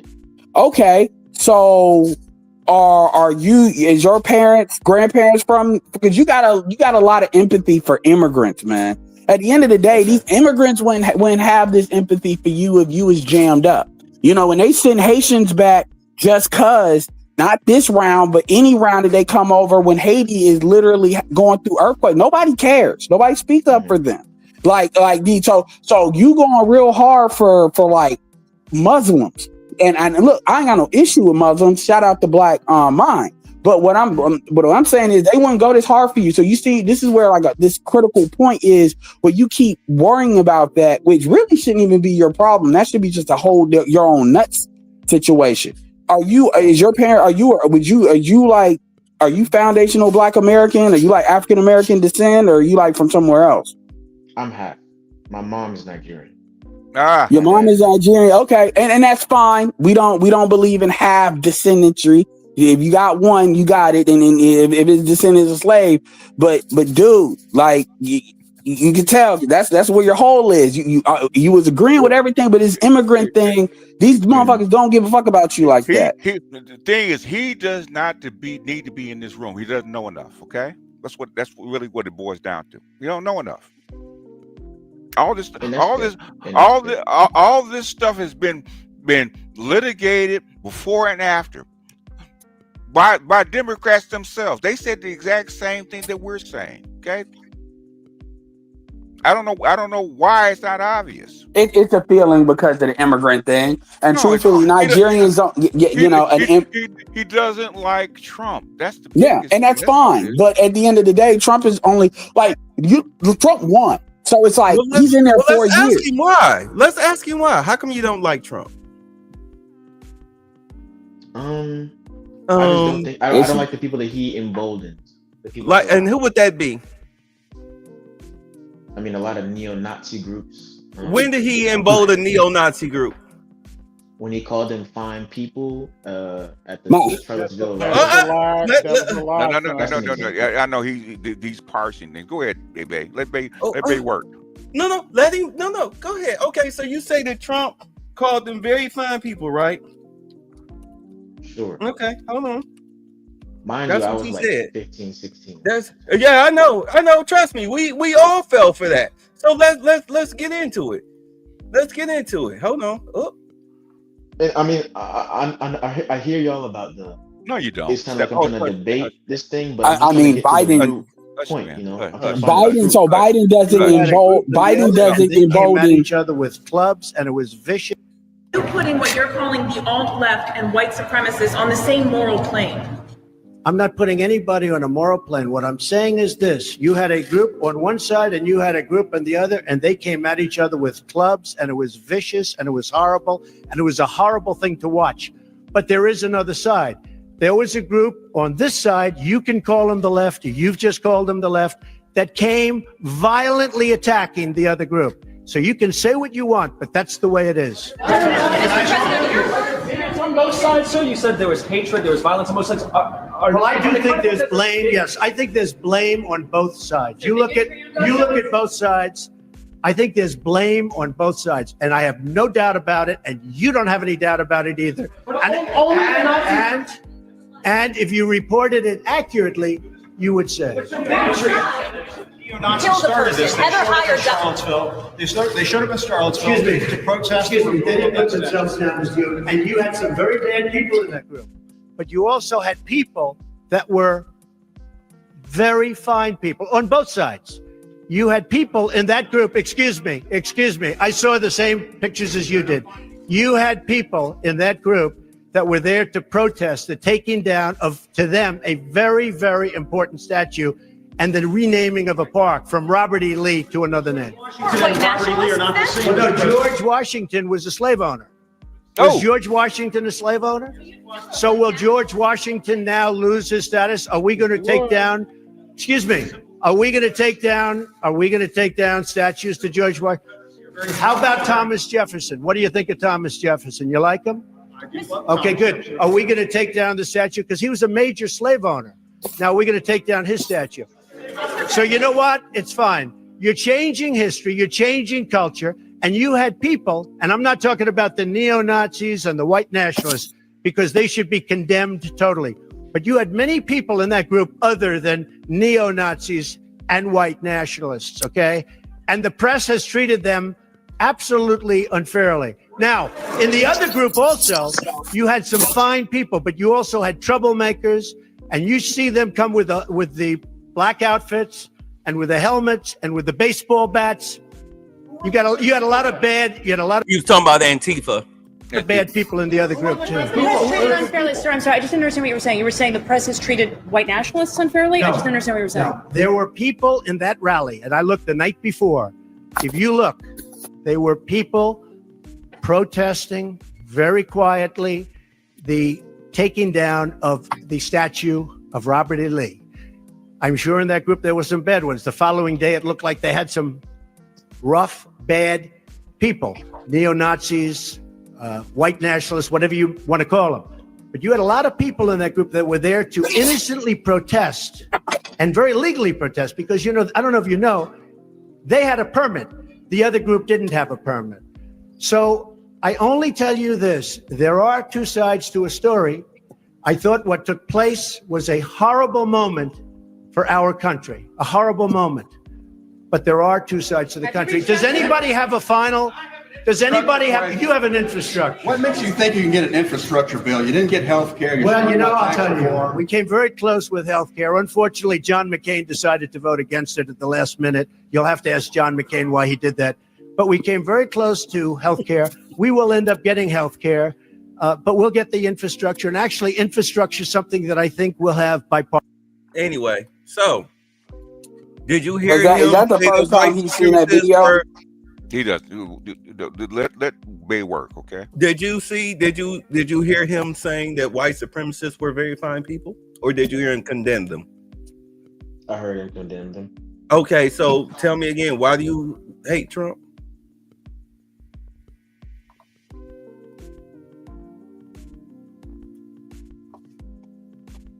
Hello? Hello. Trump bad. Trump bad. Neo-Nazis, but didn't he later come out and call them very fine people? No. Did you hear him say that? He later had to re-explain that. No. You literally just what? Hold on. You literally just heard the very press conference in which that idea that you said came from. Did you hear him say that white supremacists were very fine people? Okay. I mean, yes or no? I'll concede the point, but does this still not mean that Trump emboldens neo-Nazi groups? How did he embolden them? His rhetoric. Hey, Bay. What rhetoric? What rhetoric? No, let Bay work. What rhetoric? It's really the anti-immigrant rhetoric. What are you talking about? This had nothing to do with immigration. We're talking about right now. I'm past oh, you're past it now because you know. Oh, wait. No, you can't just jump because you know you lost. No, he's not black first. Concede the point. Concede the point. I concede the point. I said that. Okay, you concede the point. So now, I guess you're going to talk about when he called Mexicans rapists and killers and bad people, right? Back in 2016, 15, when he was running, is that your next talk point? He does that now. Does he not do that now? Okay, are they not rapists and murderers and criminals and drug dealers? All of them. The ones that he's deporting, are they not? No, they're not. Not all of them. I don't believe. How do you know? Hold on, homeboy. Just you are so. No, he's immigrant first. I mean, no. Yeah, he's immigrant first. He's I1. He's not B1. He's I1. Let Bay work. Let Bay work. I1. No, I got it. I got it. No, y'all got it. Because go to work, man. Go to work, at this point, bro. At this point, you are doing the thing that I used to do when I was your age. I used to grasp it because do understand my background. I mean, I'm king of pro-blackity black. You understand? Yeah, but yeah. I wound up, Yeah, you are. Yeah, and I grew out of that stuff because I realized that the times have changed now. And there's more to the story than we're actually told. Okay. Thank you. Because the people that we were getting our information from, CNN, MSNBC, ABC, The View, CBS, NBC, they're all left-wing media, and they've been lying to us for decades. Yeah. They've been fear-mongering us. Do you know how bad they've been fear-mongering us? Anna Kasparian has quit. Listen, Anna Kasparian has quit the Democratic Party. Yeah. And she was the biggest Trump bad. Trump. I mean, that's why I played the clip, because she realized that she had been lied to and duped almost all her whole life. And you know what turned her around? When she got sexually assaulted by a homeless man. Yeah. And she said it. Yeah, remember that? And you know what they said? You see how everybody that was her friends, they had came on, they called her racist and everything. And whatnot. But turns out it was a white dude that did it. Yeah. Right. It was a white dude that did it. Yes, willfully ignorant. The people on her side that turned against her were willfully ignorant. They were supporting the criminal. And that began her journey. But as I said, since 2020, since 2015, 2016, when Trump first came into office, okay, because this video is from only 7 years ago. Yeah. 7 years ago. So you're looking at what? 2018? We were tearing down those racist statues. He had no problems whatsoever with us doing that. Not a one. A lot of his supporters did, though. We don't care. No, we don't care about that. Him and his supporters are two different things, right? Thank you. That's like the people in my chat. What I see. Represent my viewpoint. Let me represent their own individual. This is what I'm hearing. Go ahead. I'm hearing that all in all, look, and I'm just saying, based on this conversation, immigration is the most important thing to you. Look, African Americans are not like extremely hostile to immigration, but let me ask you this. Do you think immigration benefits the Black community in the United States? No. So why would and there's other things for Black people to not like about Trump, granted, and for real, but why would Black people give a fuck about immigration? In fact, a lot of Black people stay home because they may not have been able to bring themselves to vote for Trump, but at the same time, they couldn't bring themselves to continue what the Democrats were doing, because your main argument has been that the Democrats have not been doing what they should be doing. Is that correct? As far as how you feel about the Democratic Party? Sorry, can you repeat that one more time? That the Democrats are not doing what they should be doing, and they've gotten away from what they are supposed to be about?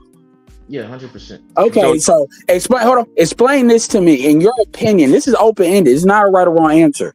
What is it that you think the Democrats, because see, if you're 22, you weren't alive when Clinton was there. So what do you think the Democrats should be doing? What is your image of what the Democratic Party is supposed to be? Good question. Okay, so I kind of want to just I know it's loaded. Answer the question, man. Okay, all right. I believe that, my political and moral framework is just one of empathy. So I believe that the Democrats should be standing up for people who are marginalized, and I just don't see that happening. Okay. So marginalized people are being attacked right now. Being attacked by whom? I mean, by the administration in power. Party. No. How? How are they being attacked by the administration in power? I mean, okay, I already know y'all are not gonna appreciate this, but a lot of the DEI efforts and the affirmative action thing, DEIA is really what it was. DEI basically benefited whom, for the most part? I mean, I know it benefited white women. 75. So what's the problem? 75% are they marginalized people? I mean, women are. Are white women marginalized people? No.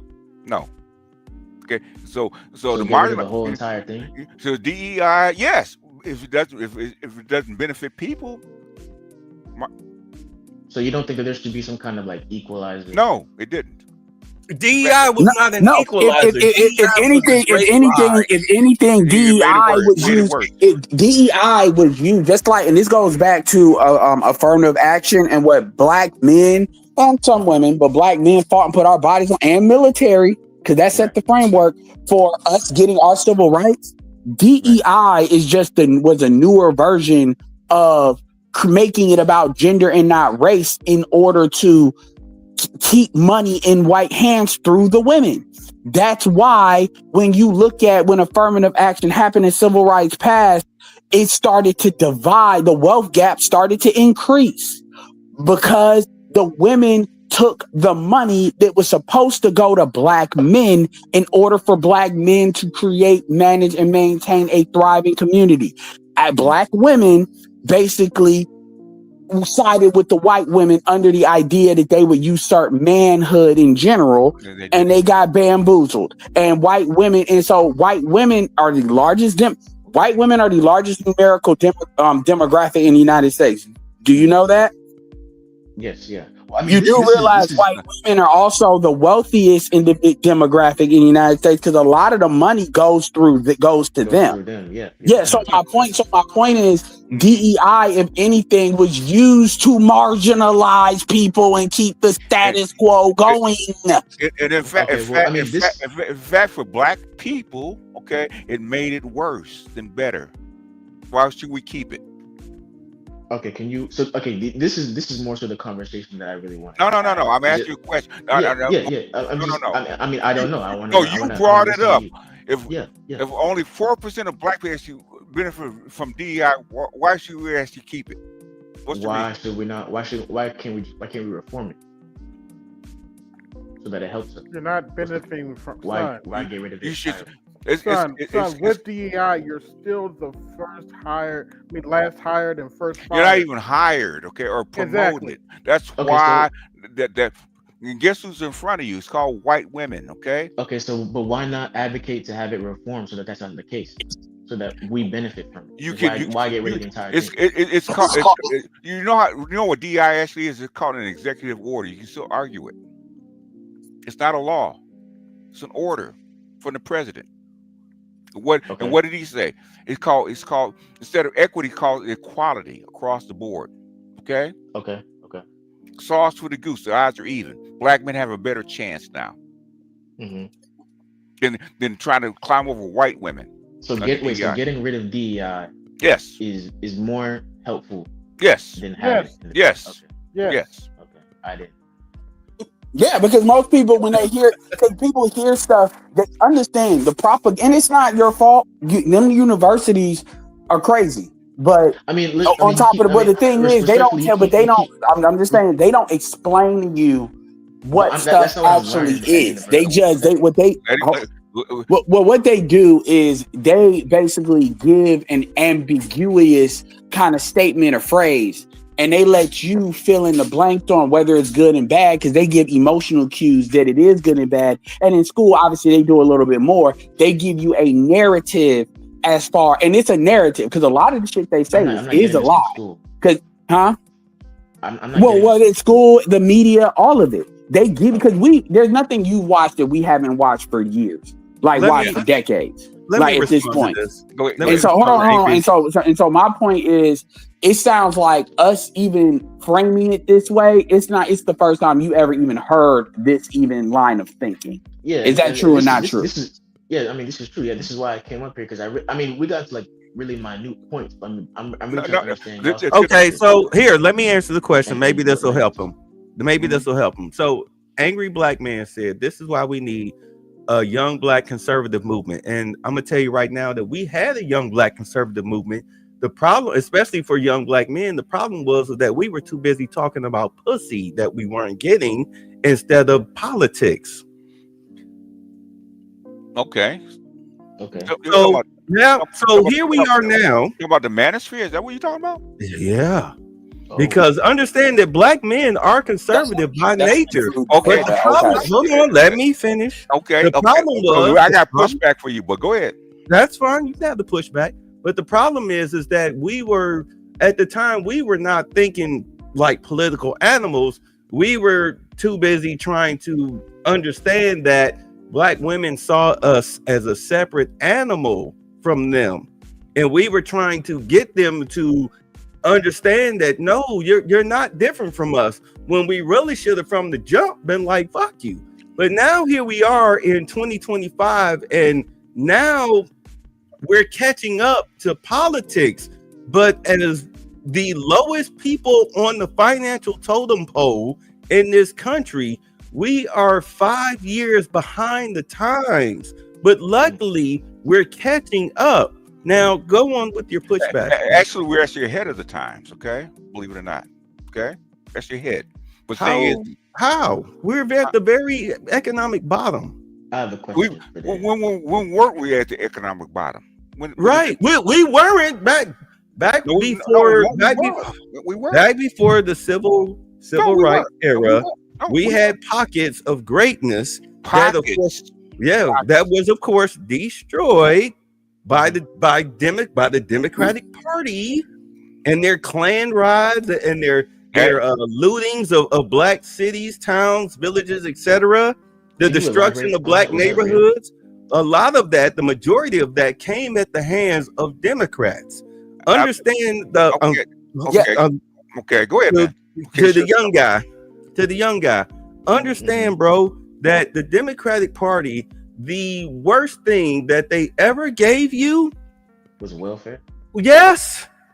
Okay, and feminism to your women, because what that did, that stunted not only your economic growth, but your psychological and physical growth as well.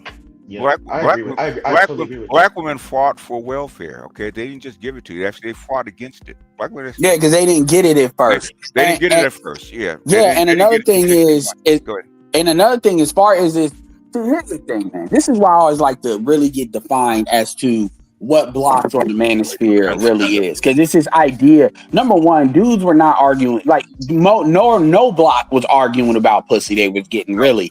What they were arguing about is, number one, SYSBM never argued about pussy they weren't getting. SYSBM was arguing about culture and their right to date outside their race and not be attacked because black women are trying to keep their resource, which is men, or a resource, because we know the government is the resource, but a resource intact that they could fall back to. That was their problem. Hold on. The Immoors were the ones that were probably the most quote unquote political, but they talked about culture. And culture, because understand, everybody in the black manosphere is not necessarily right wing, but we have a cultural problem. The women, and it's not just the women that hold it, the men do too, but the women are the main beneficiaries of the cultural status quo that keeps black people from getting to the points they need to get. This is why they protect the LGBT stuff. This is why they protect all these things that whether you agree with it or not, I'm not talking you in particular, I'm talking about a black person. It doesn't benefit us. That's why I asked the immigration thing. It doesn't benefit us. People can't even make an argument immigration benefits black women. So if you care about black people, that shouldn't even be a concern what Trump is doing like that. So my point is, the argument is, if people aren't talking about what you think should be talked about in the intensity that you think is, truth be told, Anthony Brian Logan it got 1 million subscribers. He's black. So there was routes that people, and Brandon Tatum don't like him. I think he's a nice guy. There's routes for black people to go if they wanted to have a political conversation, and only that. The reality is, and I'm gonna end it here. The reality is that dudes just call anything they didn't like. We're just complaining about pussy. And even to this day, black people, even Anton was doing that bullshit when he first got in here, until he actually talked to these chicks over and over on his own show. And now how does he sound? Because Anton is understood, even though I agree with everything he says, it's a cultural issue. Black men, remember, the manosphere started. Okay, 10 more seconds, and that's it. The manosphere, the black manosphere started mainly about child support. That ain't got nothing to do. You got to get pussy that to be paid child support and father rights. All right, I'm done. All right. Was the men's rights a movement, a political organization? Movement. Was it, Bay?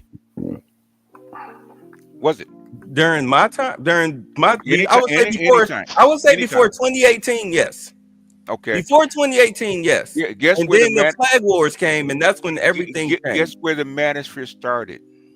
That's what it was about. Men's rights. The original black people, black manosphere was men's rights movements people. That's where it came out of. MGTOW is a men's rights advocate movement. That's what it came out of. It's a protest movement. It started off as political from the very beginning. Go ahead, I'm listening. I'm trying to find it. It's always been political. Hold on, I'm talking to him. Okay, we talked to you already. Yeah, babe, I'm about to go to bed. I'll catch you later. All right, man, get some sleep. We're talking to people that know something. Not you can listen for a second, I'm right? trying to learn. I'm trying to listen. Well, then be quiet and learn, okay? All right. Thank you. Okay. Wow. No, I'm sick of civilians. Okay, you don't know anything, so be quiet and listen. Okay. It started off as a political movement. The Red Pill is basically a political movement. It's not a social movement. Okay, basically, that's where it started. Even the Black Manosphere is actually a political movement. Okay, for the most part. Okay, now people will actually bring in their things about women and social groups or anything else, even politics, the same way, right? About men and women disagreeing, what's going on with your family, what's going on with your children. It's all part of it. The thing is, it's all political. Every little bit of it. Okay. Now, will there be other stuff about black female fuckery? Yeah. Why do you think that is? Because you need these women to get on board and get behind you as far as educating your boys, keeping your families together. J.D. Vance, why did they kill abortion? By keeping your freaking families together. You don't have families, you don't have a political movement. Families do come first, even amongst politics. Where's family not in politics? Tell me. Well, Now, go ahead. From what I see with us, the majority of us vote Democrat. But when it comes to Europeans, they are split, but the majority of them vote Republican. Okay. When it comes to the Latinos, they are split. The majority of their women, especially this last election, they voted Democrat, but the majority of the men voted Republican. Okay. And with the Asians, majority of them voted Republican. Okay. We're outside the manosphere, especially this sector of the manosphere. You hear this kind of political talk. Right. Now, well, actually, I'll put it to you like this. The people that I hear doing political talk do not consider themselves to be a part of what we call the manosphere. They're just independents. That's what a lot of us really claim to be, independents. Now, as you know, what did the guy say? Bread Dragon said black men are not at the economic bottom. And I'm like, okay, well, where do we rank? Where do we rank? I mean, here's the financial map right here. Even though we're better than what we were, we're still at the very bottom. And the reason for that, and everybody here can attest, is because they broke up the black family, because that's where your true wealth lies. Two incomes. They didn't break it up. The women left. And that's the thing. So it's like this conversation that, for some reason, like, again, I'm gonna tell you something. If you want a black community, there is no conversation past the women. There is no. Everybody wants to find this fucking like magical, like the road to El Dorado, where you know somehow you say what needs to be said and the women just magically come on board. That's like, never gonna happen. Yeah, exactly. So either you don't want to commit. I've even had to check the SYSBM guys about that. How they talk about they're gonna create a new black community with non-black women. No, you're not. You're washing out. I respect your ability to do that, but don't act like 3 generations from now they're gonna be black, or 4. That's not what that is. And don't like delude yourself to what you're doing. And so my point is, and I'm not even saying that they don't have a right to do that, but don't try to tell people you about to magically create some magical community. So the point is that the reason the women are being talked about is because there is no route to a black community without them getting on board. And a lot of people are gotten to the point where we're probably just not gonna have a black community that's worth anything in the next like 50 years, if not sooner than that. And that's a whole nother conversation. But that's where the women come up. This idea that dudes are making who are the top 3 I'm mad that I don't get pussy YouTubers? Because motherfuckers always talk about this, people mad that they can't get pussy, but they never can point. And I got one in mind. And you may get one. But other than one, it starts with an O. I'm not going Well, that so route. there's Because so my thing is there's just. Oh, go ahead. Sorry. I got you. I'm not All right. going that route because I'm not trying Okay, to. granted. I respect that. I respect that. I give your content credit. And Right. But hold on. Let me explain myself. Because y'all coming at me with the end beating sticks. Yeah, we go. Yeah, you don't get. Well, I mean, this is we litigated this already, babe. This has been litigated. Like this was the first blow up. You won't get this belt, man, today. Yeah, I mean, you open this door, and by the way.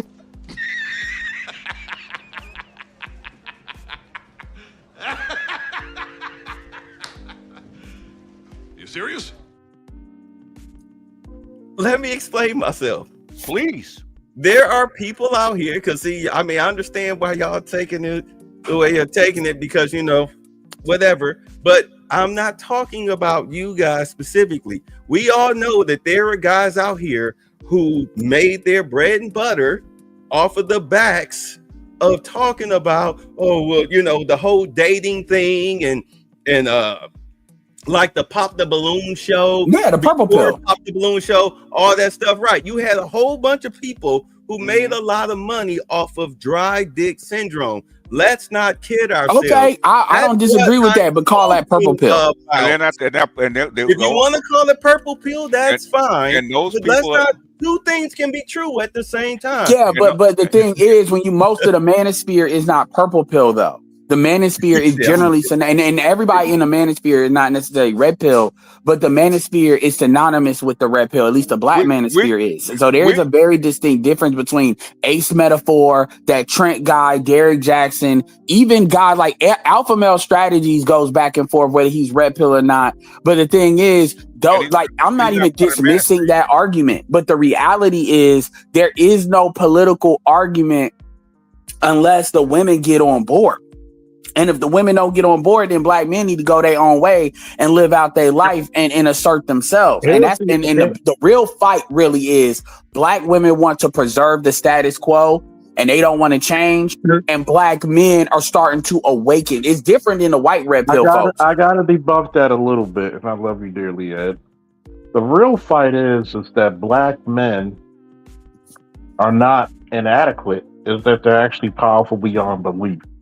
But they can't get but a lot of black men cannot get above their indoctrination. I'm gonna tell you the same thing I told all my godsons and my son. The hood doesn't owe you shit, but at the same time, you don't owe the hood shit. Go out and be great. Why you being stagnant? Birth of the passport, bros. Why you being stagnant? Because I told them just now while y'all were talking.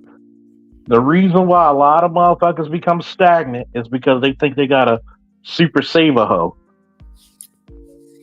And there was a wise prophet in the 2000s said, don't save her, because what? She don't want to be saved. I'm gonna tell you one thing, and I agree with Harriet Tubman. I've saved a lot of motherfuckers. But there's a lot of motherfuckers who didn't know they were in motherfuckery in the first place. I could have saved more. And the problem ultimately is this. Black men are not used to power and freedom. Do I need to say that again for all the Negroes in the back? No, back. Woo! I'm going to say it again. Say it again. Oh, everybody with me. 1, 2, 3. Woo! Negroes are two things that are alien to Negroes. Power and freedom. And because you're on the cusp of it, you don't know what the fuck to do with yourselves. You're basically trapped with a hard dick and nowhere to go. Right now are at the threshold.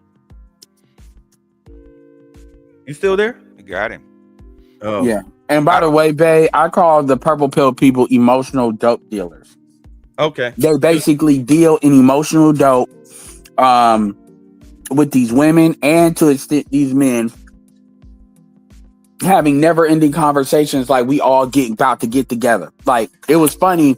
Ace Metaphor basically has been in operation with that tonight's conversation since 2019. And he spent 6 years basically making money off the let's get back together conversation. And women mainly paid him a lot of money to do that. He's one of many. And so, yeah, they have done that. They have made money off of that. But ultimately, people cannot say that they don't know what Black women are about. Anybody that comes up here, whether young, old, they try to propagate this thing about they're not all bad. Nobody's saying they are. But the question is, are the majority of Black women fucked up? And when I say fucked up, I mean specifically, are Black women team Black men? Are they team their men?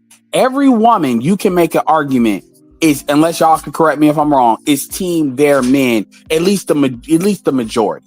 Or they understand that their quality of life or their personhood is tied to their men. Only Black women believe there's a path away from Black men, because I think most Black women don't want to be Black anymore. I think that's my personal opinion on what the issue is. So if you say, what is the central problem we have today? The central problem that we have today is what Charles exactly said. A lot of Black men are in this thing where they don't want to go all the way. So what they start doing is they start making us the villain, or they start making Trump the villain. They look for these villain distractions in order to pretend that there's not issues between Black men or Black women, or to not force themselves to make the final decision to go to the finish line. And the reality is, until you actually assert yourself as a group, you're not going to do, like BGS says it, Black women do not respect you until you break up with them. And Black men refuse to break up with them. They think your manhood is tied to how much abuse you endure. That's can I say something to that? Go ahead. I would go a little further. I think Black people in general don't want to be Black. I don't think Black people in general are team Black people. Why you say that? Like my man earlier, you know what I mean? He was making all the excuses for the you know, the Hamas sympathizer and all that. You know what I mean? Because Black people have this weird thing of always trying to play all sides. Mm-hmm. You can't stand on anything. You gotta this weird godlike savior complex. Like you have to fight for everybody, stand up for everybody. Well, remember, sir, he's half Nigerian, so he had his own. What Black people, right? But still, that's still Black though. They're looking for allies. I'm speaking particularly for African Americans. So what I want to ask you is, so let's stay there then. How do African American men? Let him finish. All right. Even if you just talk about Black Americans, I mean, it's the same shit.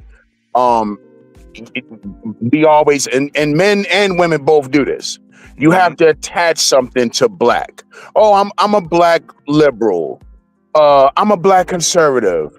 I'm Black gay. I'm Black trans. I'm Black emo. You always have to attach Black to something else. All Americans do the same thing. Yeah, and majority, and I want to specifically talk about African American men. Why do you think African American men don't want to be Black? Because Black people in America, for the majority of them, have a low self-esteem. Honestly, no. Where have you seen? Where have you? How do you see that? No, hold on here. Are you Black? Are you Black, sir? Yes, sir. Okay. Who has the most problems as far as men in this country? Black man. Black man. Okay. Is that a very good reason not to want to be Black, right? I've never not wanted to be Black. I mean, I'm saying that I'm not talking about you. As far as not wanting to be Black, that's probably where it starts at, right? It's called treatment, right? See, man, it's hard for me to agree with that because I never felt that way. I didn't say what you felt, and I'm somebody who done had some stop and frisk ass kicking. Why? But I've never felt that way. Why do Black people not want to be Black? A lot of them feel like Black is synonymous with failure or struggle or poor or, woe is me type shit. Where did they get that from? Shit, probably television, honestly. No. It's called you Black in America. You get stopped and frisked. Do white boys get stopped and frisked? Like you? No. Okay. It is my opinion. Do they get profiled like you? No. Okay. Do they walk over the shoulder, look over the shoulder when a police car actually rolls by like you? No. Okay. You get treated differently, right? Right. Than other groups of people, right? Uh-huh. Okay. That's why Black people don't want to be Black. It's not that hard. Well, again, I'm sorry, I gotta disagree with that. Like, for example, my man talking about the black women, right? Okay, we're both black Americans in America, right? I don't walk around with somebody else's hair. I wear my own hair. Yeah, most black I men, go through way, and I probably go through. Hold on, and I probably go through way more shit than that black woman does. But she don't even want to wear her own hair. Meanwhile, I don't do that shit. But let's be clear on what the statement. Are you a woman? No, I'm not. So the thing is, what they go through and why they do things is not the same reason that you do things. Yeah, so here's my argument though. I know why. I know why. Well, he came in here. I know why black women change their hair, change their skin color, all that kind of stuff. I know why. It's biological. Yeah. So but the way he came in is basically saying black. You said black people in general, but we're all African American on here for the most part. Unless you're not, and that's why I asked that question with Swaggy, because the way he was sounding was he had other loyalties, and that's fine, but that needs to be disclosed. My thing is, so that's why I said black, because it's all African Americans for the most part on here. My thing is, black men do not have this. They want to self-destruct their own community so they can graduate. Black men understand they can't graduate from being black. Even coons understand they can't graduate from being black. Generally, when you see somebody that believes that, they're not usually from the United States. When they like Clarence Thomas knows he's black. Me and Bay has been in the black community doing this kind of crap for freaking 40 years. We know better, okay? We know better. I mean, when you have when you have sheriff's deputies jumping out of the bushes on you, yes, yeah, you know, yeah. When you have government agents not only having files on you, but also trying to, yeah, brother, how can I join your organization? The reason why I bring it crazy. Look, understand something. As black men, the reason why black men don't like being black is because we are demonized. That's why I've had the moniker embrace villainy, because we're seen as the devil. We're seen as the devil in America. Everything is blamed by on us. our own women. We're seen as the The devil. reason why I bring that up. Let me take the floor, sir. The reason why I bring that up is you hit me. All right. Let me take the floor. Because my stuff is okay. In fact, I'm getting relax. We got you. We're gonna give you a turn. Relax. Understand, man. It wasn't a show. I understand. He all right. Yeah, cool. Yeah, I know. He's all right. Yeah, good dude. Here, look. We are demonized. You learned this at 8 years old that you pretty much have no value. All right. That's the way the American culture, the American education system, that's the way it's programmed to you. All you watch is TV. Who just dropped? Oh, it was what's the name again? That's the way you see it on TV, newspaper, print media, everywhere. The news, all of this stuff. You are taught that you have no value. Look at the little 13-year-old boy with the cancer surgeries. Okay, he was out there in this little cop costume, and who was making fun of him? Black women. Okay, the black girl that got Batanya Harding. Who is crying crocodile tears? Who is getting all the media coverage? The black girl, the one who the assailant. And then you got the NAACP, a black man, sitting here calling her, pretty much trying to say she's the victim of the assault that she committed. I mean, you have to understand that it's not just black women that are browbeating us ever since we were kids. It's also black males, not men, but black males, just like black females. Now, can you create a black family with non-black American women? Yes, but they have to. But I mean, there are black people all over the globe. We're what 90% of the world's population, maybe 80. I mean, not that much. Well, you go to South America, is majority black. Nah, the Asians are actually the biggest majority group on the planet. That's fine. I mean, black people say we're the Asiatic black man. I don't really want to. Right. It depends how you want to slice it. Go ahead. Yeah, so like call me Skrilla. Like black men need to accept being hated. Right. You need to accept being hated. And the reason why I say that is because then it'll get you out of ass kiss mode. You'll stop looking to be accepted, not just by Europeans, but also by your own people. Carve your own lane. The people who are like-minded, who agree with you, who like your company, etc., they will show themselves. They'll show themselves. They'll gravitate towards you. And that's who you build with. That's how you build communities, with like-minded people. This is why we have so many different religions in this world. Okay? Some people might say, well, if the stick bends to the left, then that means that God loves me. Well, I say if it bends to the right, God loves me. So now you've got a split. You know, why you think you got, Catholics and Christians and all the sorts? Everybody has an offshoot. So once you learn to love yourself and just say, fuck the noise of anybody else, I'm telling you, your life will be so much better. It'll be greater. You'll do great things. Don't worry. I agree with all of that.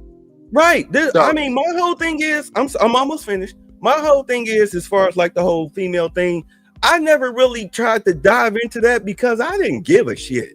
Like, I've had my fair share. I'm cool. Y'all, I say this generally.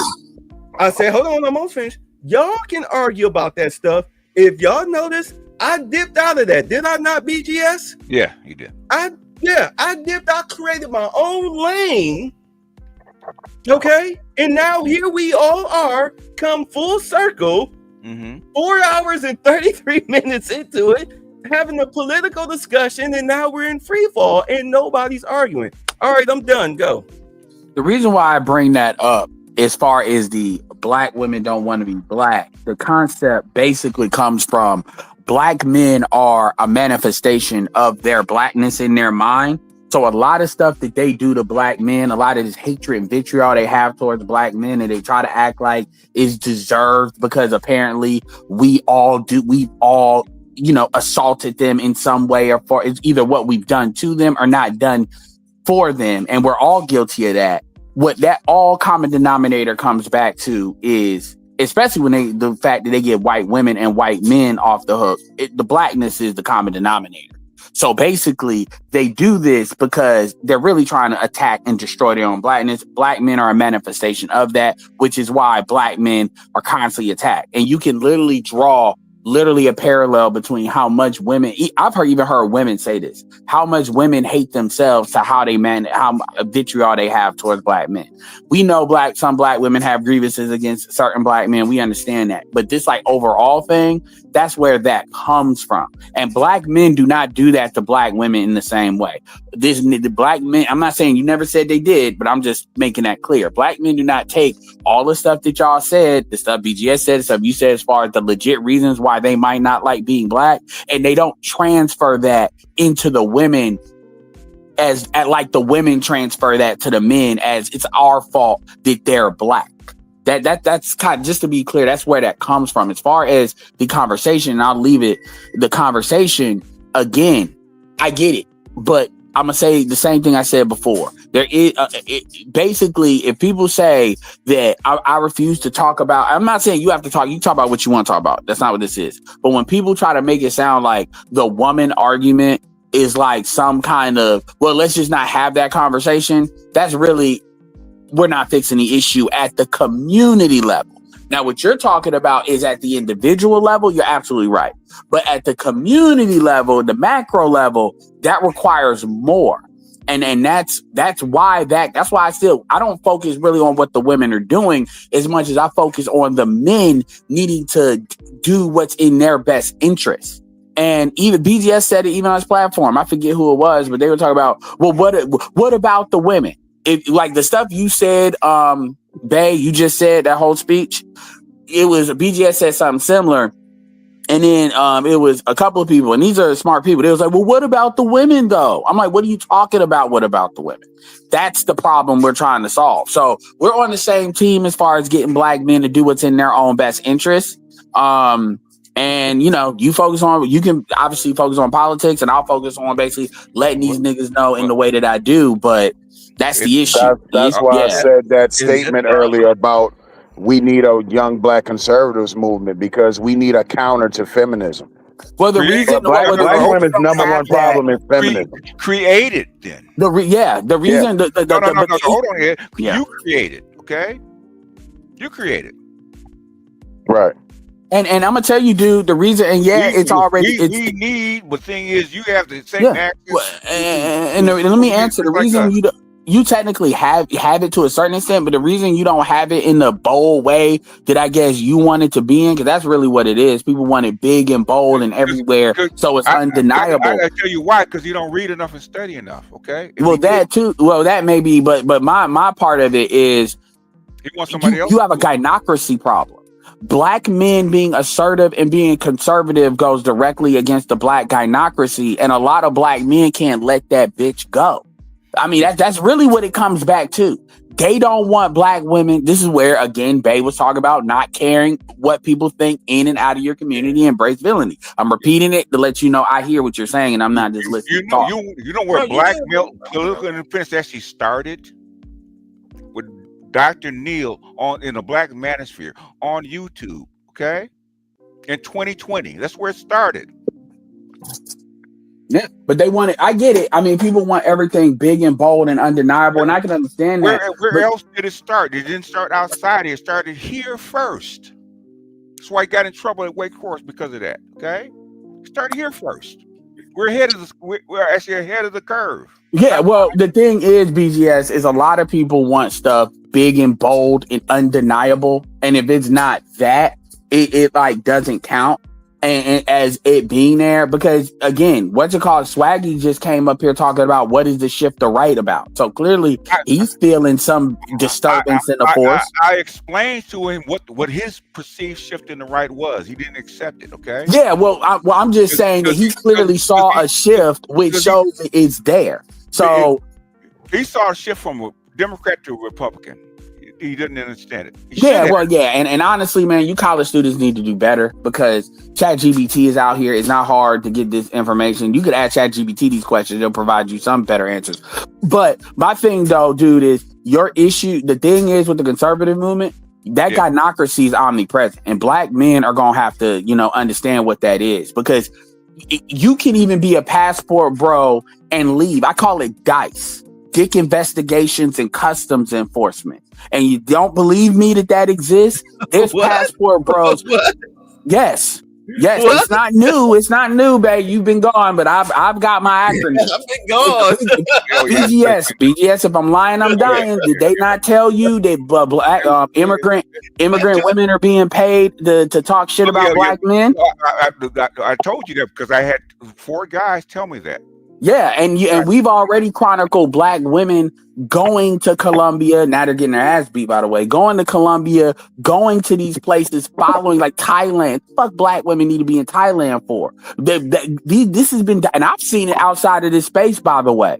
Like, out like that. So my point is, even if you leave, so let's say we agree 100% what Bay's talking about. You agree with it, dude. Cool. And the women, the women, I'm leaving the country. They will still come and try to get you on some slave catchers if you don't have your eye out. That is how far that reaches. So when you're in these cities, the point is black men, I'm not saying black men need to do what I say. What I am saying, though, is black men need to recognize the why these things don't exist because you can't counteract something if you don't recognize the why. Is he's anti-Trump. That's all he knows. Well, no, that's Swaggy. This dude is different. Okay. Well, yeah. This dude is talking about why we don't have a conservative movement. Unless you had one since Eisenhower. Okay. Yeah, like a black, and the thing is, another issue you have is aggregation. Because truth be told, people can say what they want about O'Shea, BGS. Mm-hmm. O'Shea, that Negro Manosphere was good, and O'Shea was legit paying people. It's just he didn't get the appreciation for that, and obviously Dr. Neil as well. people need to get behind these people that are doing a thing, whether it's Dr. Tiasan, Dr. Neil, whoever's in your best interest, get behind them. And I think a lot of dudes talk about what we need and they don't do enough support. And I'm not necessarily saying with money, it could be with a lot of things, but it's getting there. Black men are waking up and they're being more bold. But what we need to understand is Black women will die before they let your ass go. That is how serious that is. They will. What's that chick in Vogue? They will go homeless. They are insane. Not all of them, but you know what I'm saying. A political agnostic movement about policy, not conservative or liberal. Yeah. For instance, Doge going after child support, which is, happening. That's a great thing for Black men. Seeing what this money's being spent on, opening that stuff. That's why people be like, I don't understand why BGS can say he don't like Trump, but he likes dudes, or he don't like much, because it's what things that they're doing. You cannot like somebody and be cool with something they're doing. That's not a mutually. I've explained myself very well. I don't know why people are even asking. It's a feeling. I'm just saying, so my point is, the thing is, though, dude, is at the end of the day, my short answer with you is why you don't have, it's not as bold as it is because of the gynocracy. Because you notice that Democratic shilling has not been called out up until recently. Like, the Democrats had the bold-faced lie, massively, in order for that to be called out. Black conservatives that start being real conservatives and not shills for Republicans. That's true. And that's why I'm still a registered Democrat. So, but I'm more of a conservative Democrat. Too many clowns like Candace Owens and all that dumb shit. You have a voice. Where's yours? I don't have one. Yeah, Jason Black. Hold on. The thing is, you're saying what you should have. You have access to all this shit. How come you're not doing it? I support the people that's out here. No, I'm not. So I'm saying. No, I just answered your question. I told you I don't have a voice. I just don't have one. I said, how come you don't? I just don't have one. You should. You don't want one. You don't want to put yourself out there. You don't want one. Exactly. Well, it's not so much as that. It's like, I don't think we need 1,000 different YouTube channels. I try to support the people that I'm on the same page with. No, there's certain people. That's why I'm here with y'all. That's why I'm here with Bay. Hold on. ABM. Right. Look, you don't really have to be online or anything like that. But when I'm out in the streets and I see a young brother or a Black man, whatever, even with Black women, if I see something that catches my eye or something like that, or I see that they down, I'll say something to them that I hope uplift their spirits. Like, oh man, damn man, them shoes look tight, bro. Hey man, oh nice hat, or nice dress, or man, that suit is look good. And they, most people for the most part, they respond, oh thank you. Like, oh, all right, they fist bump, all that stuff. Because I am, despite the way I come across here online, I am a cheerful person. I'm a cheerful person. I'm a people person. I mean, I don't come across as one, but I really am out in the streets. It might get me killed one day, but that's fine. But things like that, you don't need. They come across there, loitering motherfuckers. I'm the old unk that you can be like, hey, what's up? Watch out there, young fella. I'm that guy. It can tell you. I despise local or domestic politics. I despise it with a passion. I'm gonna tell you a secret, man. BS does. I hate domestic politics with the past. You know that, right, Ed? Yeah. Fellas, let me politics. Let me finish talking to ABM. So, just something small like that, ABM. Something small like that, that's enough to brighten somebody's day. I do that already. I think most of us do. My thing is with our people is we only respect name brand. You know how he is with name brand. Like, for example, Tariq Nasheed, right? Okay. And I'm not hating on the brother. I like Tariq. Okay. But to me, he missed the mark because he too comical for me. Okay. In a certain degree. Like, he'll be spinning some shit. But where he missed the mark with me is when it's really time to hammer home some shit, he don't really hammer it home because he don't want to offend his supporters. Well, guess who has to step But up? that's where, but he's name brand. Guess who has to Niggas that ain't name brand like Charles or Bay or certain other, you know what I mean, in this circle and shit, they won't get the same support. Tariq can get niggas to raise $1 million for his museum. We get Other people can't do that. Everybody don't know. Wait, how do you know, man? How do you know? Yeah, because influence. How do you know? How do I know what? What kind of support we actually get? How do you know? It's too much time to talk. Look, I put it to you like this. There are some YouTubers that pro-black YouTube all-stars that I used to, listen to or whatnot. I dropped them because it became, you saw that it became a business for them more so than it became about the reality of the situation. Well, let's prove it. Do you know Kevin Samuels? I had to let them go. But the whole thing is that, it's okay not to like certain people because their message is not resonating with you. That's okay. How big is Passport Bros, sir? Shoot, who knows? Huge, right? Huge, right? I guess. I would say the talk about it is huge. The Passport Bros is a huge move by white, Asians, and black people, right? King Sigma started that. In 2018. ABM, you know Kevin Samuels, right? Yeah. Do you know where he came from? No. You don't know where he came from. You're looking at him. You're listening to him. Like literally these same conversations, and we can prove it. We have the Google Hangouts. We have before Kevin, like Kevin was probably at like 40,000 when he first came to the space. So he wasn't, and then but Kevin, like literally, like do you hold on? Do you remember that thing that Kevin used to say with sign language? Women are going to do sign language, right? Shame, insults, guilt. Yeah. Right. You heard of it? Guess where it came from? Where it came from? You? Yes. Kevin did add the I. Yeah. But it was still called sign language. In fact, I have the short on my channel where it actually came up with it together. Okay. We put the I in the sign language. Like real talk, I'm not saying technically Kevin has shouted me out about twice on his show. And this is way before I even had 10,000. The thing is, we can, and I'm telling you, we can show you the Google Hangouts, Charles, all of them. I remember where it was BGS and Kevin versus me, Charles, and Angry Man. And Angry Man was his own person before, but he was obviously in the space too. Arguing with BGS about Cynthia G and her symmetrical face, talking about she's attractive.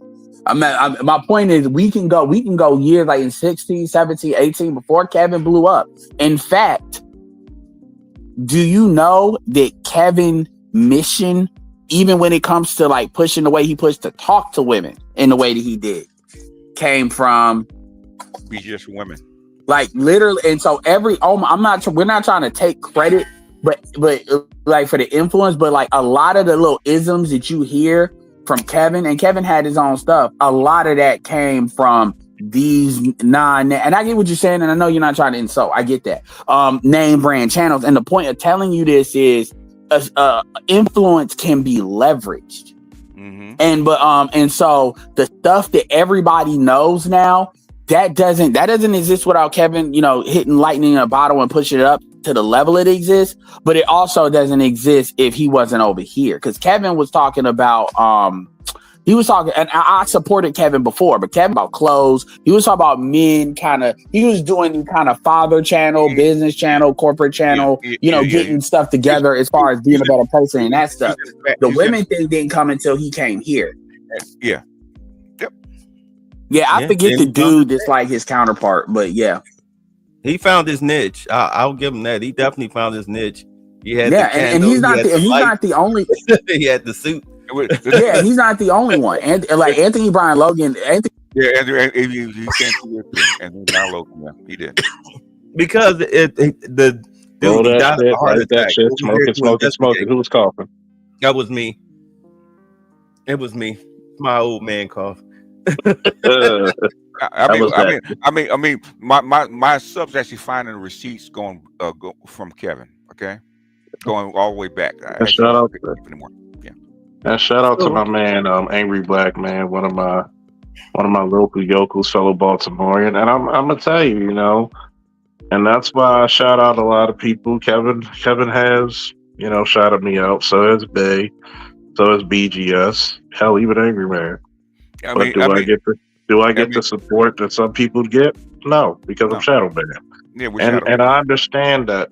Why am I shadow banned? Because one, we talk about controversial shit, and two, I'm around you fucking insufferable niggas. So that's why, you unsavory motherfuckers. That's why. And I choose to be around you unsavory motherfuckers, like my fellow Baltimorean would say. And the fucked up part about it is, yes, Ed should be at 20,000. BGS should be at 100. Dr. T should have 200. Bay should be. That's I why my original channel back. That's what I should. You know, they're shout out to Lewis for saying this shit.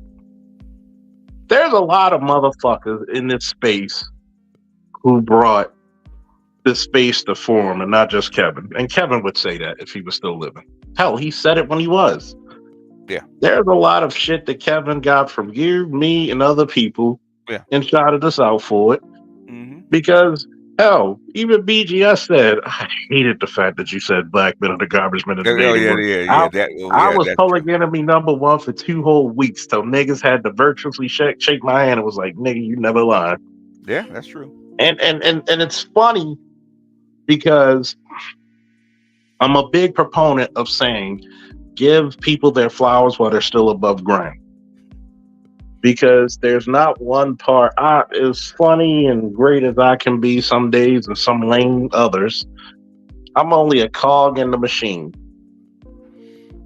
Do I wish that I could get 20,000? Yeah, I wish I could. If motherfuckers actually subscribed and got me there and paid enough, this is the reason why. Huh? Where are you? About 6.6. Okay, you're doing, you're doing all right. Yeah, we're doing all right. You know, shout out to every day. You know, if I did, would it make a difference? Maybe, maybe not. Who knows? But you know, like I told a certain somebody when they said I'm underachieving, I said, dude, it took Mr. Z and BGS to point out I had 800 live subscribers when I only had 1,000. When I said my salute to Kevin Samuels, I'm an overachiever. See, if you notice about this side of the sector, we overachieve. Everything we said, we backed it up with evidence. And I hate to tell you we told you so, but we told you so. Yeah. Every time we, and there's so many black men that actually got it. Nup Glory, Jason Black, and Fresh Truth, and the Freak don't know shit about politics. Not shit. Okay? Not shit. I'm gonna say that. Not one goddamn iota. Because Jason Black placates to women, dude. Yeah, not shit. He placates to a lot of black women. And guess what black women vote for unanimously, almost? Every Democratic Party. Everything for the last 2 years that came down in politics we called in this sector. Every last tittle, okay? Oh, I remember when he didn't believe that they defunded the police. Yeah. They tried. Yeah, they tried. In some areas they did. But then you know what backed it up? When they found out they didn't have enough police to fucking fight. Yeah, that's why the defund police thing actually failed. It's actually It was a failure. White females that tried that shit. Okay, it's a failure. And guess what? They weren't going to get out there to police your neighborhoods. They're scared of you. Yeah. So, all right. So let's, because it's getting late. So I didn't know the scarecrow from the Wizard of Oz was there. I don't even want to talk about him, man. He's a hoe for hire. That's what he is. So, wait, did he leave? Who? Ed, you still? Oh, he left. Okay. All right. So, all right. We'll start. ABM. You're on the clock. 2 minutes. Closing statement, sir. I think the only thing that's gonna save the black community is old-fashioned black conservatism, real conservatism, not cornball, white Republican ass licking like a lot of these other people with the big channels. They get paid to say disparaging things about black people, but real, true to life, genuine conservatism, black people that actually still give a fuck about other black people, that don't want to be anything other than black. That's what's going to save us. Family is the foundation of the neighborhood. We need families to have neighborhoods, to have communities, and ultimately a nation. All of this weirdo liberal shit has to go. And I think moving forward, we're going to have to, my favorite term is excommunicate. We're going to have to start excommunicating people that want to hold on to this weird liberal shit. All these people that want to be Democrats first, black is a distant second. We're going to have to get rid of these people and come back to the old school values of our grandparents and our great grandparents. And I'll land right there. I'm gonna tell you what, ABM. Charles, you know closing statement, sir. Oh, goddamn right. Okay. You got to get up in the morning. Shout out to ABM, one of my true Baltimoreans and one of my A1 Day One supporters, both monetarily and vocally. And he'll tell you, let's take Baltimore, for instance, and BGS would have told you, there ain't no fucking way a Baltimore child should be doing so poorly in school when you get some of the most money in the nation. A lot of what you see now, if we don't fix this shit and right the ship, this is like I told a friend of mine who's an E8 in the military. If we don't fix what the fuck we need to fix with military standards, manhood, especially black manhood, getting these young men not only in trades, but also higher institutions of learning in college and degreed up, they're going to be paying for the sins that we caused. They're going to be paying for the sins that our forefathers fought. Look, you may not like everything I say, but it doesn't make it less true. Either you stand for together or you're going to fall separately. Woo! I'm out. All right, BGS, 2 minutes, sir. Okay, the thing is, only thing that's going to actually fix this is people that actually understand how the process works. Okay, y'all niggers don't read, don't study, and try to say this one thing will actually fix the goddamn thing. The thing was working from the very beginning, right? You have to understand the whole process, not just a little piece of it. Okay, America's going to slide down. It's already sliding down. So it's going to slide faster, right? How do you fix the boat? How do you fix the boat? Instead of worrying about this little bitty, tiny segment, you got to fix the whole boat. That's what people don't understand. That's why I don't like doing domestic politics, all right? Because of this. Oh, the black community, the black women, don't want to hear that shit, okay? You got to understand the whole process. People don't actually want to study. This is why I'm getting tired of it. Anyhow, that's all I got. All right. Lewis, are you still with us, sir? Mr. Vacation Man? Yeah, I'm here. All right. Closing statement, sir. Why are you so quiet tonight? Be good to others first and foremost. Be good to yourself first.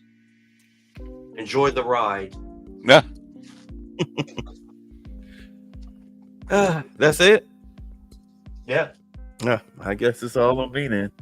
Look, man, all I can say is stop worrying about who's a racist and who's not. Stop letting people who are beneath you trigger you.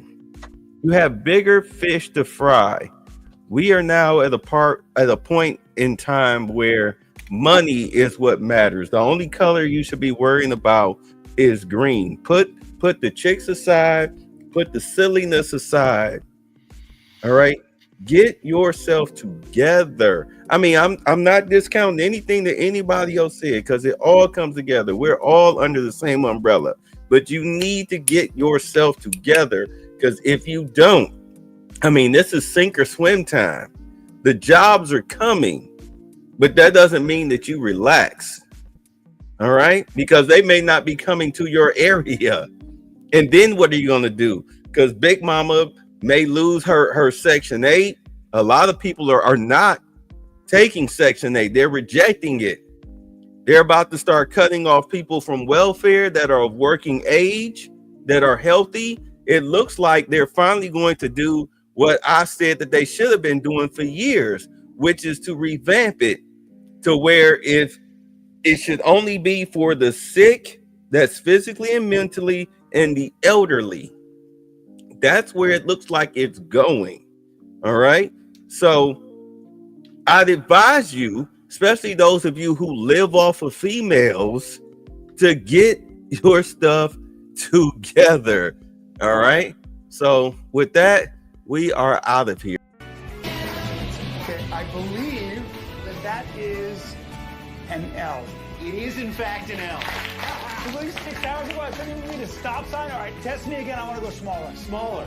All right. Great work, Rob. Great work. See if you can read this.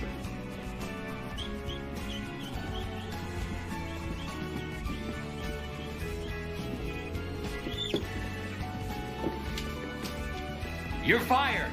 And in case your ears are fucked, get the fuck out! And the next person I see juggling, tap dancing, or baton twirling, or doing any other circus-like tricks will join him, all right? One strike policy applies. Now get back to work. Ah, damn, that felt good.